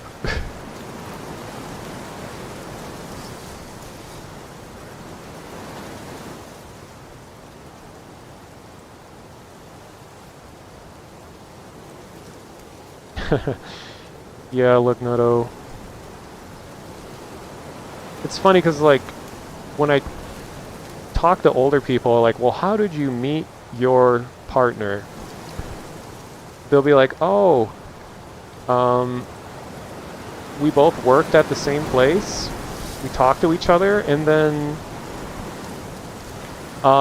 6 months later, we got married and moved in. I'm like, what?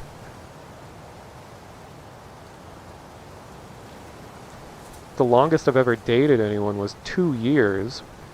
And even after like 2 years, I was feeling like if I marry this person, it's probably going to be like a few more years. Maybe I just take things really slow.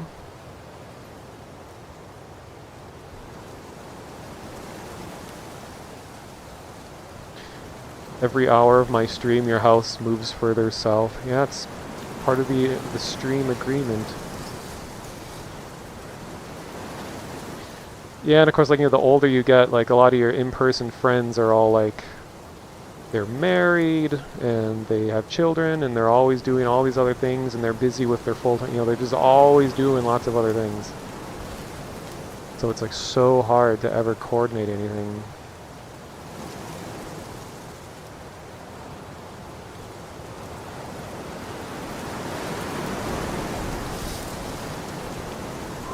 We just need instantaneous teleportation, and that would solve so many of the world's problems, and it would make a whole lot of new problems that would be worse than anything we've ever had before. But I think it's worth it. As long as it could be like, hey, I met this amazing person on the internet that I get a lot in common with. Boom, we could actually hang out. That's worth it compared to, oh, instantaneous teleportation, and now anyone with any motive anywhere could just suddenly appear wherever they want? Huh, that's not going to cause any issues.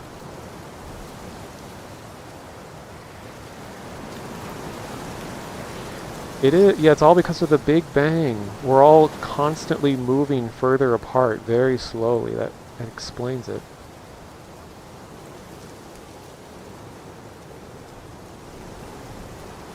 I mean, yeah, a lot of relationships in the old days were just like, hey, we live near one another, let's hang out. And that's enough. Oh no, we have ads coming in 2 minutes and I have no more snoozes. So I think this is nearing the end of the stream. You couldn't tell, things are ending. They've been ending very slowly for the last like hour.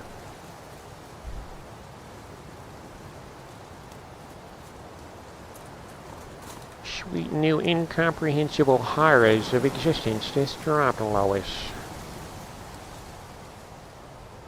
What is the cult in outer Detroit? There are different rings of Detroit? That sounds scary. People just have 2 to 3 kids when they're 24 years old. Yeah.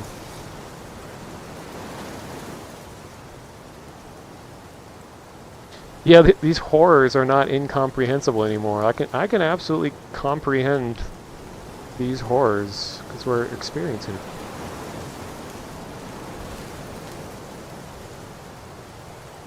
Oh no, we have 1 minute left of the stream.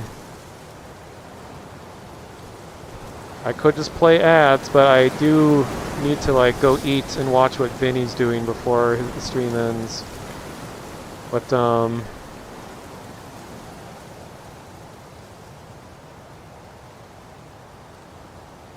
yeah.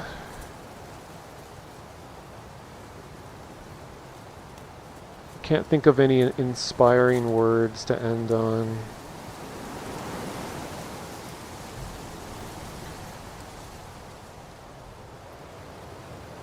That wasn't Flanders, that was PETA.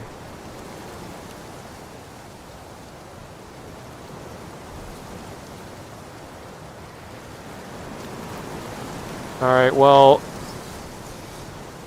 I am gonna let the ads play, and then I'll say goodbye after the ads, which is really unconventional.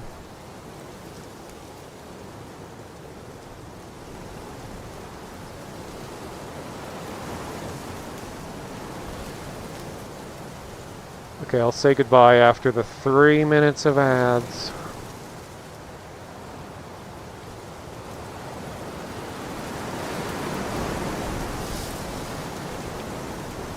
Okay, they haven't actually started yet. I'll switch as soon as it actually starts. And I'm still going to keep reading chat, even when, you know, the ads are playing. But I won't be saying anything.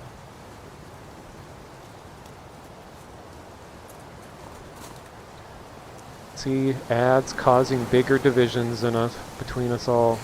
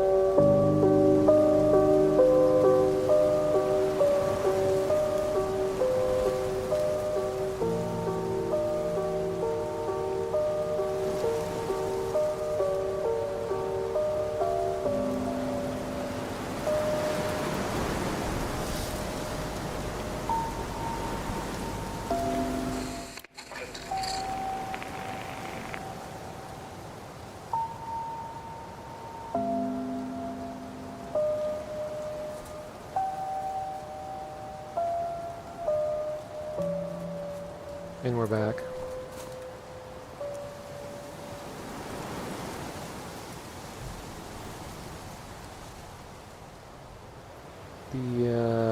Yeah, I survived the storm a little bit longer.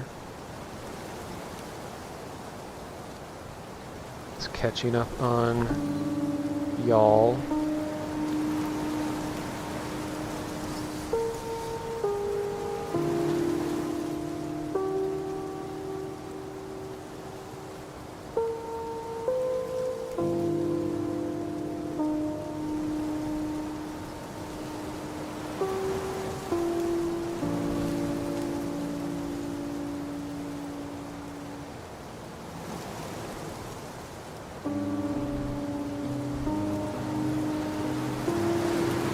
Cookie, you were set up with a guy once and he jumped out the window to get away from you. Damn.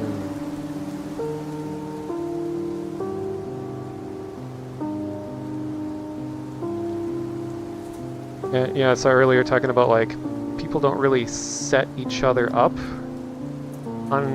in potential dates and stuff anymore. Like if I guess for me personally, it's like I think I'm just so unusual in the qualities that I like in people that I don't think any other person could really would really understand the kind of person I get along with. I don't know. A lot of times it's just, oh, my friend is single, you two should talk.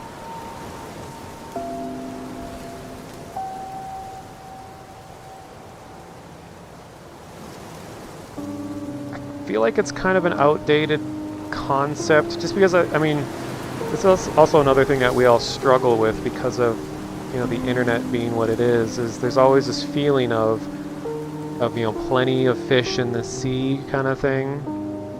You don't feel as much of a sense of urgency that like this may be the last time I ever have this sort of opportunity. I better act on this opportunity and actually go and talk to this person, actually meet this person.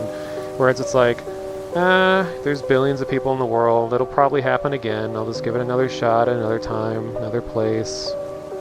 Especially with dating sites, it's like sometimes if people don't have like unbelievable chemistry and an amazing first impression, they're like, whatever, I'll just keep going until I find someone that has like this unrealistically high amount of chemistry with a person.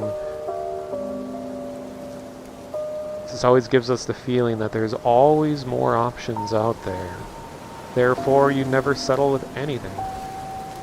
And then it also kind of taught this mentality of like, you should never settle, you should never compromise, you should never do any of this. So you spend your whole life never doing any of that, and then you end up never doing anything, never getting anything, never beginning anything. So it's like,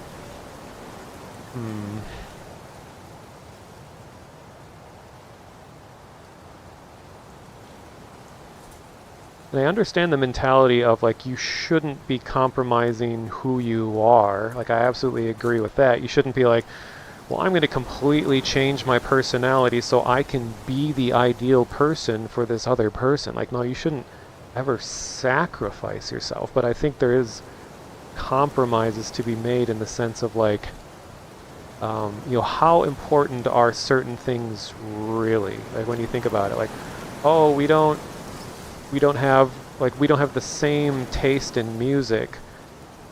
For some people that might be a deal breaker, but like is it really that big of a deal that you don't have the same taste in music in common or something? Like, you kind of got to think of your own personal preferences. Like, how important is this really? And one thing for me is that I always thought, kind of went the opposite way for me. It's like, when I was a lot younger, I was thinking, you know, video games are cool and all, but are they really that big of a deal? So I was trying to keep myself, you know, my options open, be flexible and all that. And then the first two women that I dated over a period of like, well, the first one I dated for a little over a year, and the second one was like half a year. neither of them cared for video games at all in any sense. And it actually ended up causing a big division. It wasn't like, oh, you don't play games, so therefore I don't like it. It was more like they having a shared appreciation for a thing. It's not like they hated video games. It's just that video games are something that are at least important for me to engage in and think about and talk about, maybe go to events and what. Like, I don't care if someone's bad at games or anything, but if they have absolutely no care and no appreciation of any sense, it creates a big division for me. Like, we started running out of things to talk about, and it's not that we only talk about video games, it's just like just having interests in common ended up being so much more of an important thing to me, like almost than anything else. Like, I've been attracted to many different appearances of women before. I've been attracted to many different, like, just levels of, like, introversion, extroversion. Like, all of these things are very variable, but when it comes to interests, how you kind of spend your day-to-day life and what little things you do that, you know, entertains you, those, having that in common has been way more important to me than I realized they were. Because otherwise you kind of like actually just stop talking about stuff. You run out of things. Like, I remember this was, God, like 8 years ago, like the last time I dated someone, and she was, she didn't hate video games, she just didn't really care for like nerdy stuff in general. So there was some game that was announced at a convention, and I knew she didn't really care, but I was trying to make conversations like, oh, this game was just announced, it's like this and this, and it's like part of the series of it that I really like, and I think it looks really cool, and I was like, hey, you should check out the trailer, it might be interesting. We watched it, and she's like, oh yeah, huh, yeah, that looks pretty neat. Is this a game where you shoot things? And I'm like, well, no, it's kind of an adventure game. You know, there's like this whole story unfolding, and you can like choose the different paths and all that. Like, I don't know, you might shoot at some point. He's like, so like when you win the game, or like, oh, how do you like win this type of game? Like, well, it's more of like a narrative focusing, blah, blah, blah, blah. And like, she's trying really hard, and I appreciate that she's trying and all that, but it's just, I realize that if you're really passionate about something and you get really excited about something, being able to share that passion and excitement with another person is like one of the most important things for me, and a quality. So when it's like, oh, here's this thing I'm really excited for, another person's kind of like, huh, yeah, that's cool. I'm glad you're excited for it. And like, it sounds trivial, but it's just time and time again has proven that like having similar hobbies and passions goes a really long way.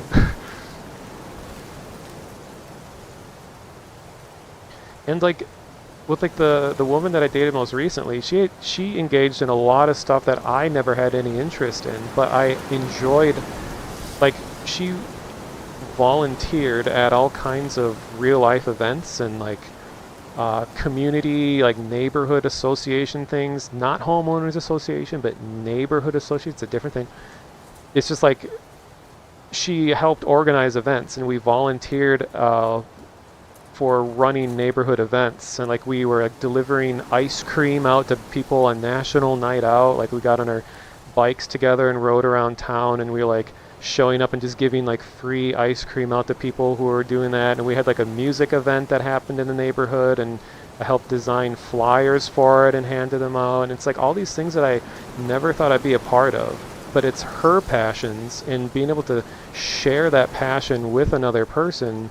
It's a person who you care a lot about. Like, that made all the difference, sharing passion. So like, if for some reason, like, I mean, I love biking, and biking in general is really important to me, but if in that case, if I just did not care about getting out and doing physical things, if I thought it was just kind of dumb, like I don't want to meet your neighbors, I don't want to go on a bike. Or if she's like, hey, do you want to go help deliver ice cream for this event? And I was like, no, I don't really like biking, I don't like doing any of this. And we're like, yeah, well, I'm glad you enjoy it, but like, yeah, you can go have fun or whatever. But like, that would have completely killed it.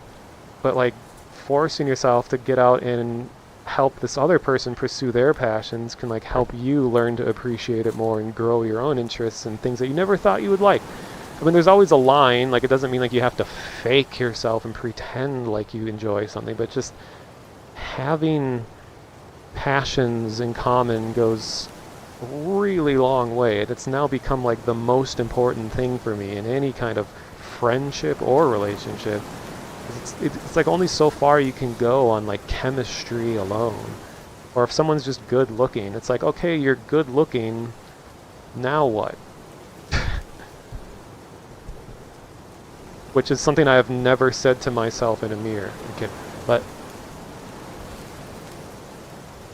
yeah, and to Cookie, that's a situation that is, it's been, because I'm a weird mixture of stuff where I like nerdy stuff and video games and all that, and I like biking and rollerblading and jogging sometimes and doing that, and there isn't like a whole lot of crossover. There's a lot more crossover these days than there used to be.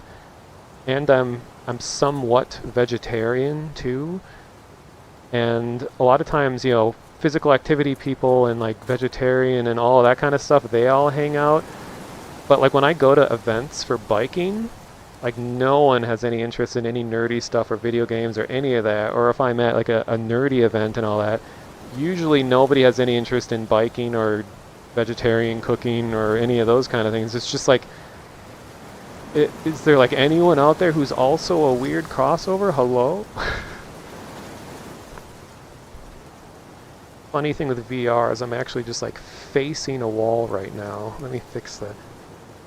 Oops, that's not what I wanted to do. I'm like talking to a brick wall, like that one emote, the dono walled emote. Like I'm talking, I look exactly like that guy right now.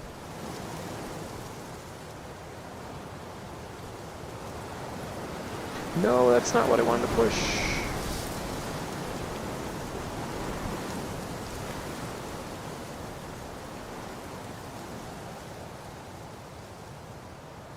That's what I wanted to push.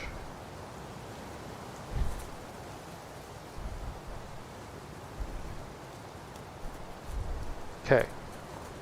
Now I'm not facing a wall.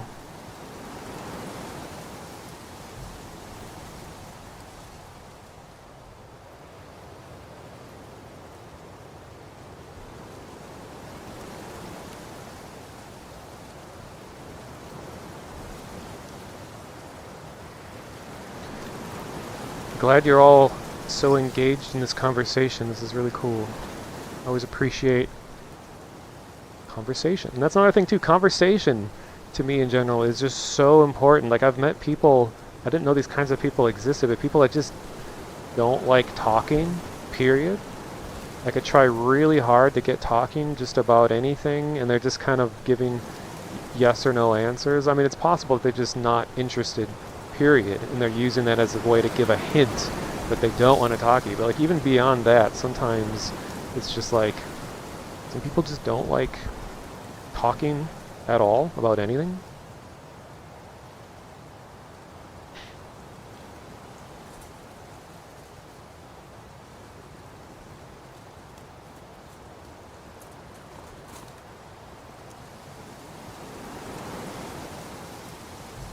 Okay, I'm scrolling way back.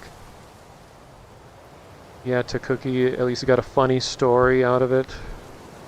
True. I think most situations you can usually at least get a funny story out of things. Even if something feels negative, hey, it's a memory that helps you grow. That can maybe be a funny story to tell someone.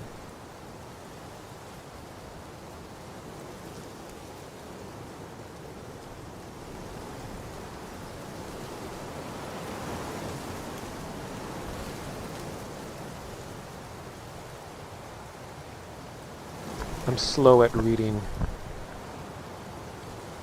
And there's a holographic chat that's right here that I'm looking at.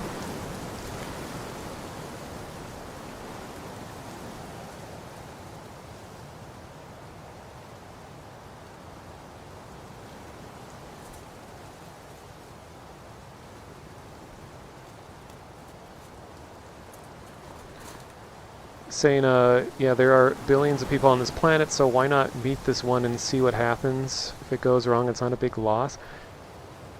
Yeah, I think, like, I agree, but it's just a matter of, like, well, how do I get into that situation where I have a choice to begin with? Like very recently, I've like met someone, this was like years ago, I met someone through a Twitch chat, and fast forward 3 months, and we met in person. And that was a crazy turn of events, and we don't really talk anymore, but I think it ended well because she got a new job out of us meeting, and she moved to a place where she was much happier and got her out of a dead-end job that was making her miserable. So I at least feel like I always try to, you know, if we don't have a long-term thing that comes out of any kind of like attempted relationship, I at least want to have left a positive impact on them some way. Like the last few women that I've dated ended up getting at least interviews at jobs, or they got a new job, or help them move, or get like motivation to fill out their resume and kind of move forward. I don't know. I try to leave a positive impact when I can. Then I feel a little sad. It's like, well, if it's not going to work out as anything more, at least just try to just help a person with what they're struggling with. And believe it or not, most people are struggling when it comes to jobs. So if I can help someone with a job, whoa, tornadoes got me. All the better.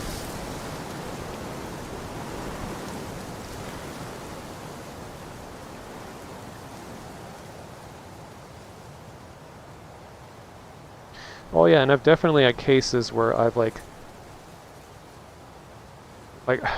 it's easy to be like, oh, if we don't immediately click with someone, then you feel like, oh, it's never going to happen because we didn't have an immediate chemistry. Where like all the relationships that I felt that went the best for me were ones where there was initially a little bit going on, and then we kind of learned to like each other more. Like the more you learn about them, the better it gets. But it can go the other way too. The more you learn, the further apart you get. But so I think, you know, always giving people a chance to prove themselves, and hope that they give you a chance to prove yourself as being, you know, worth spending time with.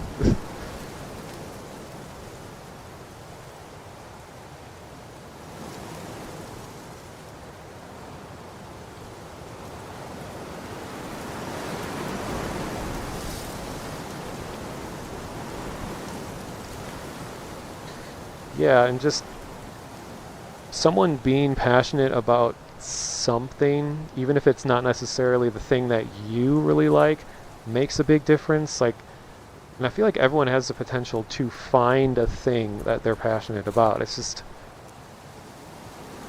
I mean, sometimes, I mean, this happens to me a lot. Like I'm very much a non-drinker, non-drug of any kind. I'm very against smoking of anything, whether it's cigarettes or weed or anything like that. I don't want to be involved with it or near it or with people, well, close with people who are into it.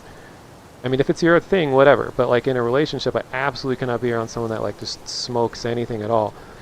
But that can end up being a problem. It's like when I see someone's profile and they're like describe themselves, they're self-describing as being a stoner, like, yeah, I'm just your average stoner girl or something, I'm like, immediate no. So it is possible when people are really passionate about something that you don't like, that passion can like push you away. But then hey, it's better for both of us because, you know, they don't have to deal with me, I don't have to deal with them, just go your separate ways, whatever, no harm done. So I think it's best that you express the things you're passionate for early on so that you can know if there's going to be a big division between you right off the bat. Yeah, similar with like, you know, I love animals and everything, but if someone just hates the idea of pets altogether, that's like a big negative thing. Like I may not feel like I need to have a lot of pets, but if someone just doesn't like animals and just hates being around animals, that's a negative thing for me. And I don't want kids, so like, yeah, if someone wants kids, that's just immediate no, and it's better for both of us that we don't try to make something happen, because if you want kids and I don't, that's not going to happen. That's not to mean that if it was just a casual friend, whatever, I'll talk to anyone, but I'm talking like relationship kind of thing.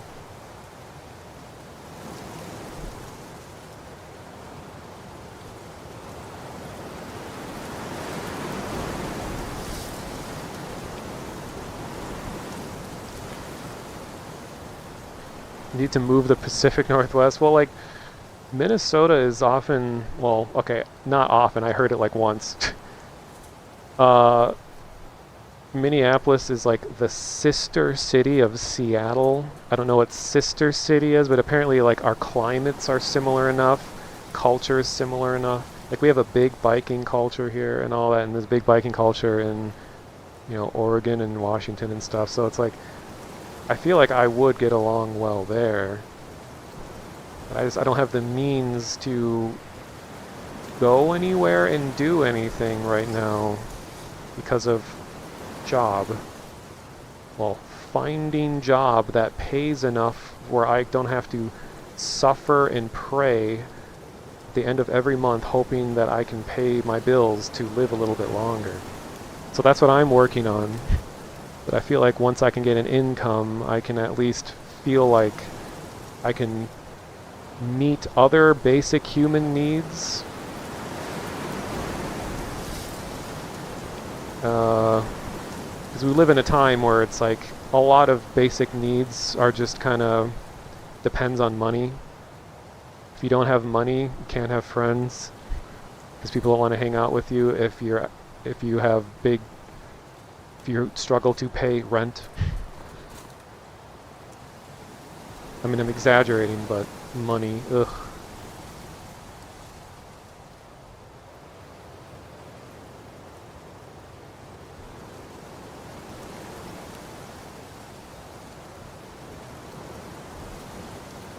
Surprising amount of you play Pokemon Go. It's interesting.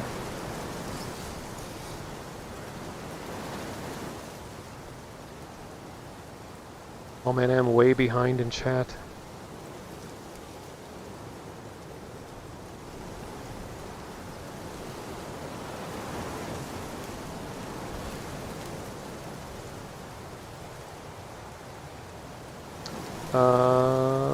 I'm almost caught up, almost.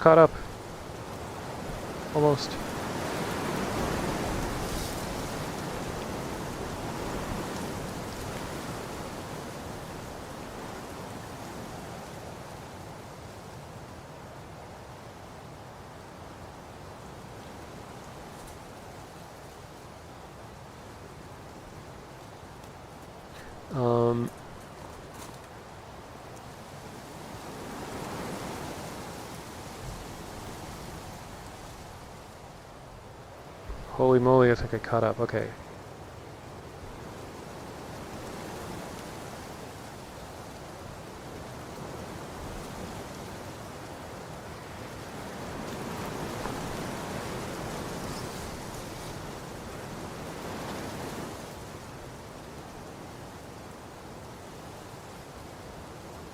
Yeah, well, I mean, I think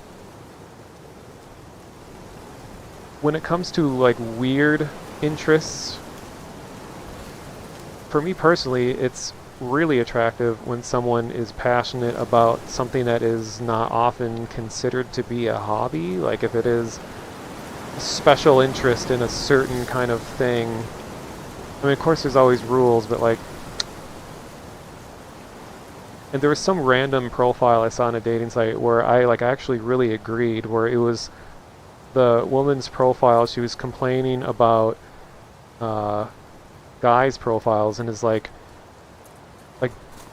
do men these days care about anything?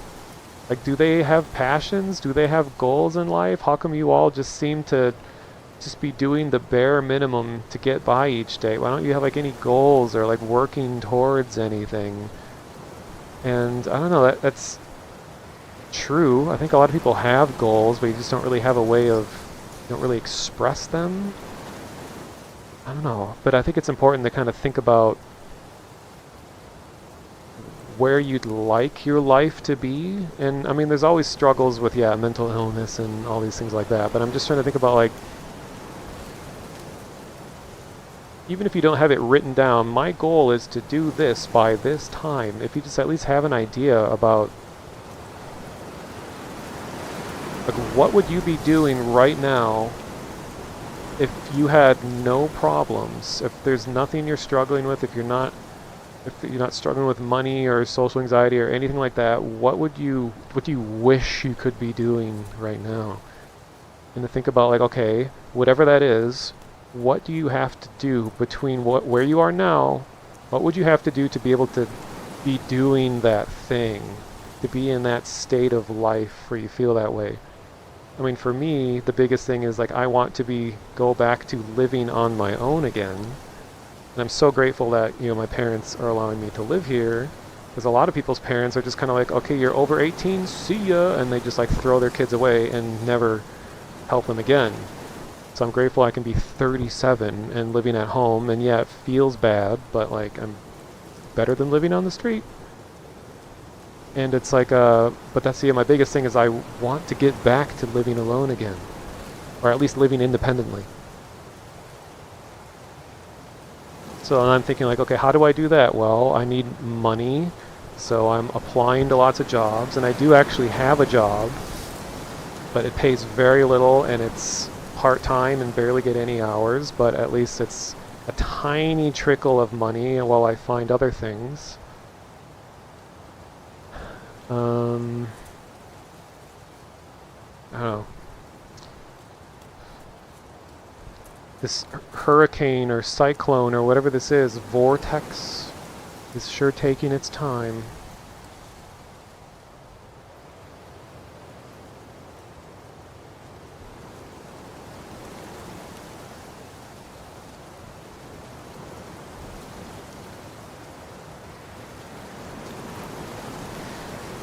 Oh yeah, Eel, I'm so glad you got me started on rollerblading, because those... being able, like, I never thought I would be able to just skate around in a closed school. Like, that's like something I dream about as a kid, is like, oh, wouldn't it be so cool to just, like, rollerblade around in the hallways and stuff? And then I literally did exactly that, what, 30 years later? Not the school that I grew up in or anything, but it was just a school. It was so fun. And now I have that on my mind. I want to get back to rollerblading again.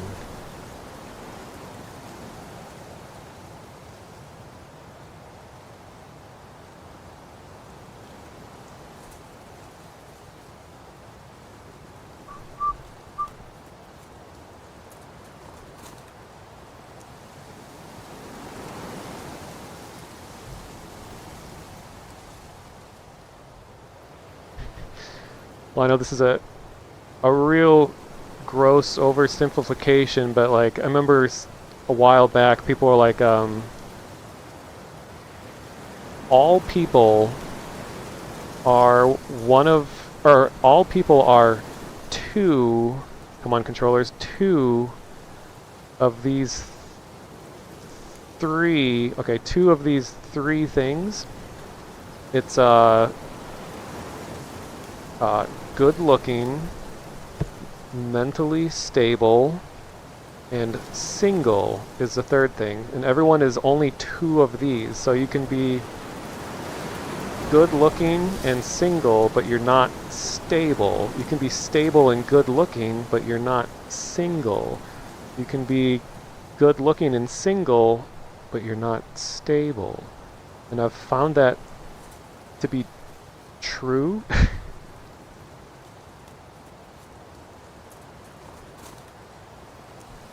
Hey, that's not me saying it. They said it, you know.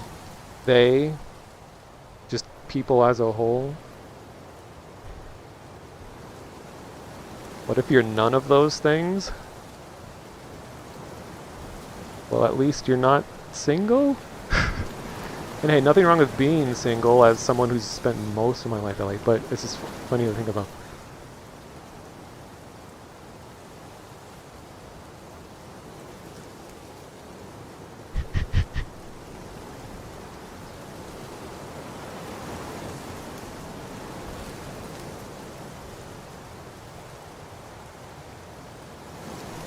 Turtles, you were in honors class for computer engineering. Everyone there was so into stocks, crypto, and NFTs, and it was so exhausting. Oh man, sounds like you were there at one of the worst times. I wish I knew a lot about money and ways of like getting and making and saving money.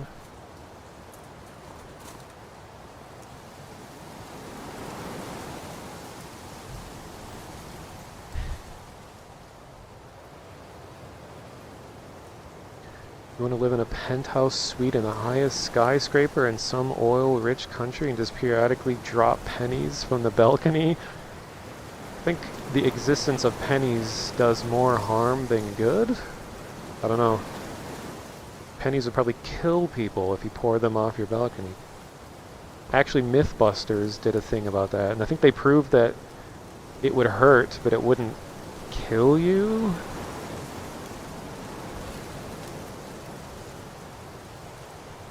If you were a horse, you'd always be stable. Damn, that's a good one. I'll VR clap for that. See, that's always the thing. You can't really clap in VR. This is as close as you can get.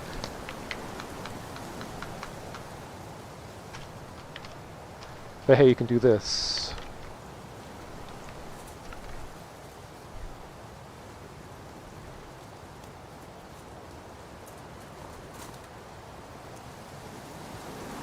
Penny squishers, those things are awesome. I wish those would make a comeback. I'd love that at the zoo you could get like special pennies, you know, flattened and with cool designs on them. They even had machines that would print wax statues for you. But it wasn't 3D printing, you know. This way predates 3D printing, but it was just like a, you know, mold, and it would pour the wax into it, and then it would like cool it down, and then they have your own custom statue made right there, and then you take it out of the machine, and hey, it's mine. They're so cool.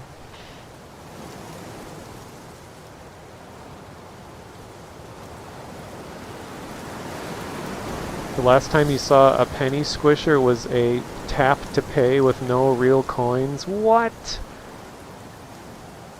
That's the whole thrill of the experience, is that it's your penny going into there and getting squished and coming out. If you're just paying to have the thing dispense a squished penny, it's like, yeah, what's the point?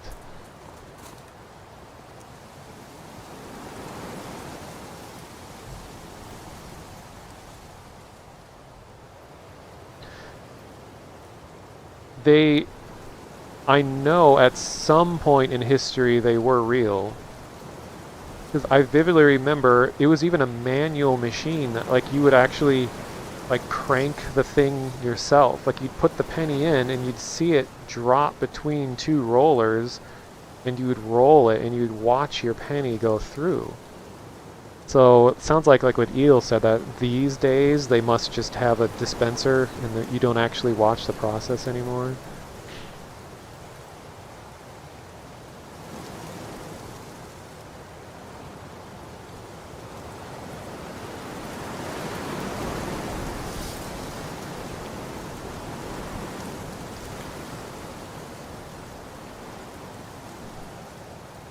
Battleship on the East Coast, the Intrepid Museum, was that it? Because I visited that. It's an aircraft carrier that just has a ton of really cool historic aircraft on it. That was an amazing experience.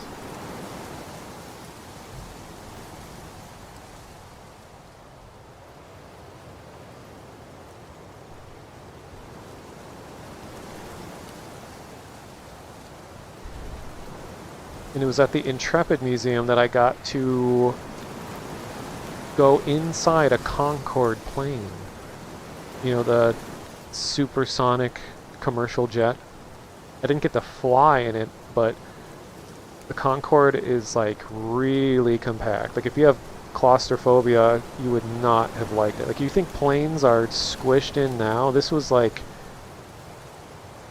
sitting inside a tube at like a McDonald's play place, but you're in that tube for the whole flight. Is that an outdated reference to people? Are play places even a thing anymore?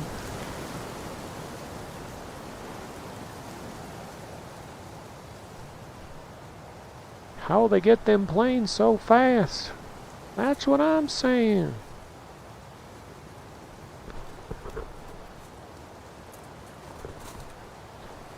Oh yeah, you can get your own, get your pennies squished? Is that like a euphemism? Yeah, you can get your pennies squished at the railroad tracks. Yeah, you line coins up at the tracks and then come back the next day when a train presumably goes over.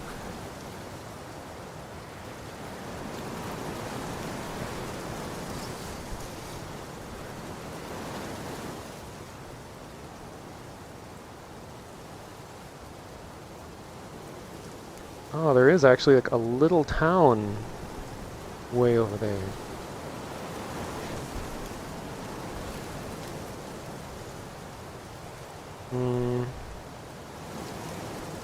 Wait, how does this work again? Whoa, I'm dancing. Look at me dance. I'm dancing like a Punch-Out character.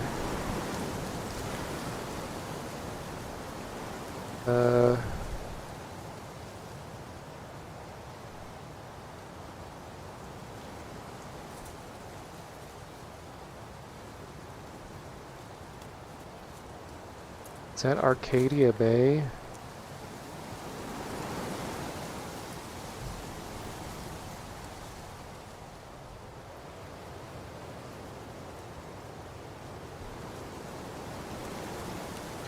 Alright, I'll try to go swimming. I'll let you guys know how it goes.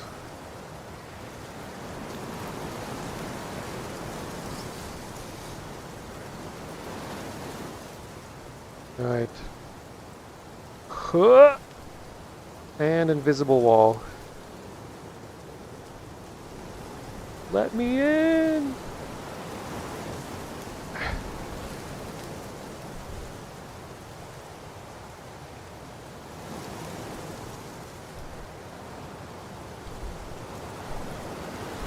Uh-oh, now I'm stuck. I'm really stuck.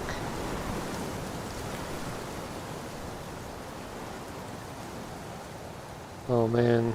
Okay, I gotta respawn.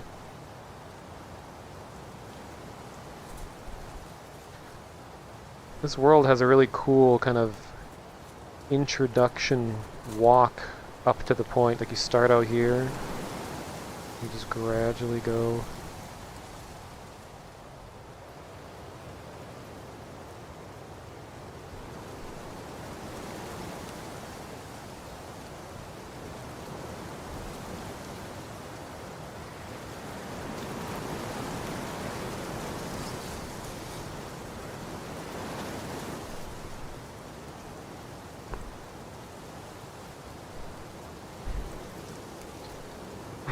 Alright, I'll play the music that is supposed to be playing here for like 1 second, and let's see if that gets the VOD muted. Playing a dangerous game.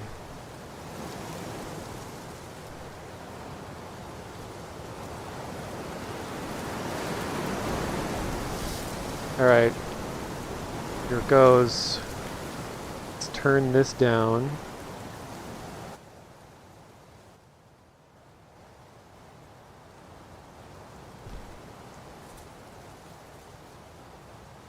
Here it comes.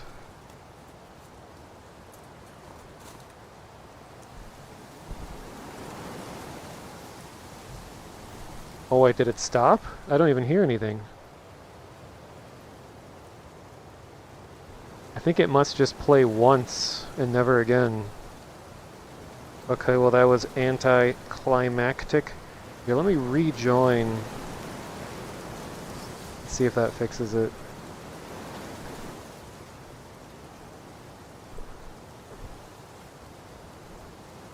Yeah, they say man is the most dangerous game, but they've never hunted DMCA.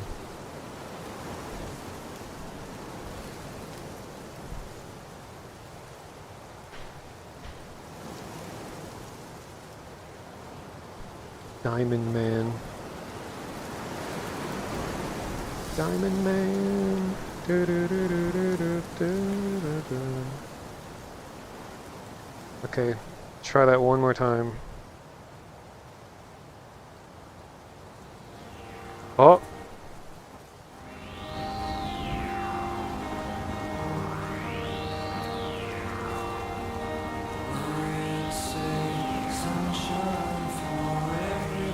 Oh yeah, I'm getting nuked.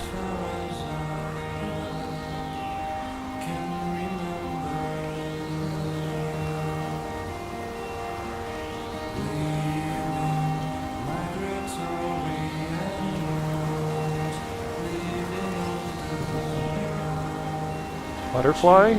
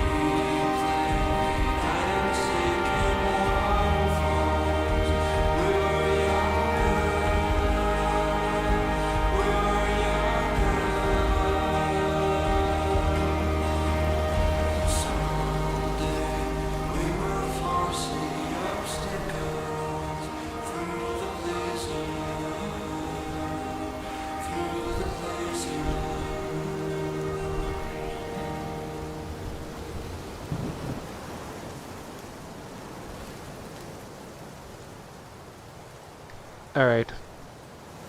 Well, on that note, I'm going to raid Vinny. Thank you all for watching. Good time, good talks, good conversation.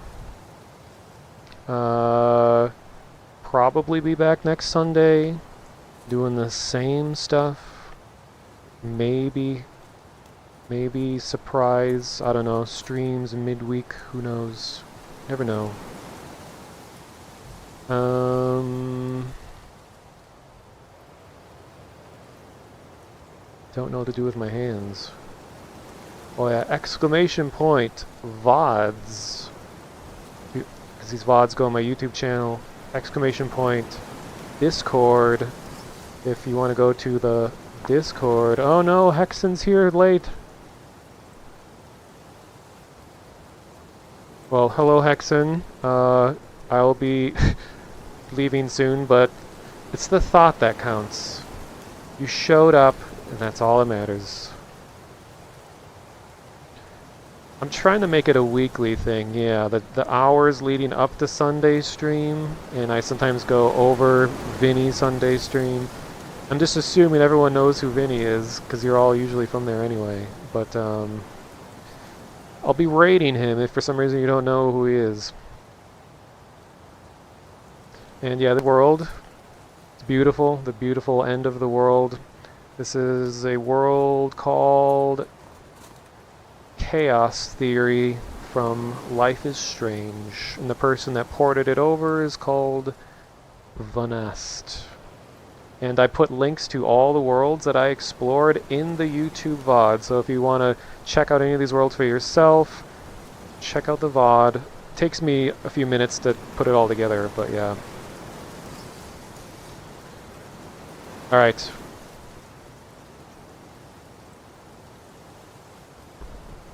So I will see you all later in 3, 2, 1.